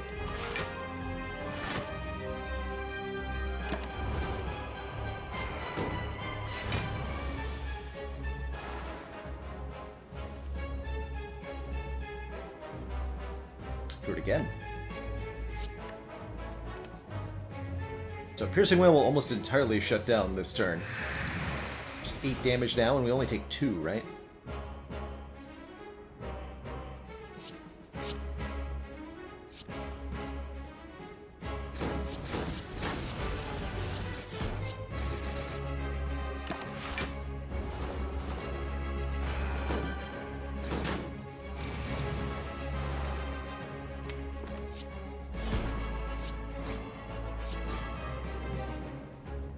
Okay.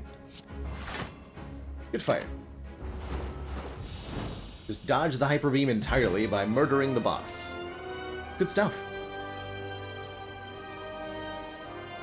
Really good stuff. GG. Alright, show me After Image, or Adrenaline, or Wraith Form, or another Doppel Plus, or a Nightmare. It's like all the rare cards. Damn it. None of these are those. I'll take another Burst, though.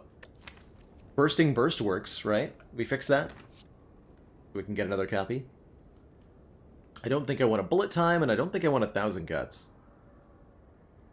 Although the 1,000 Cuts would be meaningful damage.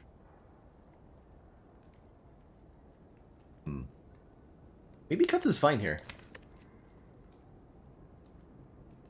Does need an upgrade. If you're ever going to take 1,000 Cuts, upgrading it so that it's 2 damage per card to all enemies is really, really significant. How often do I get to take 1,000 Cuts and have it be actually good? Not very often, right?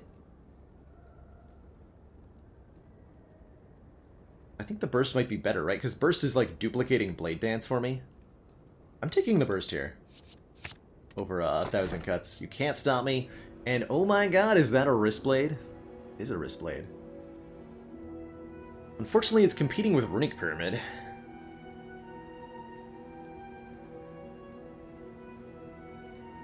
Let's see. So Wrist Blade says, attacks that cost 0 do 4 additional damage. That's 1, 7, 8, 10 cards, basically. 10 procs of Wrist Blade per deck cycle. Alternately, Runic Pyramid makes the bursts, like, infinitely better. Runic Pyramid lets us set up, like, really, really, really, really big turns that are going to be way better than what the Wristblade can do for us, I think. Sure, Wristblade makes the shivs do more damage, but with the Runic Pyramid, we're going to have, like, burst, Blade Dance, finisher turns for 7 damage times 20. That's going to be really good. And it means that we can reliably use Piercing Wail on the Heart's multi-attacks. It means the Wraith form is timed correctly. I think the Pyramid is ultimately going to be much, much better when it comes to beating the Heart for us, unfortunately. As much as I love that Wristblade thematically. Yeah, and we don't even have a well-laid plans, exactly. We're so well equipped to want a Pyramid here. Oh, upgrades for days and Eternal Feather for days. To go through the Burning Elite, so it's either this way or this way, and I want the one with the extra fire, right? We should upgrade the finisher if we're going to be using it.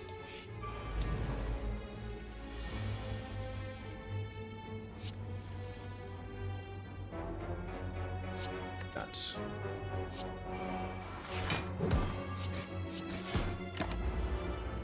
Deck wants a terror.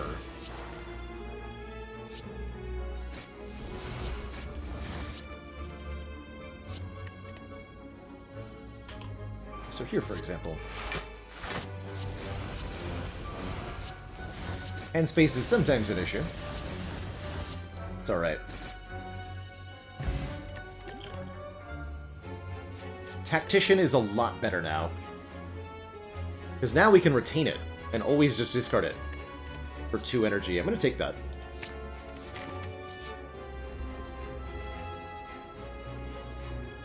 Definitely not losing either Piercing Wail or Wraith form, so Endless Agony, I'm sorry, but it's time for you to go.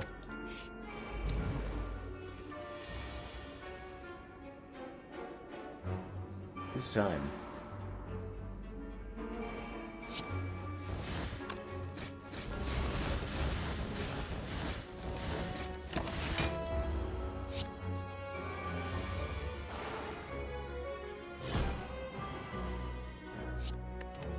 Ending Agony.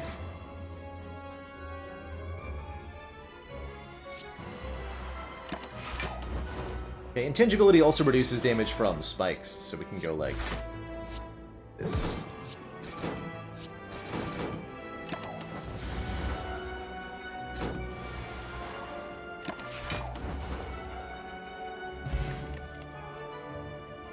Where's that backflip I wanted? Do I still want it? I think so. 8 block, draw 2. Third Acrobatics, I think a little overkill now that we have the Pyramid. Without the Pyramid, I might have been more tempted, though. Oops. Need to play that. Let's go in Michael Wreck.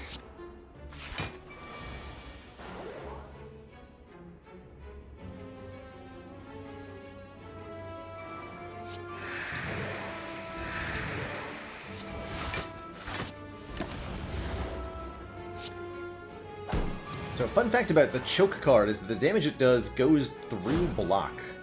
So by choking the Spirit Guardian and then playing a bunch of attacks, will perish.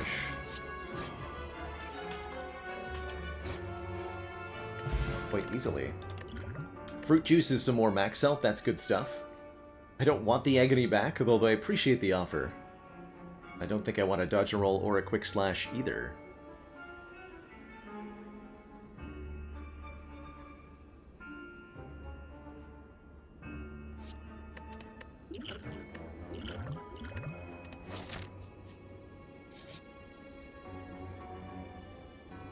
Upgrade all cards. The whole deck is upgraded already, basically, right?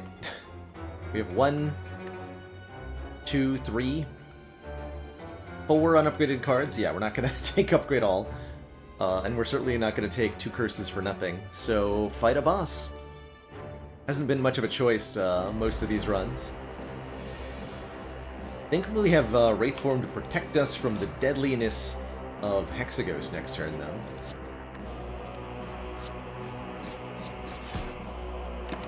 That is an awful lot of damage. 7 times 6? No, we got it good.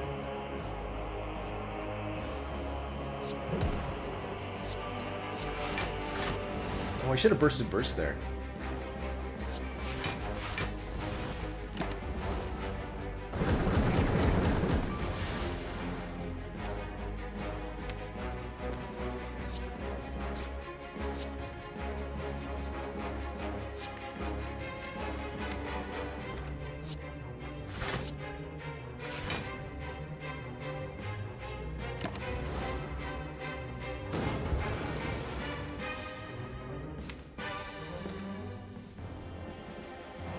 I'm gonna make the biggest turn ever. Trust me.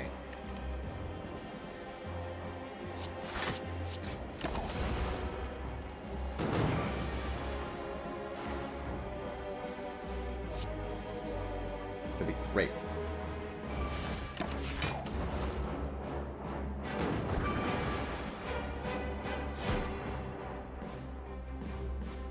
That'd be really good. Definitely.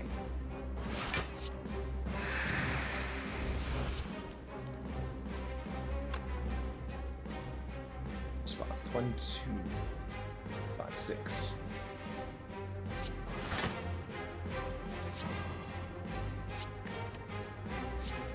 Gotta make room in hand. We're getting there, we're getting there.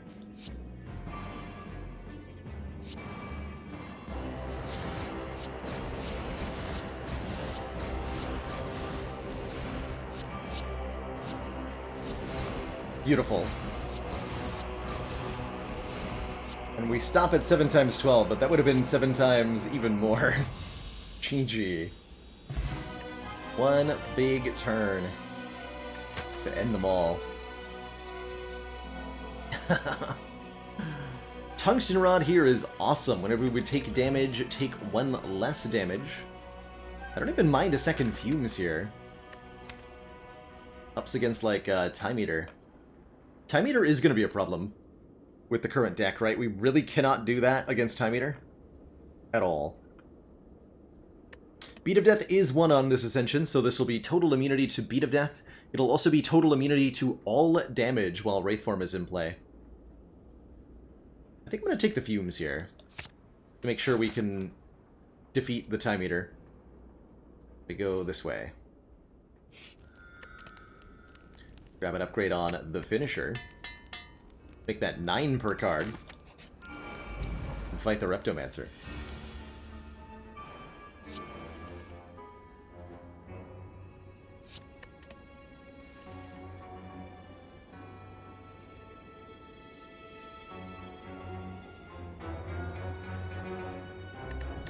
So we're healing after this. It's actually okay to take a little bit of damage, so let's make for the big turn.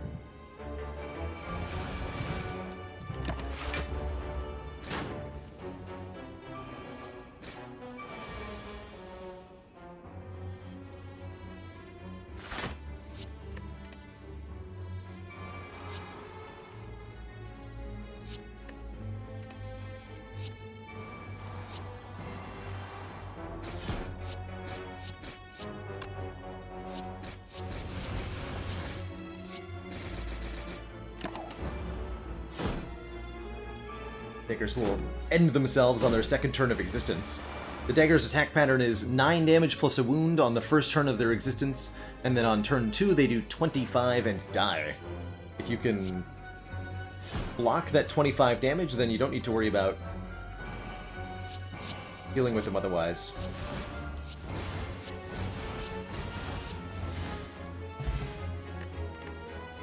Oh. Oh my. Shuriken. Don't mind if I do. How do we feel about Alchemize Plus? Random potion. Possibly 2 random potions with burst? Oh, that's a really good burst target, right? Taking that. Escape Plan could be good as well. But I'm going to take the super-powered potion card. We're going to upgrade, I think, Cloak and Dagger. It's a better upgrade than Blade Dance because of hand space reasons.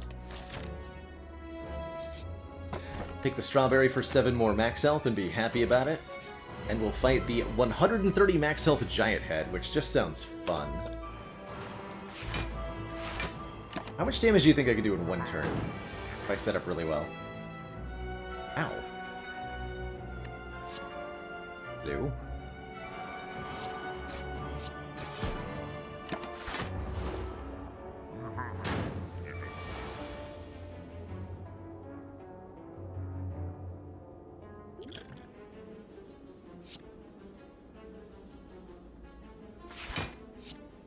So the snail buff on the Giant Head is slow. Whenever we play a card, Giant Head ends up taking 10% more damage from attacks for the rest of the turn. The more cards you play in 1 turn, the more damage your attacks will do to Giant Head. And if that sounds like something that fits well with what we're doing, then yes. Yes, it does. Set up here, yes. Choke. Put out number 2. First, 2 more potions. Ancient Pot and a Shiv Pot. Double Doppelganger. Alright. So next turn I gain 14 additional energy. We're weakened, but I have 19 energy. So suck it.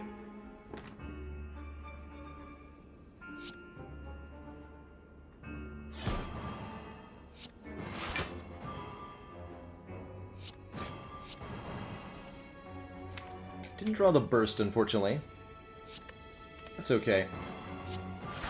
I think I'll figure it out one way or another.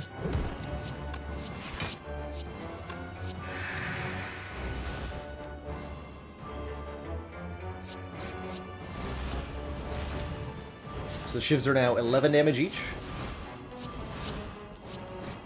13 damage each. 15. 16. Strikes are 30. 31, and then finisher is 30 times 14. Bye-bye. Oh great, another, actually not a useless war paint. It'll upgrade Survivor and Blade Dance. Awesome. Very awesome. Grab our Emerald Key. Does that mean I have nothing left to upgrade? I have nothing left to upgrade. It was the last 2 cards of the deck that were not upgraded. That's pretty cool. We'll take 1 more backflip. A little bit more card draw block. Seems good. And I think, although the Fear Potion's nice for the damage output, I'm going to want this Dex Potion and Ancient Potion to help our block game against the Heart.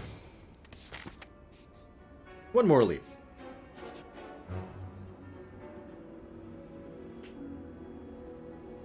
Yep. That's a thing that you can find in Slay the Spire. Before you lies an elaborate shrine to a forgotten spirit. Doesn't seem like it does anything, though.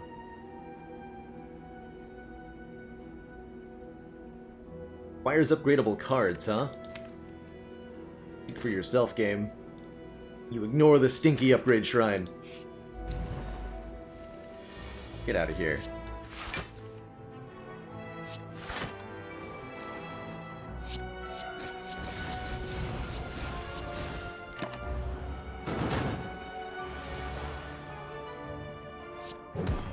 out of here.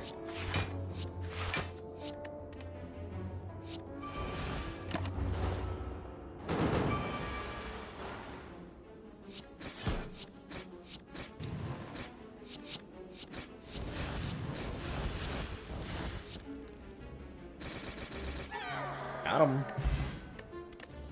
Ink bottle. Oh boy. Whenever you play 10 cards, draw 1 card. That is huge for us. I also really like this power potion over, I think, the Shiv potion. Although the Shiv potion is pretty good. Setup could be a little fun. This could be outmaneuver in creating really big turns. Take the power pot here. Maneuver and setup both interesting. Not necessarily useful, but interesting.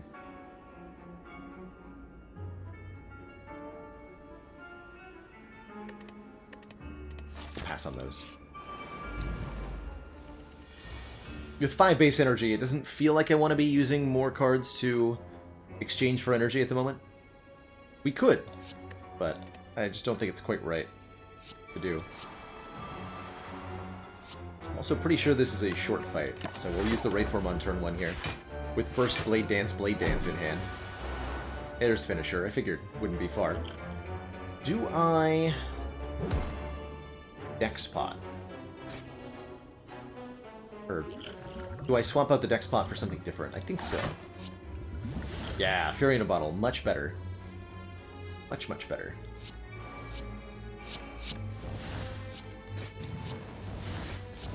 Oh, the hand space, though. Put a bunch of shivs in the discard pile. It's cool. I'm cool with it. 13 times 12. That's, 156? A lot of damage.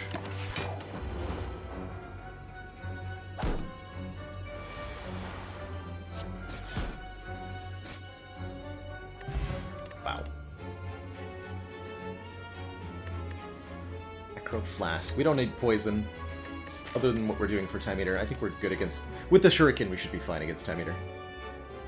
Acro is unnecessary. Auto attack is also unnecessary. We'll skip it.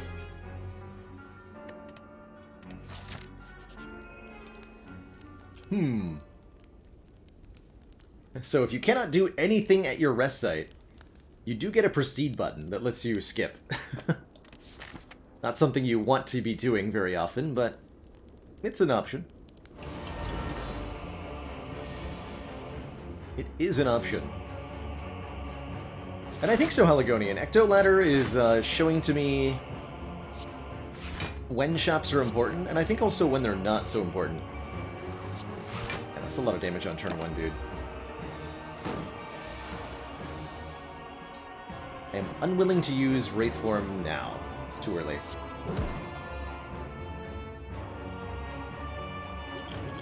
Alright, we'll use the Power Potion here. Venom or Accuracy, or another Wraith Form. Take the additional turns of Intangibility, I think.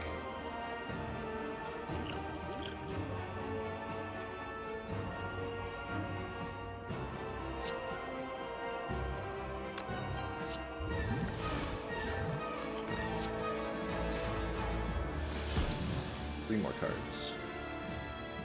Okay, so I am going to play Wraith Form then. Very well.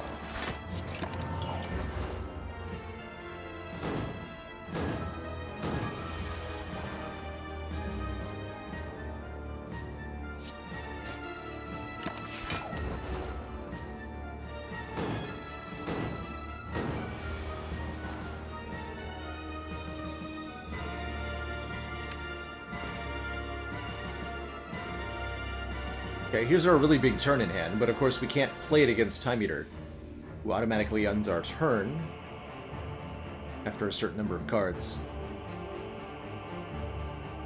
How do we do this, then?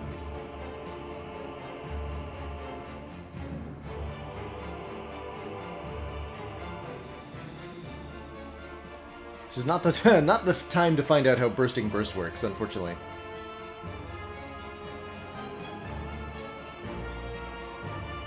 Is it time to Wraith form number 2? That would be ambitious here.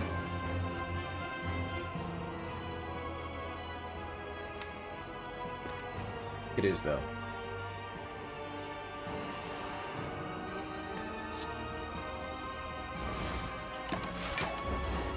We try to kill in a handful of turns here.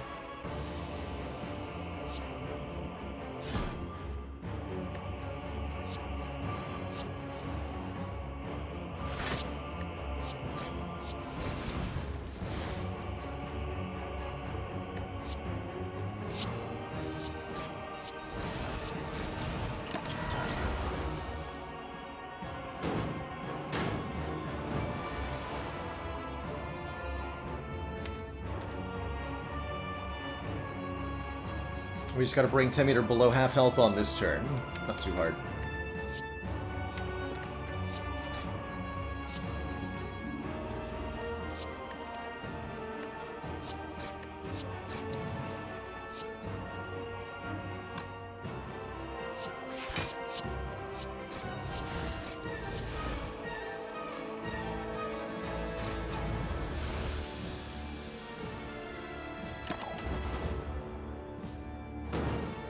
This turn they're healing themselves to half. We'll use the Piercing Wail to reset their strength back to its base value.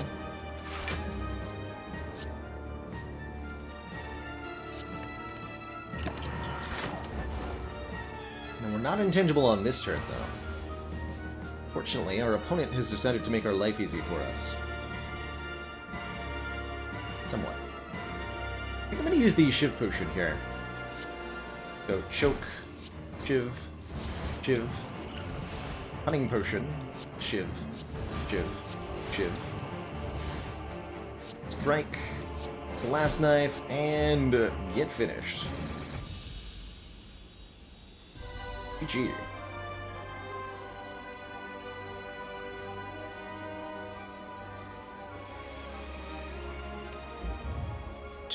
To thump, a deep pulsing dread can be felt throughout the room. Is this the heart of the Spire, the source of these shivs? Patapone, thank you so much for the Prime sub and those 7 heckin' months. And to answer your question in chat there, Marisuma, if you have Tungsten Rod and Fossilized Helix and you take 1 damage, be it from Beat of Death or Pain or what have you, the Fossil is going to activate first, and you'll lose the buffer stack. It is the big sad. Indeed. What shall I do? Proceed, apparently. Could have had a grand finale here. Tragedy. Or another Blade Dance. I think we're quite well equipped with what we've got. Looking forward to our fight against the elites and our fight against the heart. Because I think we're pretty dang well matched up here.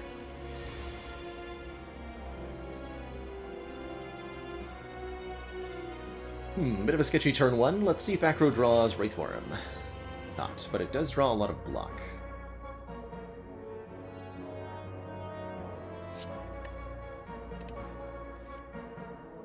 Ooh, and a burst.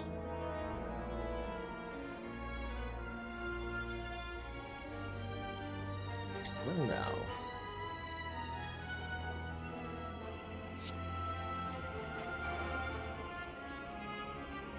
See, incoming damage is a bunch. Oh, double cloak, double survivor. I'd have to discard 2. Double cloak is nice though.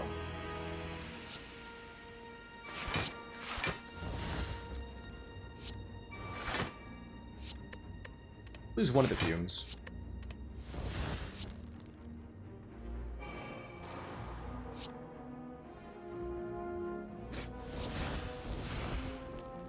Keep the rest of these in hand. Actually, one Shuriken proc. Keep the rest in hand for Shuriken value next turn.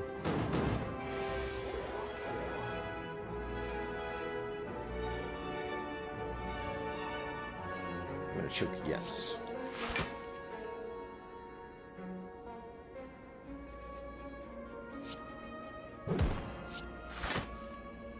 Ooh, piercing well, good. And burst. I'll hold both of these potions, so let's use the Alchemize one time. Fire pot. Dang. Alright.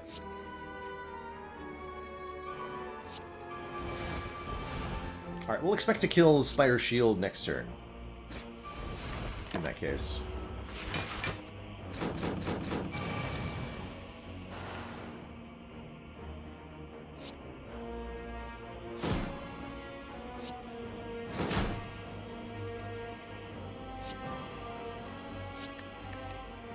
Surprisingly hard to make room in hand for the Blade Dance shifts, huh?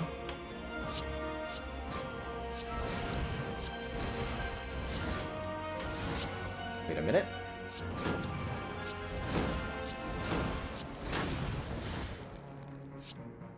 Oh.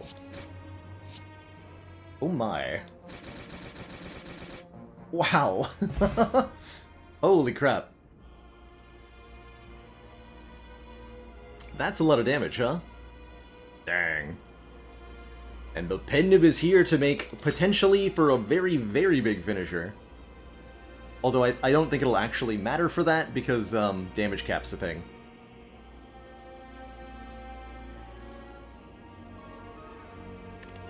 Look at that. Third fumes. Don't have enough weaken for the heal hook, and I don't think we want to skewer. Alright, I think we're really well equipped. With this Ancient Potion, we'll block the Vulnerable of Hearts. We've got a Fire Potion for 20 entire damage. Damage cap is 300, yes, but we'll... like, Pen Nib Finisher would be a lot more than that. We're talking, like... 500. Cool, so I just get to play any of this. In fact, we can actually leave the acrobatics. I just go Fumes, Alchemize, Doppelganger. We have a really big turn, too. Or we can hold on to the Doppelganger.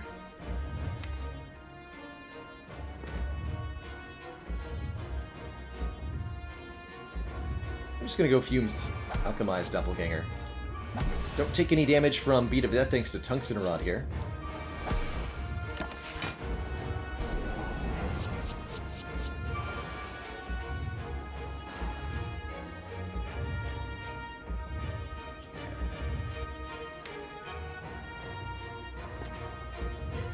Singular Strike.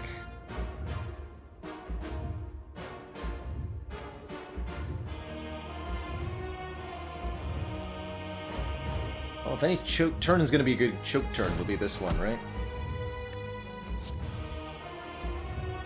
Right Form seems like a good option. Staring down 45 damage, why not, right?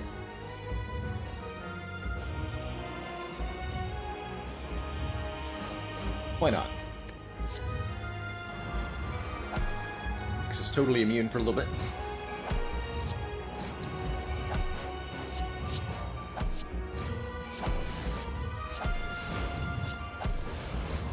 Nice try with the Beat of Death, nerd.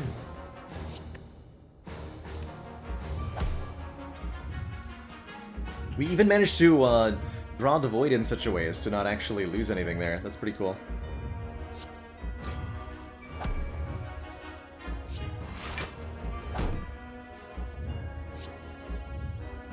Not sure it can proc. 4 points of strength. Sweet. Now I do wish I had outmaneuver.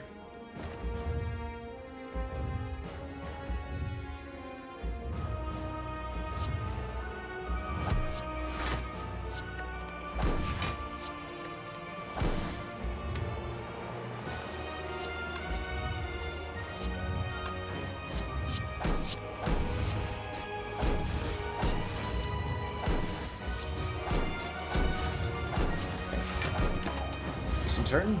Not an amazing one there. Just kind of clearing stuff in hand. Finisher was unfortunately at the bottom of the deck. This is our last intangibility turn. So it's going to get a bit spicy in here.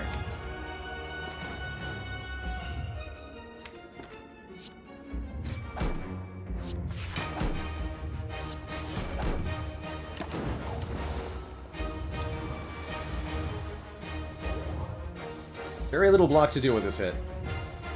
Next turn we're fine. I think we're just planning on eating this. Delicious.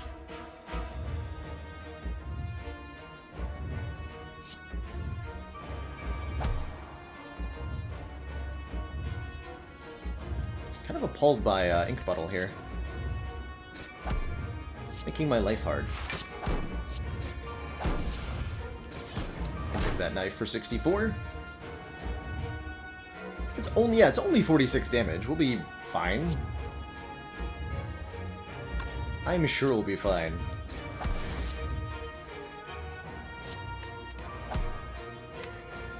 Right? Never not been fine in my life. Oh, we got Orichalcum. It's only 40. Easy game.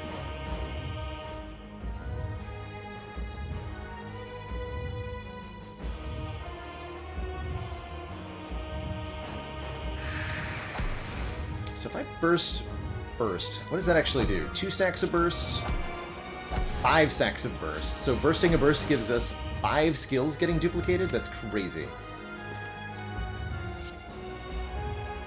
That's too many cards.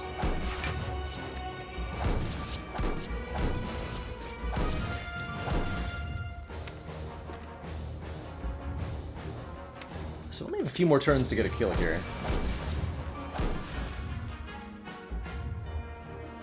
Save these for the finisher next turn. But I have to do 400 damage in like 2 or 3 turns here.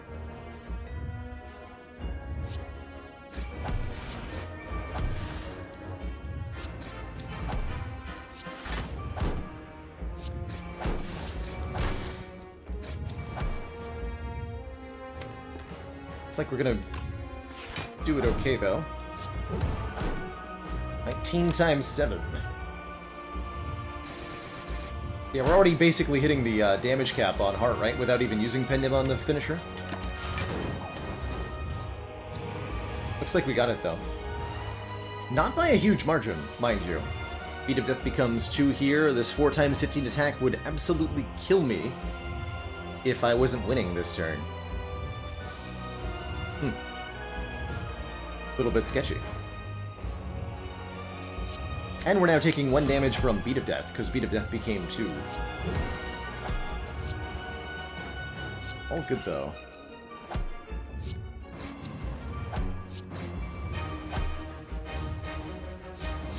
Hit him with the Pendim Shib.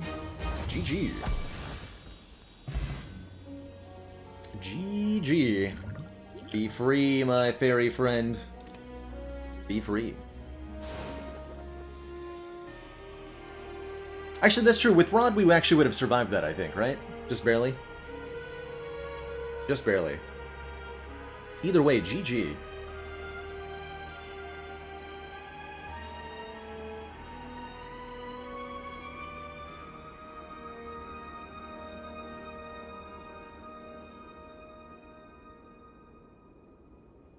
GG, everybody.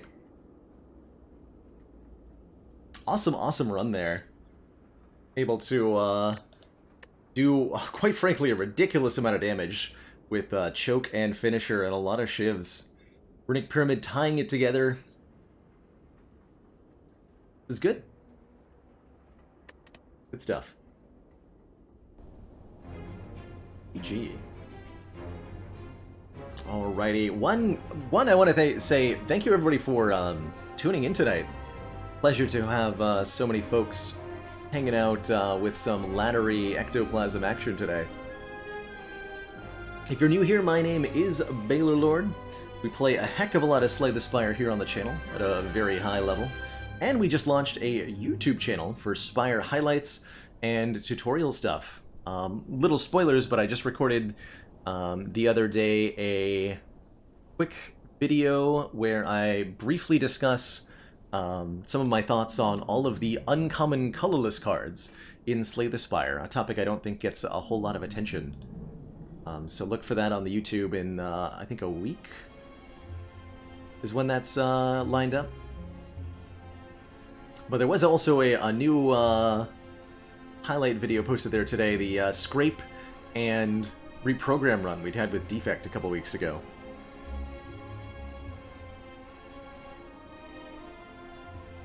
Really good stuff.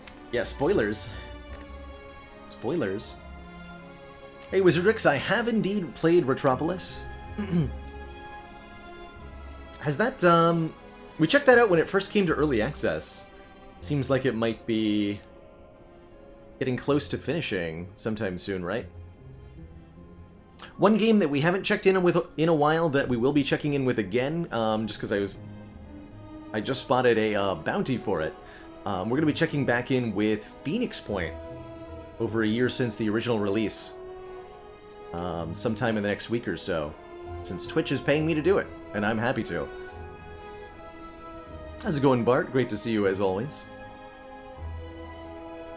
Different channel, Haxorus. So we have the YouTube channel that uploads stream archives is called the Balelord Archives now.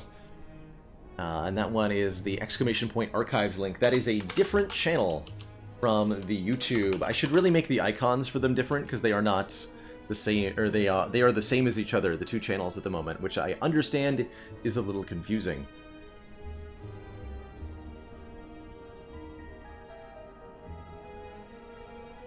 But yes, there are two different YouTube channels.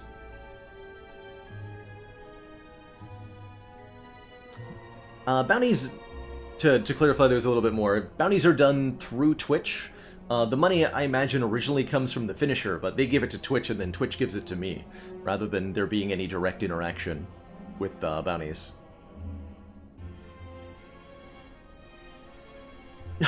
Believe it or not, Uno Kid, I took those pictures last week. Hilariously. That is what I look like. Sometimes. Before we jump on into a defect run here, we're going to be on Ascension 10. It's the stinky Ascender's Bane time. I'm going to take a quick break, refill my water, stretch my legs, and grab a quick snack. Urge you all to do the same. Take a moment to focus your eyes on something. Unfortunately, Artifact Addict, that is the one thing I'm not allowed to discuss on stream, so I cannot answer your question, unfortunately.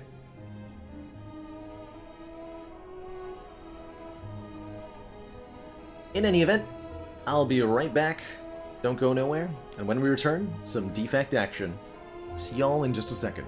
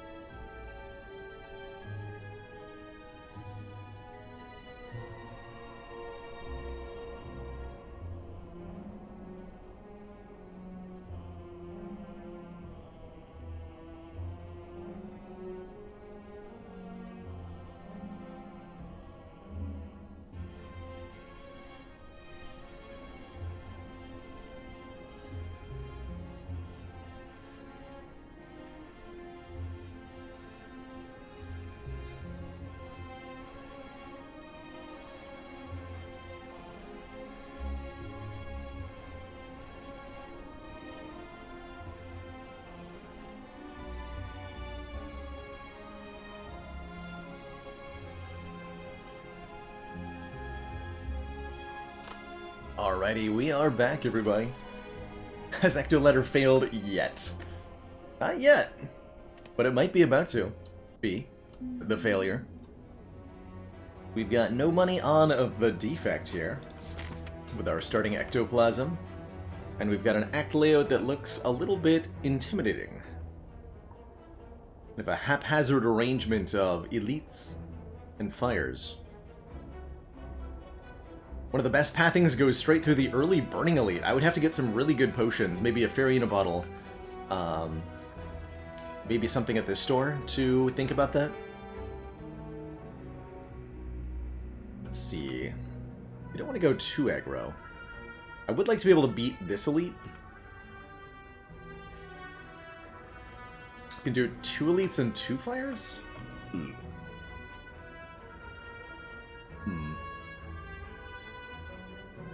Yeah, I really want to go up this left path. I don't know about that. That does hit a shop here, which would incline me to not go to an early store. Let's see. Any other paths that are reasonable?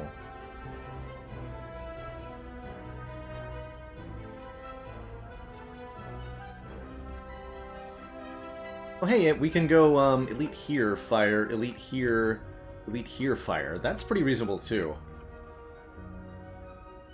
Okay, in that case, we do go to the early shop. We'll try to gear up to get ready for one of these 2 elites. If not, we can thread the needle and avoid, and delay the elites for later. How long have I been streaming in total? We first started streaming... So I had a brief stint of streaming about 5 years ago. Really long time, streaming XCOM Enemy Within with the Longwar mod. Streamed that for a few months. Ultimately decided to quit after I felt like I'd created an obligation for myself rather than a cozy, relaxed environment to unwind in.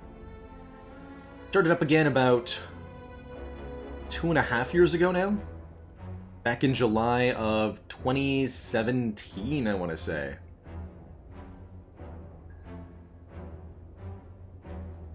And we got partnered in September or October of that year. That must have been 2018 then. 2018. Math? Not sure. Years are hard. But we've been streaming regularly for about 2.5 years now. Is the long and short of it. Hopefully many more to come. See, Strike does not murder you. Let's zap dual cast, see what we hit here. Good old Defect has a much higher damage output with his starting deck than the other characters do. Only 4 strikes and 4 defends makes for a pretty good starting situation as well. Played zap there. Didn't matter.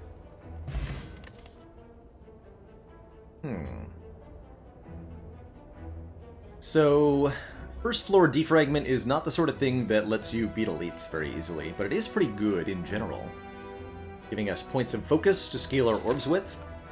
Taking a defrag here is very much the let's take the middle path and not fight the early elite kind of route.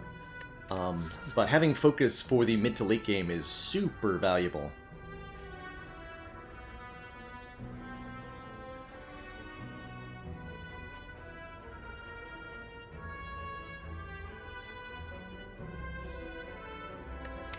The more straightforward option is take the streamline, although I don't think a streamline's quite good enough.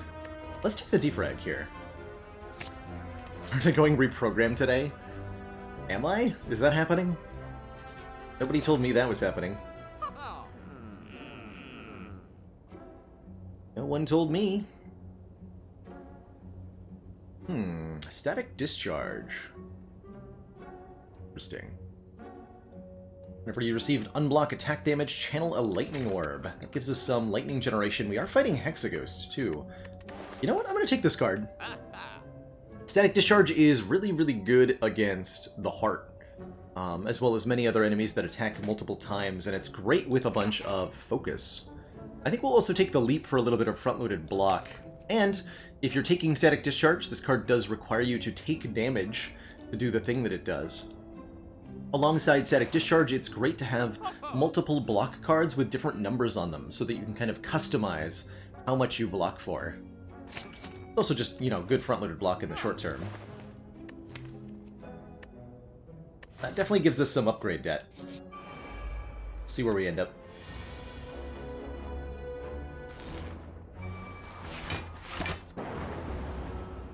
Ouch.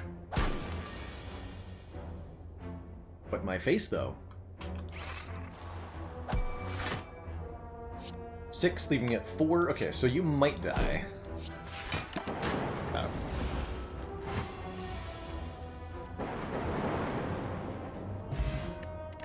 Fruit Juice is an awesome potion to find early. For some more max health, but it won't help us against an elite. So, again, more reasons to go up the middle path here. Which I think is where we're going to end up going. FTL Steam Barrier Compile Driver. FTL is a great early game, just like strike that's free kind of card. The more card draw you have, the worse the FTL gets, though, as it can... the conditionality of it starts to become inactive as you play more and more cards every turn. But in the early game, it's always going to draw a card, pretty much.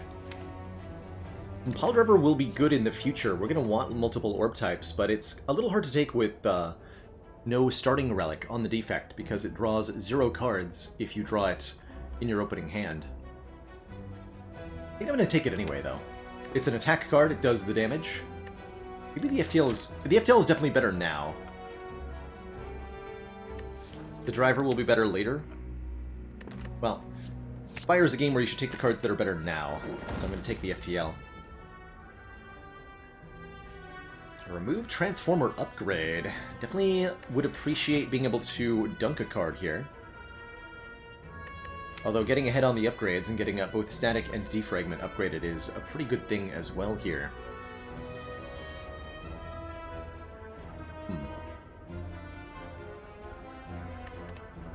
Dunk 1 strike. Such a valuable thing to have access to. We're definitely in no condition to be fighting in any elite right now, so let's avoid that for the moment. Lose the last of our money. 2 dead events. Can we make it 3? No, we got a Jawworm. Good.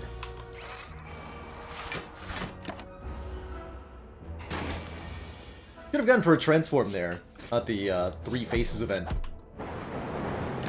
But to transform a card is to potentially add a card we don't want. And with no ability to, in the future, remove that card, it ends up being a bit of a problem. So far, this is a pretty mediocre first few floors. Never mind, we have an Electrodynamics now. What is with the rare cards today? Cool. Lightning hits all enemies at channel 2 lightning. Awesome. Very, very awesome. We're gonna have Electrodynamics going into our first elite combat of the entire run. That's so good. And we have 4 energy with which to play it. Beautiful. Totally, totally beautiful. I think it's gonna be more important to upgrade our Static Discharge to lightning whenever we get hit. We're definitely going to get hit in our first elite fight. So I think that static upgrade is gonna be great. Also great is Mercury Hourglass, doing 3 damage to all enemies every turn. More AoE. This is like, we're on floor 9 and we're about ready to fight triple slavers with no problems. Feels good. Feels really good. Do I dual cast this? We are going to evoke it, so no. Basically, we're doing 8 additional damage now in order to lose 3 per turn. Not worth it.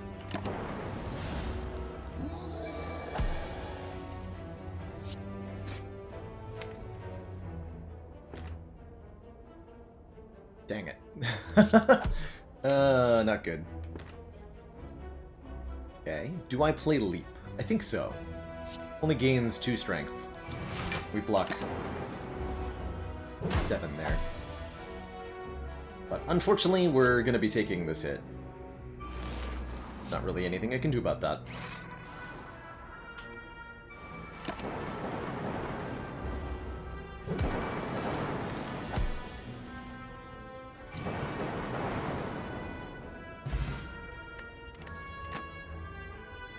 super good relic, though. Gold-plated cables trigger our rightmost orb, that's the frontmost one. Triggers its passive one more time every turn. And wow. Orb cards. Frost orbs would be good. Chill lets us get some block going. Bullseye makes orbs do additional damage to enemies. That would be insane against Hexaghost. Or Tempest channels a bunch of lightning orbs, which is perfect. I might have to take this Bullseye. With the way that we're doing damage right now, Bullseye is crazy good. Especially against Hexaghost. I'm doing it. I'm taking this Bullseye.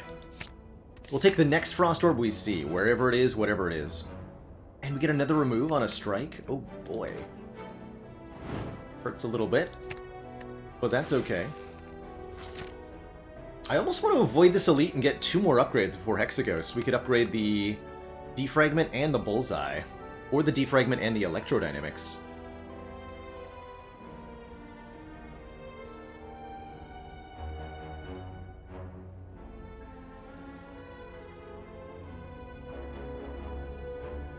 Sorry, a concise and powerful deck. I think I like doing that.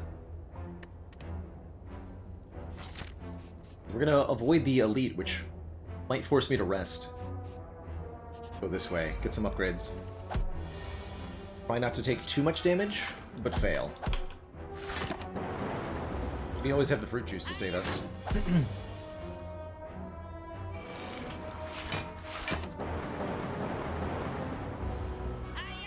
Electro is just 1 more orb, but that 1 orb does quite a bit of work.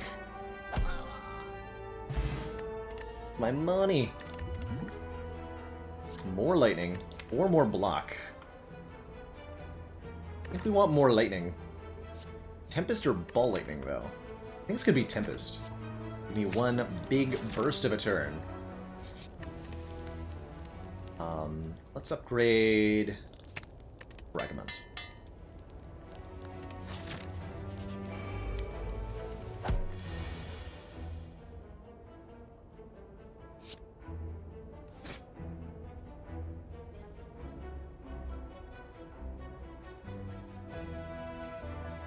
Take 7 here, huh? We could just Smoke Bomb out of this fight. I'm thinking about doing.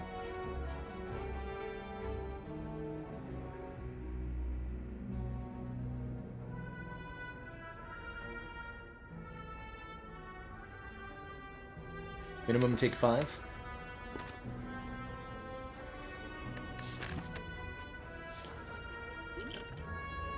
$22 health should be enough to beat Hexaghost. I'll leave here. It's just a little bit too much damage for us. And I'm going to upgrade the Electro. 1 more Lightning Orb. When we play it, makes for much more powerful AoE. Hopefully we're drawing Static Discharge next turn. We'll see about that.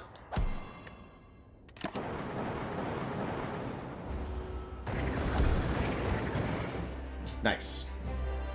Okay, so... just hit me, Hexaghost. Just hit me. Have fun.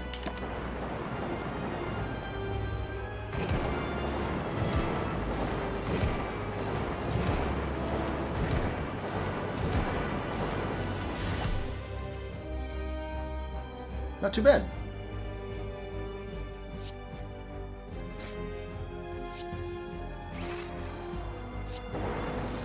Not too bad.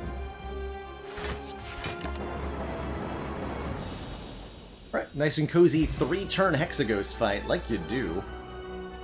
That's why we took the Static Discharge at the shop. Very nice. Colorless Potion's good. Core Surge or Machine Learning. Core Surge is a beautiful little card here. Some immediate damage, as well as an artifact to block debuffs from potentially a Biased Cognition or something. Could take the Reboot to try to draw more cards with it. Kind of weird with a deck like this, though. We're just looking to get the powers in play, basically. I do like the Machine Learning for the card draw. admittedly. I'm going to go with the Surge here. That additional front load. We need to figure out how to block. Oh! Oh my. Okay, love this. Now I do wish we had the, thingamajiggy. Well, is this a good battery? So, nuclear battery says at the start of each combat, channel 1 plasma. And that goes in our front orb slot, since we don't have a starting lightning orb. And with gold-plated cables, that plasma orb is getting doubled immediately. So, starting on turn 1, if we take the nuclear battery, we have 6 energy per turn.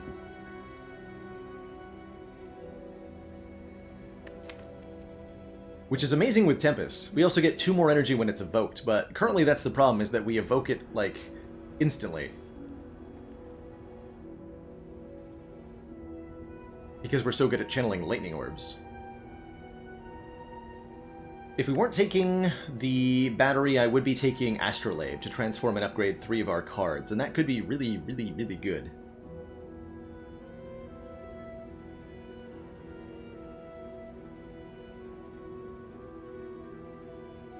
Kind of a tough call here. It's really hard to turn down the battery with the cables. Just find ice cream, right? No world where I empty cage 2 strikes? I don't think so. I think I would almost always rather Astrolabe.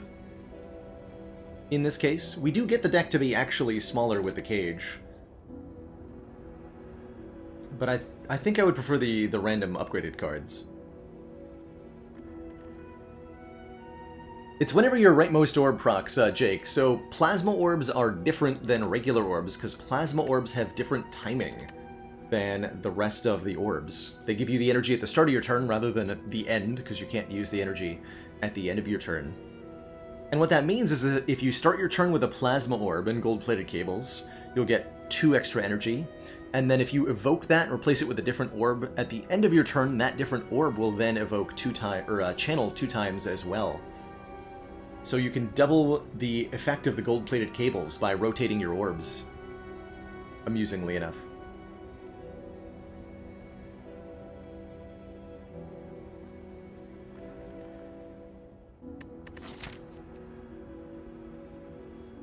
Yeah, battery is +2 energy on turn 1, and then 2 additional energy when we evoke it, too. It makes for a really big Tempest, with electrodynamics, which might be enough to kill almost everything in Act 2. Let's give it a shot. Take that battery. If it weren't for the cables, I think I would have gone Astrolabe, but with the cables, it's such a strong interaction that I think I have to go for it. Ooh, I like this. Upgrade, upgrade, upgrade. We could also go like this, but I'm not sure how good at Burning Elite I am right now. Am I good enough to fight Burning Elite? I don't know. How about Thieves? Here we go, 6 additional energy. Won't be enough to kill either of them with the Tempest, though. Colorless Potions, save me.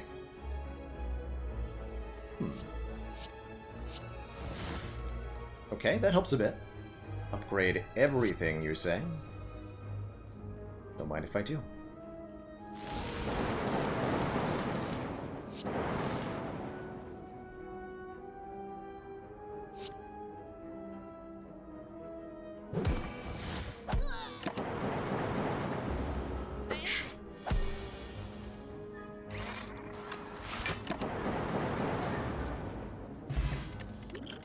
Potions definitely appreciated, as is any amount of Frost here. I think we'll take the Cool-Headed over the Cold Snap, because it's card draw, in addition to that very valuable Frost Orb. Yeah. Aggregate could have been interesting, too, for big Tempests, but I like what we ended up with better. That definitely made me feel like I want to go not to the Burning Elite right now, so let's avoid the Burning Elite. Go this way instead.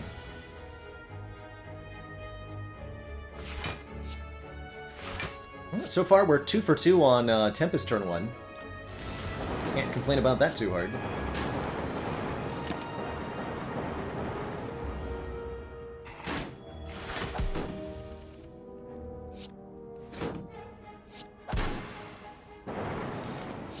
Let's get destroyed, Parasite. Look at that damage output. Streamline Plus. Deal 20 damage.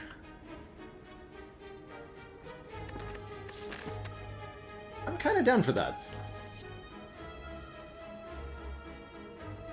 It's not amazing, but it is upgraded. Melter's not bad either. I don't know, 2 energy? I don't know that we need it. Mostly need upgrades. Upgrade Leap, upgrade Bullseye, upgrade Cool-Headed. Nah. We need is more relics. Somebody skipped out on their relics in Act 1. Yeah, here we're just unable to use the 2 energy, so we're getting no benefit. But we have it again for when we do draw the Tempest, right? Maybe?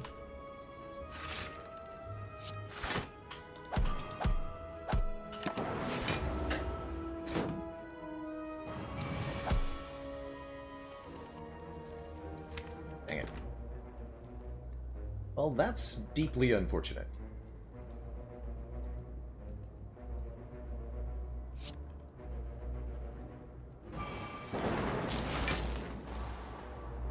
This does 20. This is then a full block, you die, we don't need to play the discharge. Cool.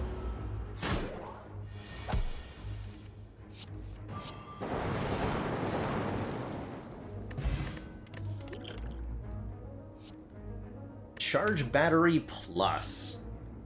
Yeah. Another card that blocks for a variable amount relative to the rest of the deck.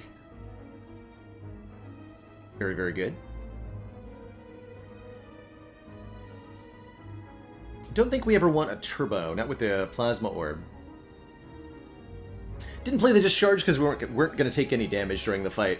And since we were hexed by the Chosen, playing the Discharge would have put a Dazed on top of our draw pile. So I didn't want that Dazed. Okay, this deck cannot afford a Writhe, so we won't take it here. Really unfortunate.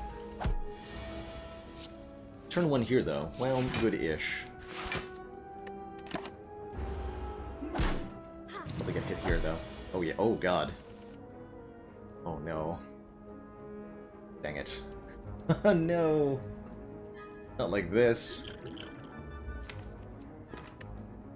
Disaster.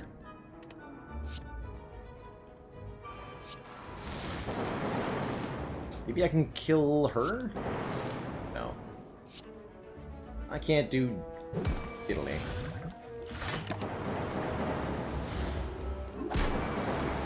So close to killing her, though.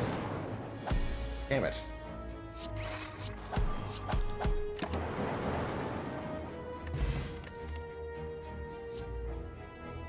Glacier. Yes. Frost Orbs. Very valuable. The Capacitor Plus is juicy, though, I gotta say.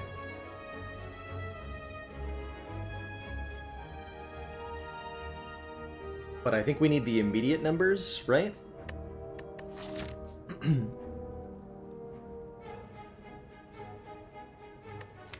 We need the immediate numbers.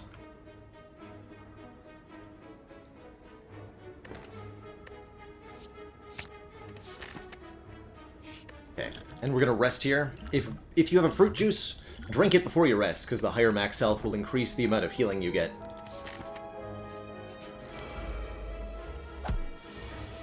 Nice. Static Discharge Plus against the Book of Stabbing. That's really good.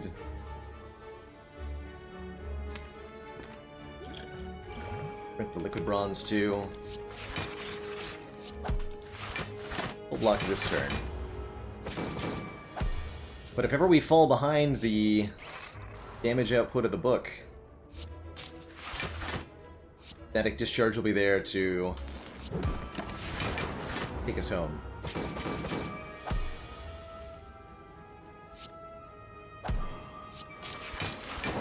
course, we could just full block. Makes our life a lot easier.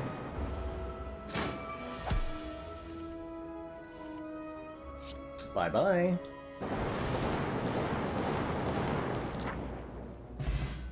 Do we have any sustain? We do now. The Blood Vial heals us for 2 every combat. Not exactly good sustain, but I'll take it. And now that the deck has 3 types of orb and a starting orb, this Compiled Orb got a way better. So we'll pick that up for some card draw, too.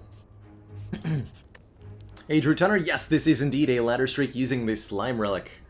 Always starting with Ectoplasm, but we cannot gain any money, which is tough. Big tough. Alright, let's upgrade our card draw, given how much energy we have access to. And a second upgrade. Ooh, Bag of Marbles. Vulnerable on turn 1.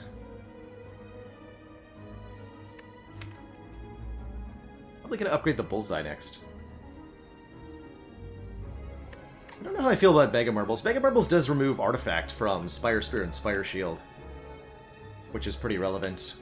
But I have to imagine a different relic could be better. Front loader damage? Okay, we'll take it. Artifact strip worth it every time. Yeah, I have to unfortunately agree. As much as I would like to get whatever relic we're going to get in Act 3 here. I should slow down a little bit. We don't need to be going this fast. Let's think for a moment here. 2 different ways to fight elites. Either 2 events, 2 chances at thwack here, or 3 hard pool fights. I don't want 3 hard pool fights. I think we take the events every time. Go for another elite for sure, with the electrodynamics. Would like to find some potions, though.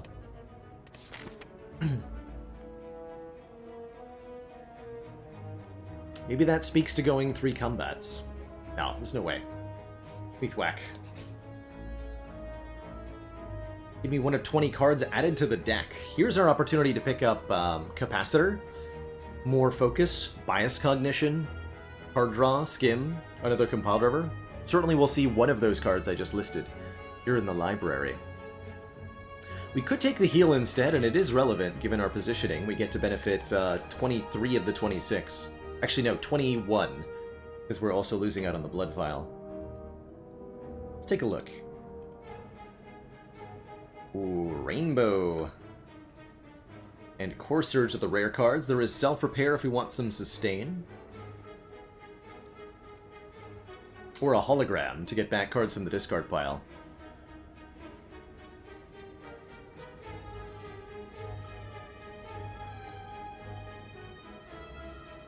Definitely like Rainbow, though. Rainbow is 3 cards for the price of 1.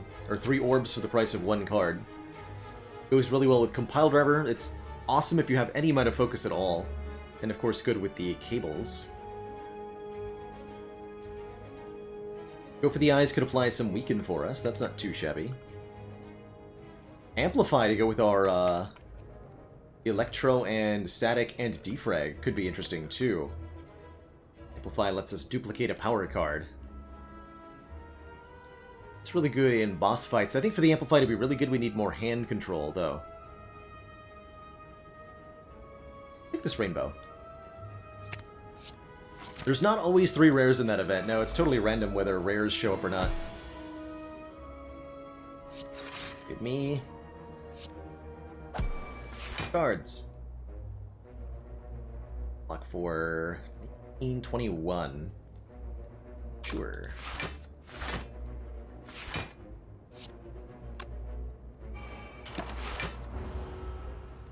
This is 2 orbs for free.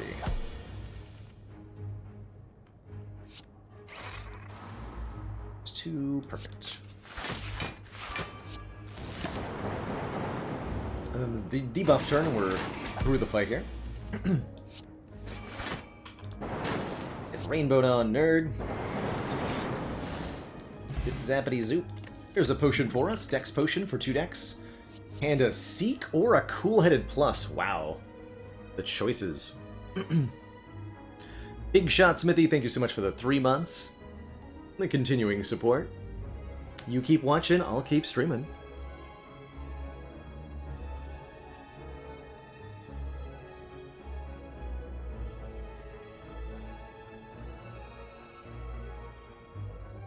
Seek lets us find our important powers on the important turns. If we upgrade it, it draws 2 cards, and then we can pick a pair of cards. That's really good. Just get gold cards, forehead. Seek would become our upgrade, right? Yeah, it would. Seek, so good. Ooh. This is less good, though. At least Bullseye is an instant kill on the Fat Gremlin. We block for 15. We play the... Could use the deck spot. I think we'll hold that for the Collector, though. Actually the Collector this time.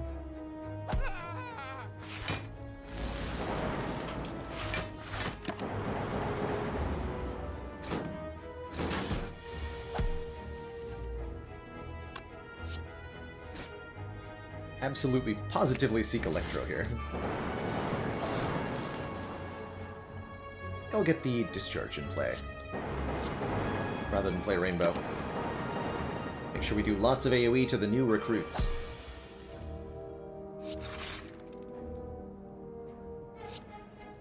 Eat everybody. They're dead. You need to die.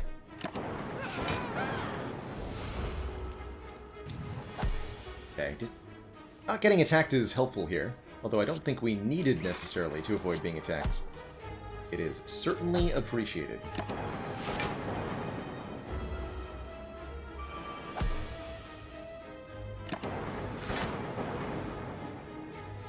Run away! Alright, we get the Tungsten Rod. Oh boy, Tungsten Rod is awesome here. Whenever we would lose health, lose 1 less. And believe it or not, Tungsten Rod has a really good interaction with Static Discharge. If Tungsten Rod reduces attack damage down to 0, the Static Discharge will still activate.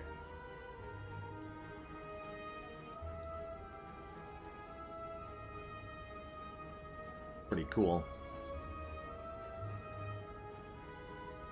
Thinking about adding the Steam Barrier. 0 cost block 8 ain't too shabby here.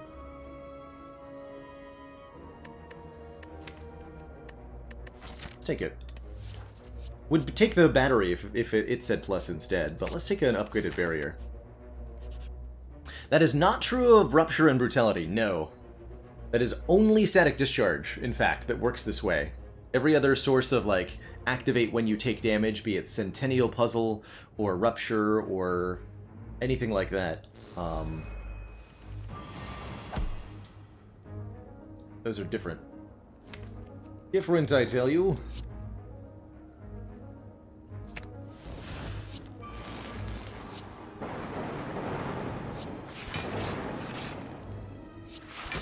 Also get destroyed. So we could have just paid these guys 0 gold to leave us alone, but why do that when we could murder them all? No bear. And collect the Red Mask, which applies 1 week to all enemies on turn 1. Definitely help us in the next act.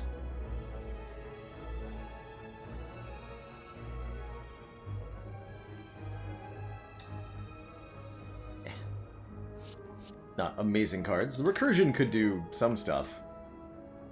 I don't think I'm going to take it, though.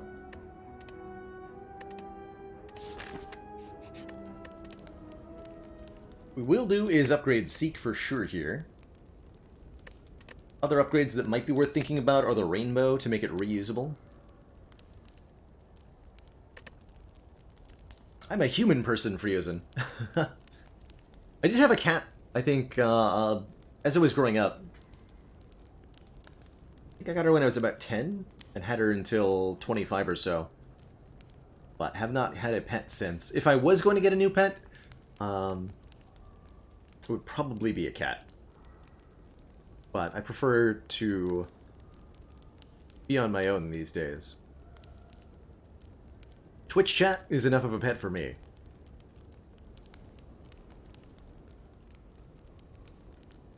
Other upgrades that could be decent are maybe the Tempest for 1 more Lightning Orb. Could make Zap free. Yeah.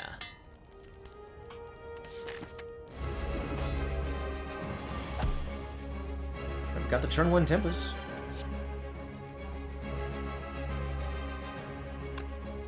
It's doing full damage here, too. Let's see what Cool-Headed draws first. Ooh, bullseye.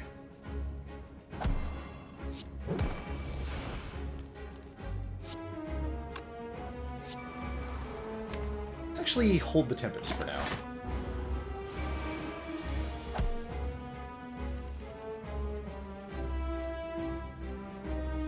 Okay, Electro is here. That's absolutely beautiful. Ooh, and so is Rainbow. Okay. We have a total of 8 energy, so we can play every card in our hand.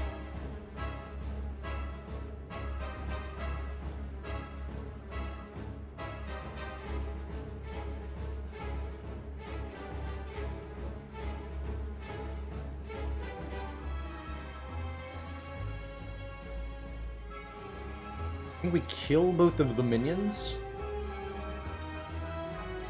I think we kill both of the minions.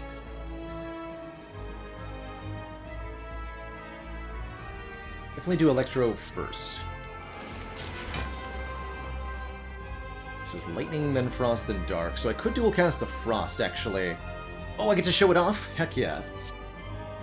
Or wait, will this kill? This will do... Lightning, so we'll do 32 plus 3 AoE. You don't die.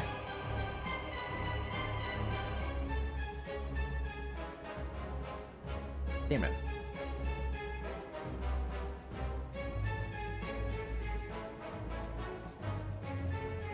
So I have to dual cast a Lightning Orb if I want to kill the front guy? Okay, that's fine. It's fine.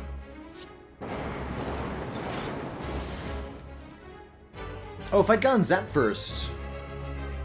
Oh, we'd still be dual casting a Lightning Orb then, right? Yeah. That's fine.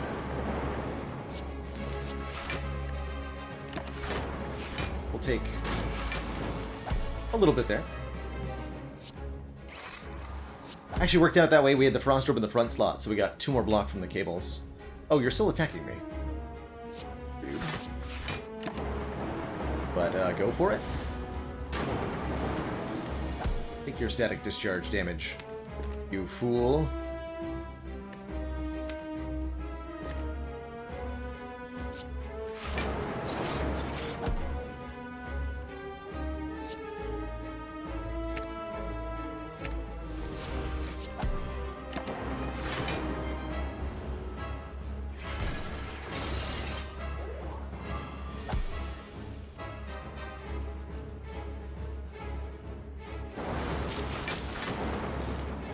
Zombity Zoo.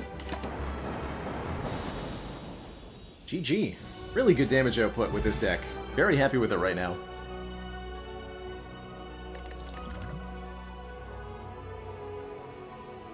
Really happy with it right now.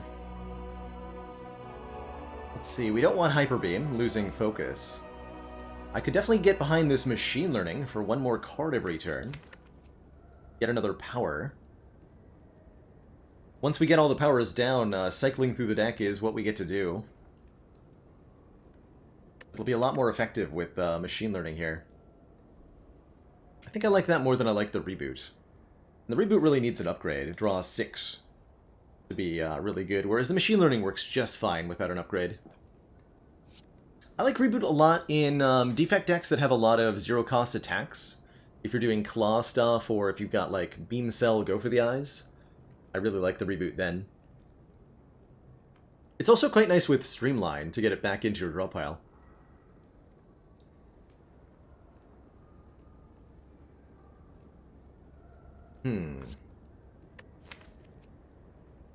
Yeah, I think we will struggle a little bit in Act 3 against big, beefy single targets like the Giant Head, but don't forget we get another boss relic here, too. And it's gonna be... Neko Eye? Yes, it is going to be Snecko Eye. We've got a Glacier, we've got a Rainbow, we've got Electrodynamics. Snecko Eye says, draw 2 additional cards at the start of each turn, but start combat confused. It's going to be Snecko Eye with 6 energy on turn 1 from Ecto battery cables, too. And then drawing 8 cards per turn. That is some serious throughput on the deck. Could take the Velvet Choker, limiting us to 6 cards per turn. It definitely messes with our Seek turn. Seek is 3 cards on its own, pretty much.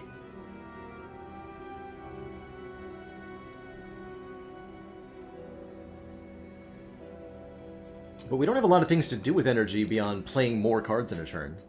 The Choker really inhibits our ability to do that.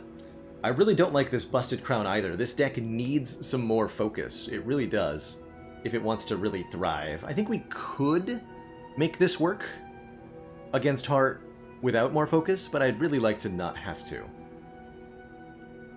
Let's take the Snecko Eye here. We're drawing 7 base cards per turn now, and they're all random cost. Depending on how merciful Snecko is, that may or may not be an easy thing. What an awesomely placed Burning Elite, though. We actually get to go 4 elites this act if we want to. Pretty exciting. As usual, we'll avoid the shops. Shops are the big stinky.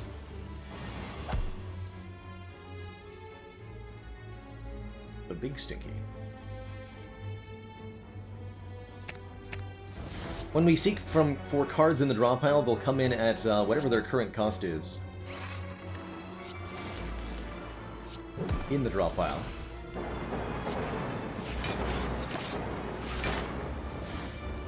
So that allows us to manipulate our costs a little bit by seeking for whatever's cheap. Bullseye first. It's all good. Really simple fight here. We have not done Snecko Letter yet. No, the real Linu. I am tentatively very excited for Snecko Letter.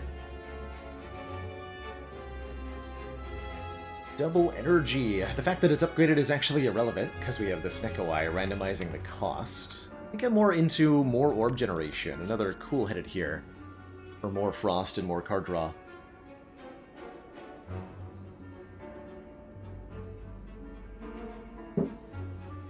Let's take this cool headed.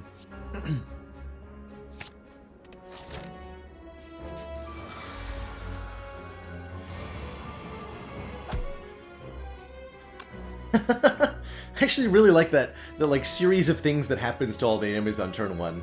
Debuff, debuff, debuff, debuff, debuff, debuff, thwack. That's good stuff. Really good stuff.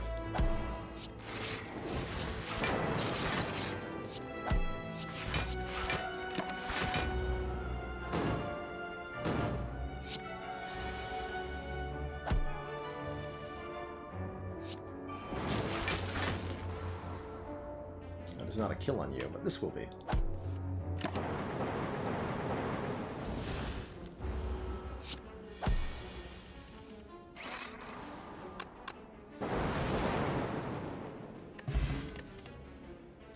Force Field Plus is a 4-cost block card that blocks for 16. It gets cheaper by 1 every time you play a power card, and that includes when it's in our hand with Snecko Eye. This is a really very good card to put into this deck. We've got lots of powers, and we want lots of Blanc. Give it to me. Transient on floor 37. That's pretty rough. That's about as early as Transient can show up. It's a fight where our Aesthetic Discharge will not help us either.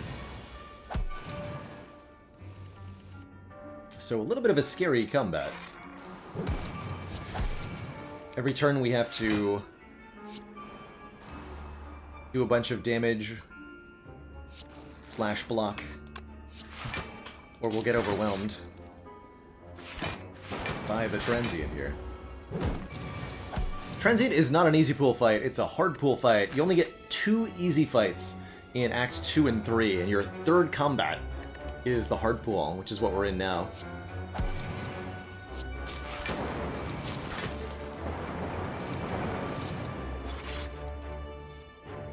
Ascension semi-randomized. I just love the idea of that avenue. Philanthropist just essentially playing the ladder runs in a random order. It's like FTL win streaking. You just do them all in random order, from easy to hard or whatever. Doesn't matter. Okay, looks like we're consistently outputting enough numbers But the fact that Transient still has 800 health is worrying for our mid to long-term damage output here.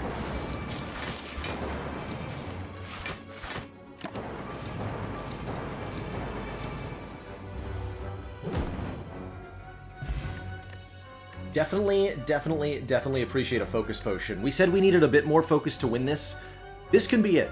If we take our 1 defragment to Act 4,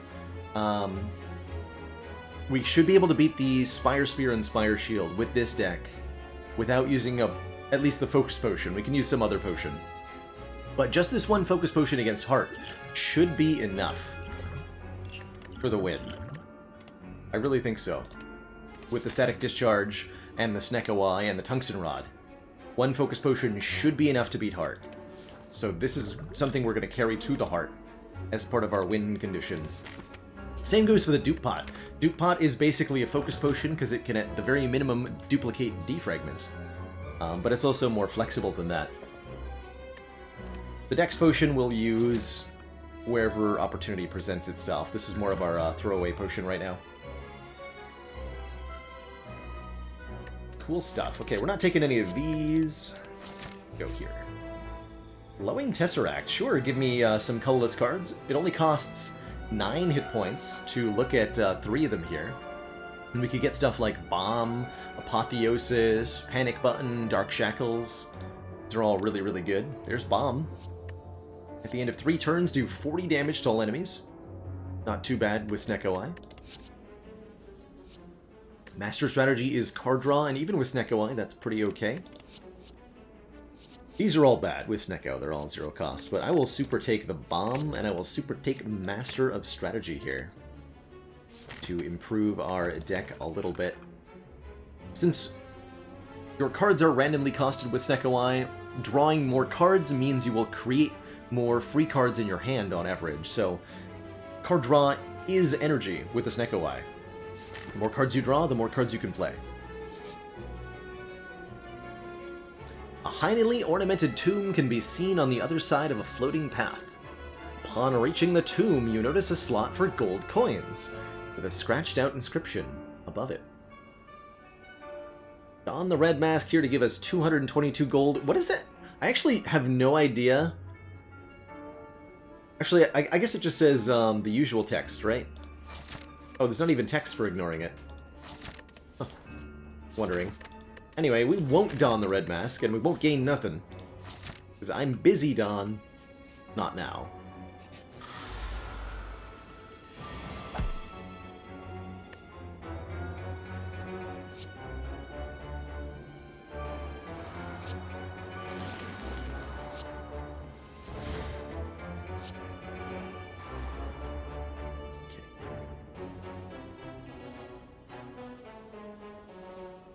So if you play Bomb on this turn, it'll go off at the right time.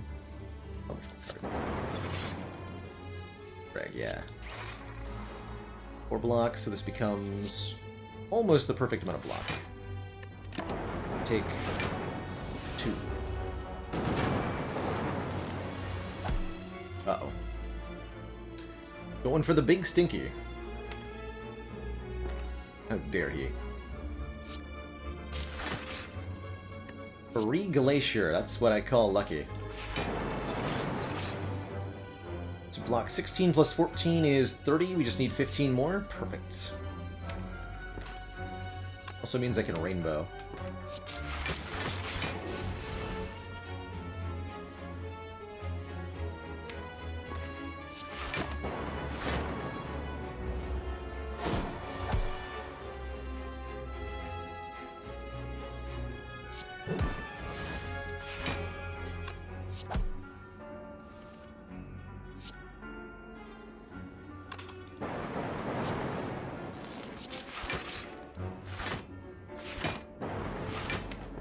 Chance to draw the Glacier this turn. Not doing 45 again, good work. I appreciate you. Could play Bomb, but if you play Bomb when Nemesis is intangible, it'll go off when Nemesis is intangible. So not actually helpful there.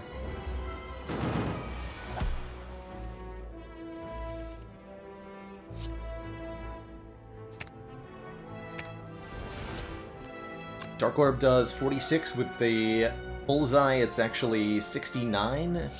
Nice. Times 2. And the Eternal Feather is back to heal us when we visit rest sites. That's good, because we have a couple of those coming up. Another charge battery is something I'm completely okay with. Starting to really like this Dex Potion in the late game, actually. It's really good block, and you get more energy after you play it. Really like charge batteries in general with Snecko.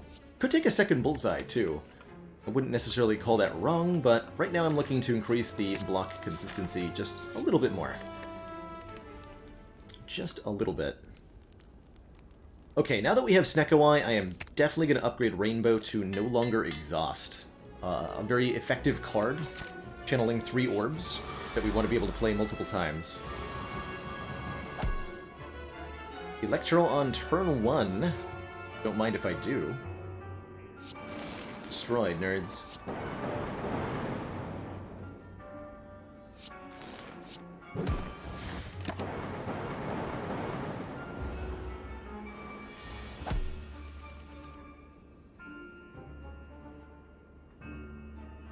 Ouch.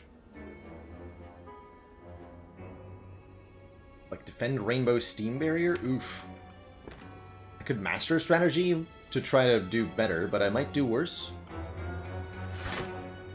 A shot. We did better. Yeah. I don't think we did better. Took 26 damage. That hurts, man. Really hurts. And it's not even over. Dang it.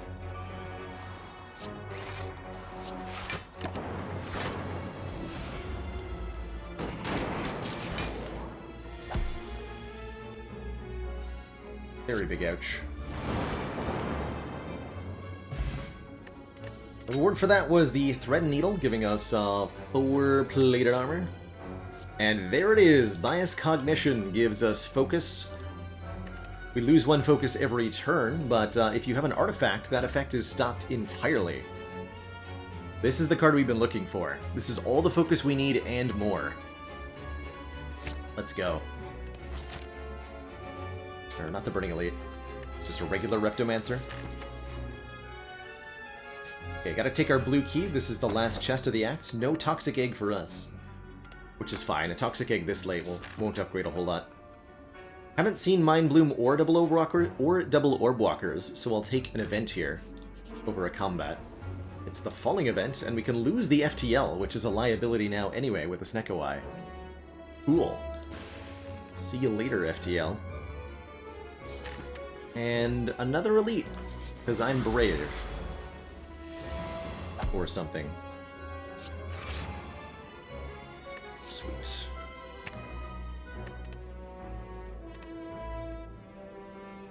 A Master Strat too. Good seek target.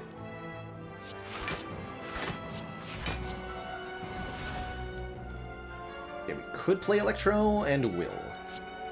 This is 2 energy back, and then we can go Core Surge, Biased, gain 4 points of focus for this fight, which we will definitely need.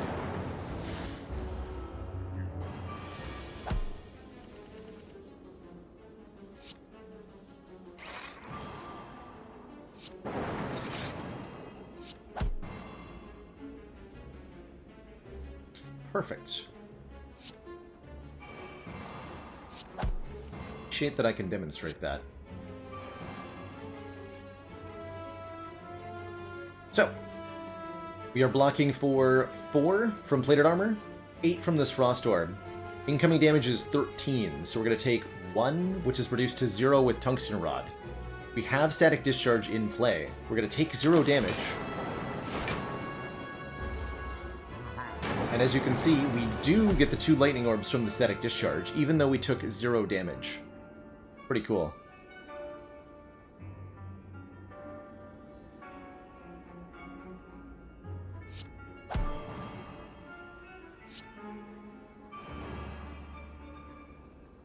Do it again here.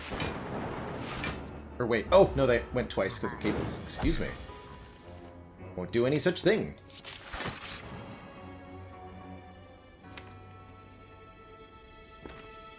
Damage in time.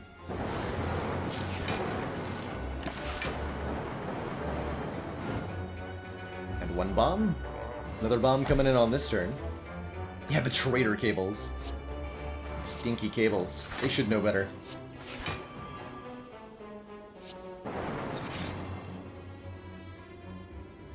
Block for 12, 26, take 1? That's actually a perfect amount to take.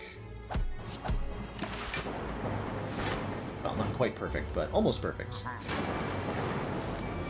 How often do you get to say that Static Discharge was really good in your Giant Head fight? Not very often, right? Pretty cool. Smoothstone, even more dexterity. I'm actually pretty happy with this dex potion now. Wow. I'm so happy with it that I think I'm going to take this Reinforced Body, which says gain 9 or 10 or 12 block X times. There's also a defrag here for more focus, which is, well, pretty dang good. That Reinforced Body, though. I've already got a focus upgrade. We upgrade the Bias Cog, and I need to recall at the next fire. So this is a defragment that we don't get to upgrade. I think that's definitely the Reinforced Body, then. Definitely the Reinforced Body, then.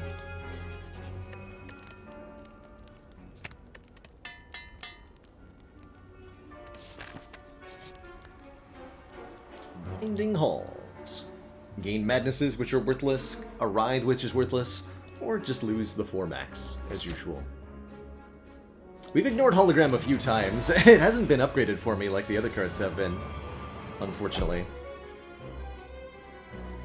It just hasn't been.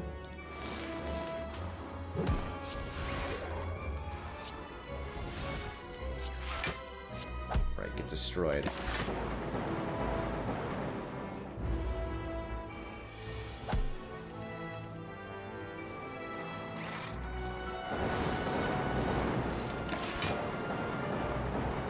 Much better than our first Repto fight, that's for sure.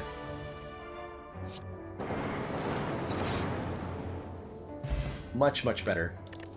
An unfortunately useless Omamori, along with the Emerald Key and a second Reinforced Body, which I will also take. This one's not upgraded, but it is pretty dang good.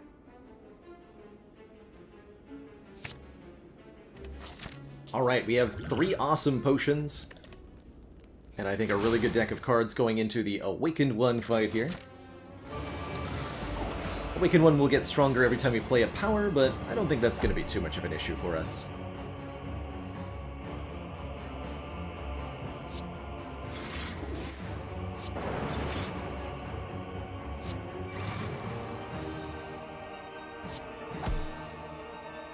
Okay, we don't play that until we have the artifact.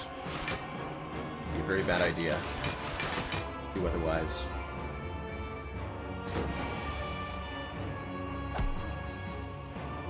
This fight's very much about, like, controlling the cultists while also blocking the boss. You gotta take care of these two before things get out of control.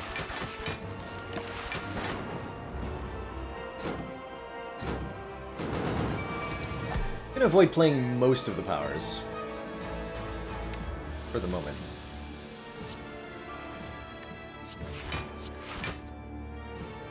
I might have to play this Electro, though. I seek for Dual Cast? No, but I can seek for Steam Barrier and Master Strategy and draw some.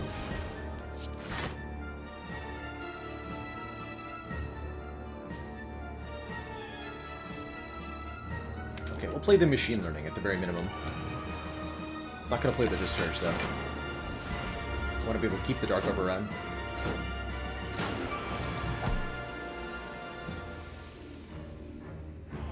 Okay, this we do play now. Despite the angriness of the bird. The mini birds will die next turn for me. Let's just hold on to this Dark Orb for a little bit longer.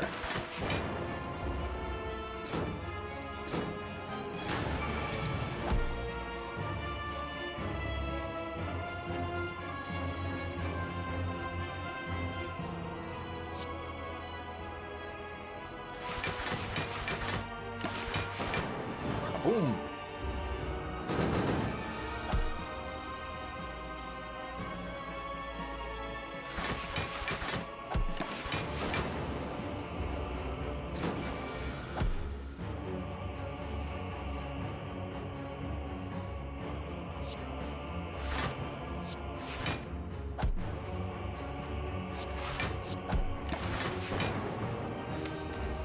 Dual cast will now kill the first phase entirely.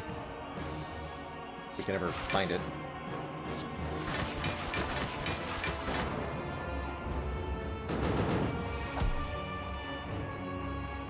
I found it.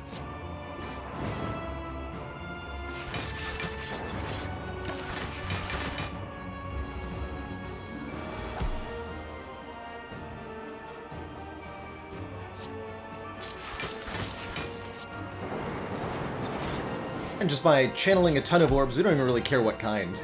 Just channel lots of orbs. And we'll be able to put an end to the fight pretty quickly here.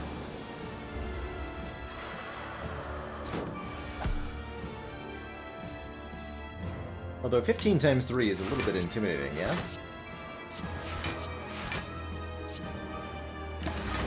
Guess it could be worse.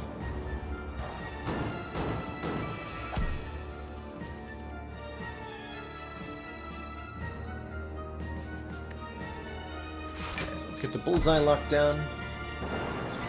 Once again. Keep that dark orb cooking.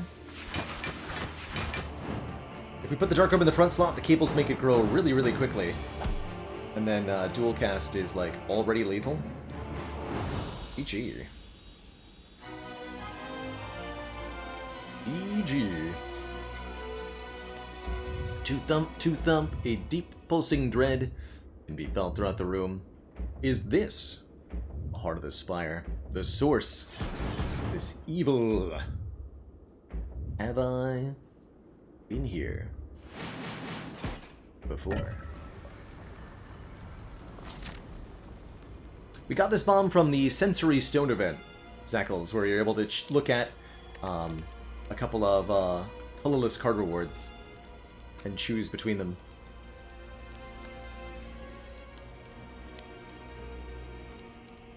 Let's see, I really like the reinforced body upgrade here. Reinforced body is going to be a big part of our block game for Heart. Could also upgrade bomb for 10 more damage. Gonna be the reinforced.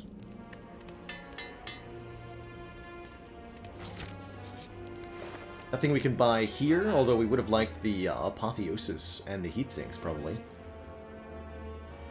We'll just take what we've got into the final couple of fights. Before I dive on into this next fight, though, I am going to take a quick break, use the bathroom, refill my water, and when I return, we'll dive on into the final couple battles of this run. Be right back, everybody. Don't go nowhere.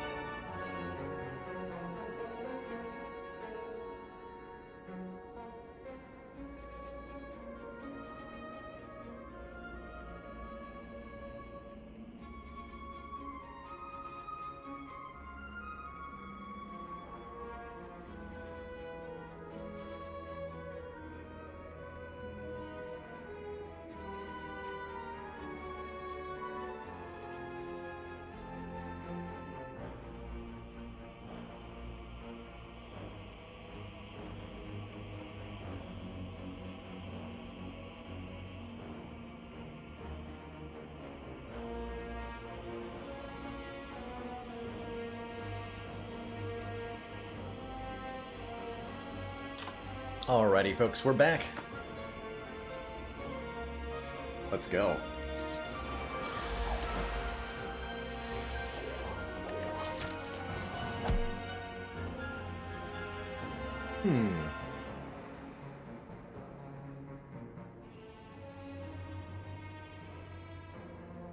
Interesting turn one. Pot River will draw 3 cards if we play it after the rainbow here.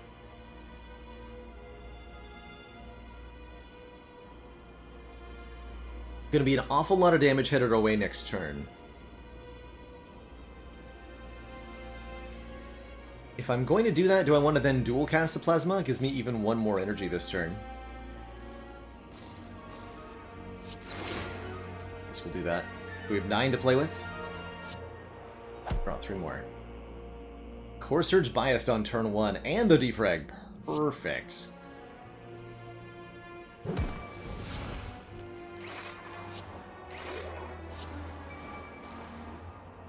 Well, that's pretty good. I'm a little sad we drew the Reinforced, because we didn't need the block here, but all in all, a really good turn there. Those burns don't go on top, thankfully, and we drew a 0-cost Glacier, 0-cost Force Field. Not too bad. We do have Static Discharge in play as well, which can make this a bit of a simpler turn for us. We definitely play this, and we definitely play this.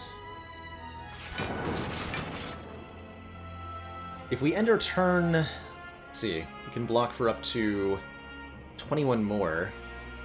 That's a full block. Can I play Machine Learning? That's the real question, though. If I just play Charge Battery, we block for 11, go to 48, 52, 70. And 70 is more than we're taking, so yes. We do Machine Learning Charge Battery here.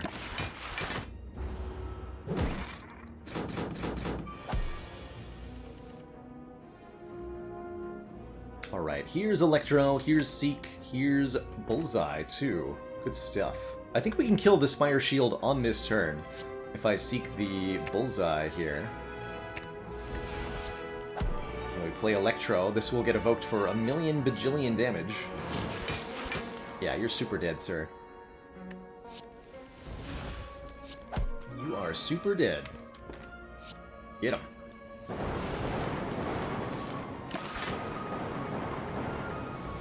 Look at that damage output. It's crazy good.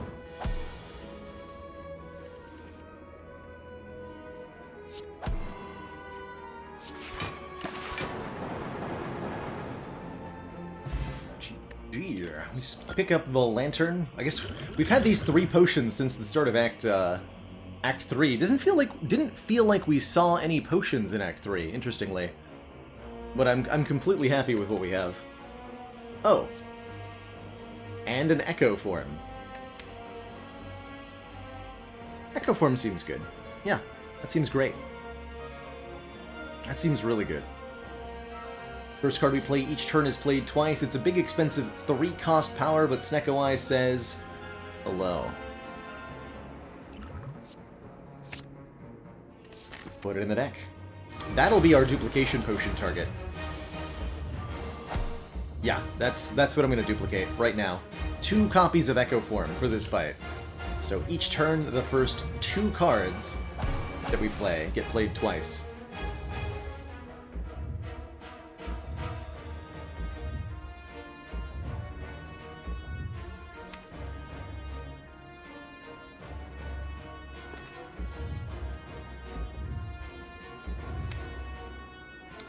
Thinking about searching for the Machine Learning and the Static Discharge out of the draw pile with Seek here.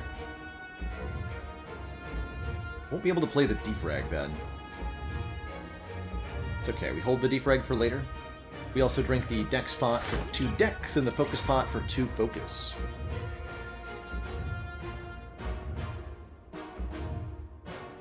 We could seek for Core Surge to prevent the Vulnerable from happening, but I'd rather block the Focus down.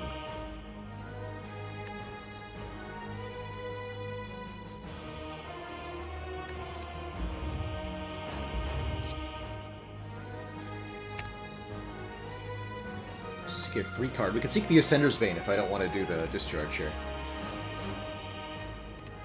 Let's get the discharge down.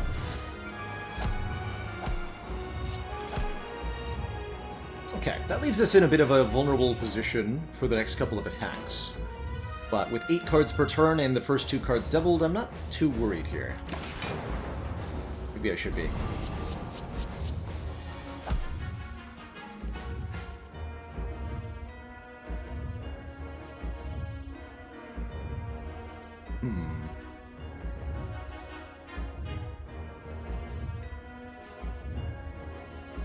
Not bad.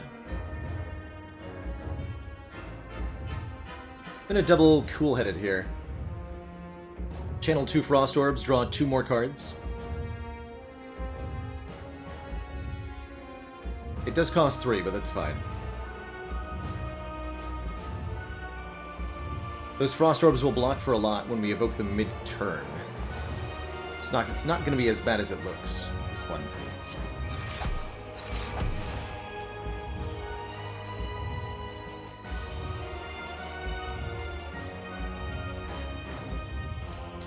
Gonna be as bad as it looks at all. Let's just double this for 10 focus, why don't we?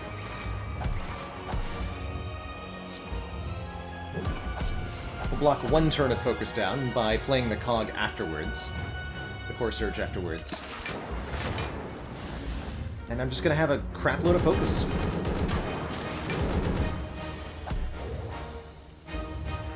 And it's gonna be great. I can't double the Glacier and the Electro, huh? That's fine, I can double Electro. We want these Lightning Orbs putting out a ton of damage. Look at that, 150 damage right there. That's crazy good.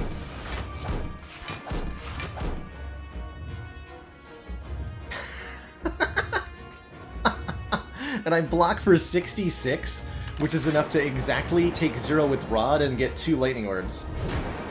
Get dunked on, nerd. Totally planned.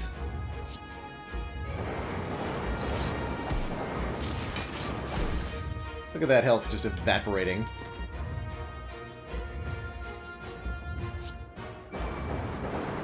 Oh, right, that's good for the Frost Orb. I didn't want to do that, so that's okay.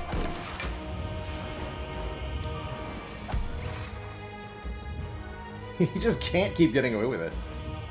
Right? Surely he cannot. Seems like it's illegal.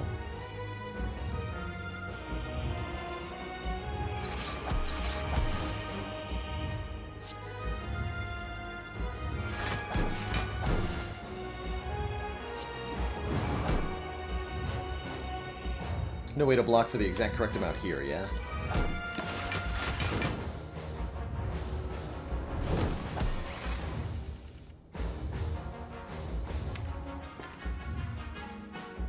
We are rapidly losing focus. I'll win if I just... oh, excuse me. I'll win if I just end turn here, but I'd like to do this fight without taking any damage. Because I can.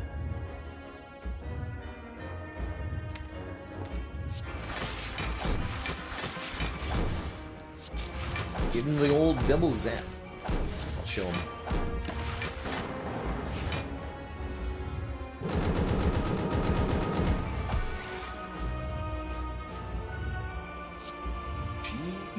GG.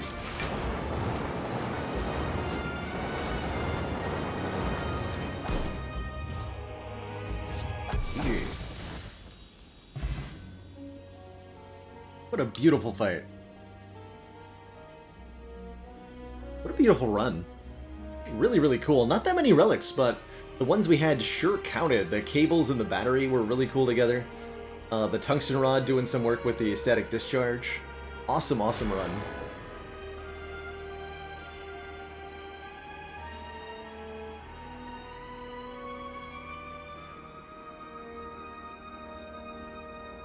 Chat, what if gold's actually bad? Is that what I'm learning here? Is that the lesson I'm to take away? Oh, this is our lowest ecto yet. Only 670 gold lost. And I think you can tell that from the short relic list. We just didn't fight that many elites this run. Only 1 in Act 1, 2 in Act 2, and then, well, I guess 4 in Act 3. But only, quote-unquote, only 7 elites is relatively low by Baylor standards. And I think that's, like, pretty much the minimum you want to shoot for on a deck that's trying to beat the heart. Yeah, oh yeah, plus 222 from Red Mask, right? So it was actually 800 or so. EG.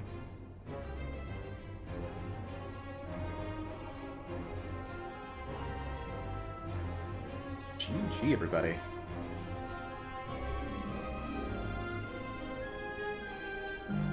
Well, well, well, an awesome, awesome series of runs today.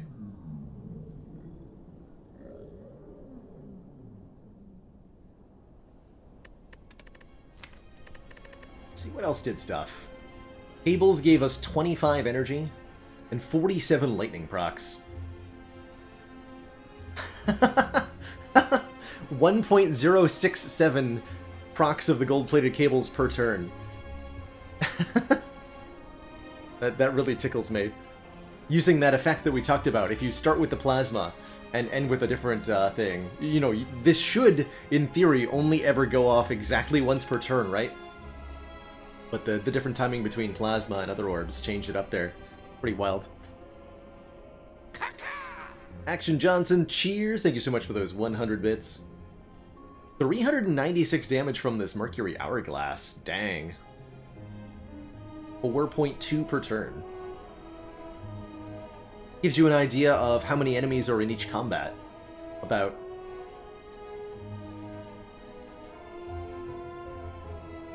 More than... You could do some math there, I think, to figure out average enemies per combat.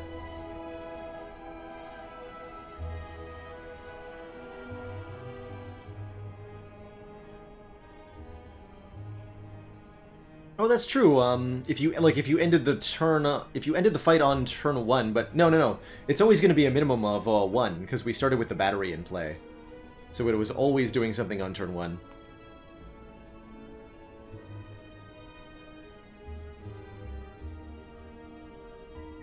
Burst Nightmare Doppel with Chemex, amazing, Leprechaun Ninja.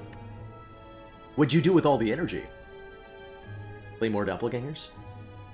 That's the way to do it. See, 27 damage off the rod, 20 health from Blood Vial, not too bad. Snecko Eye was relatively kind this time around. Not bad. Not too bad.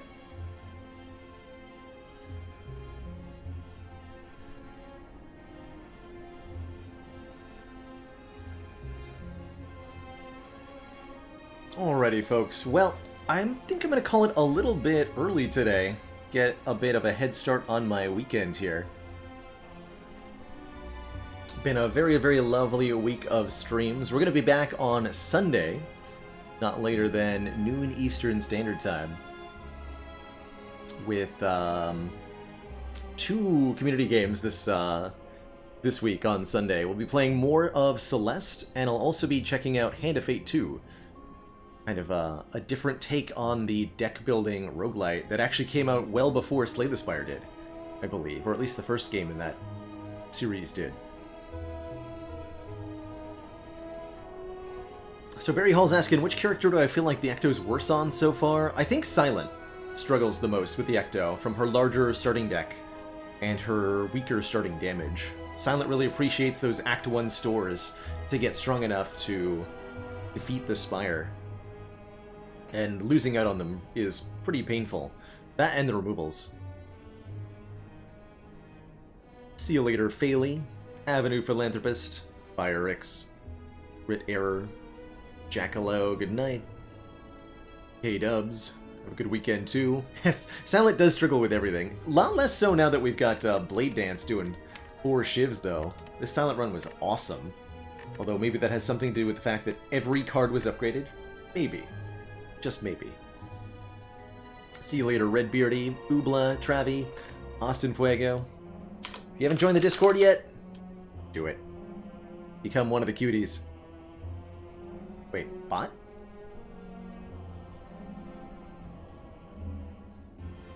Well, whatever. I tried. BaylorBot, what are you doing?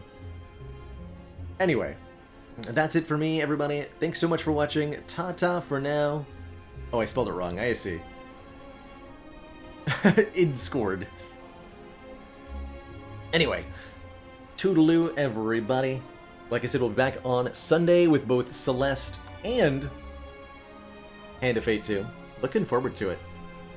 And looking forward to a couple awesome days off.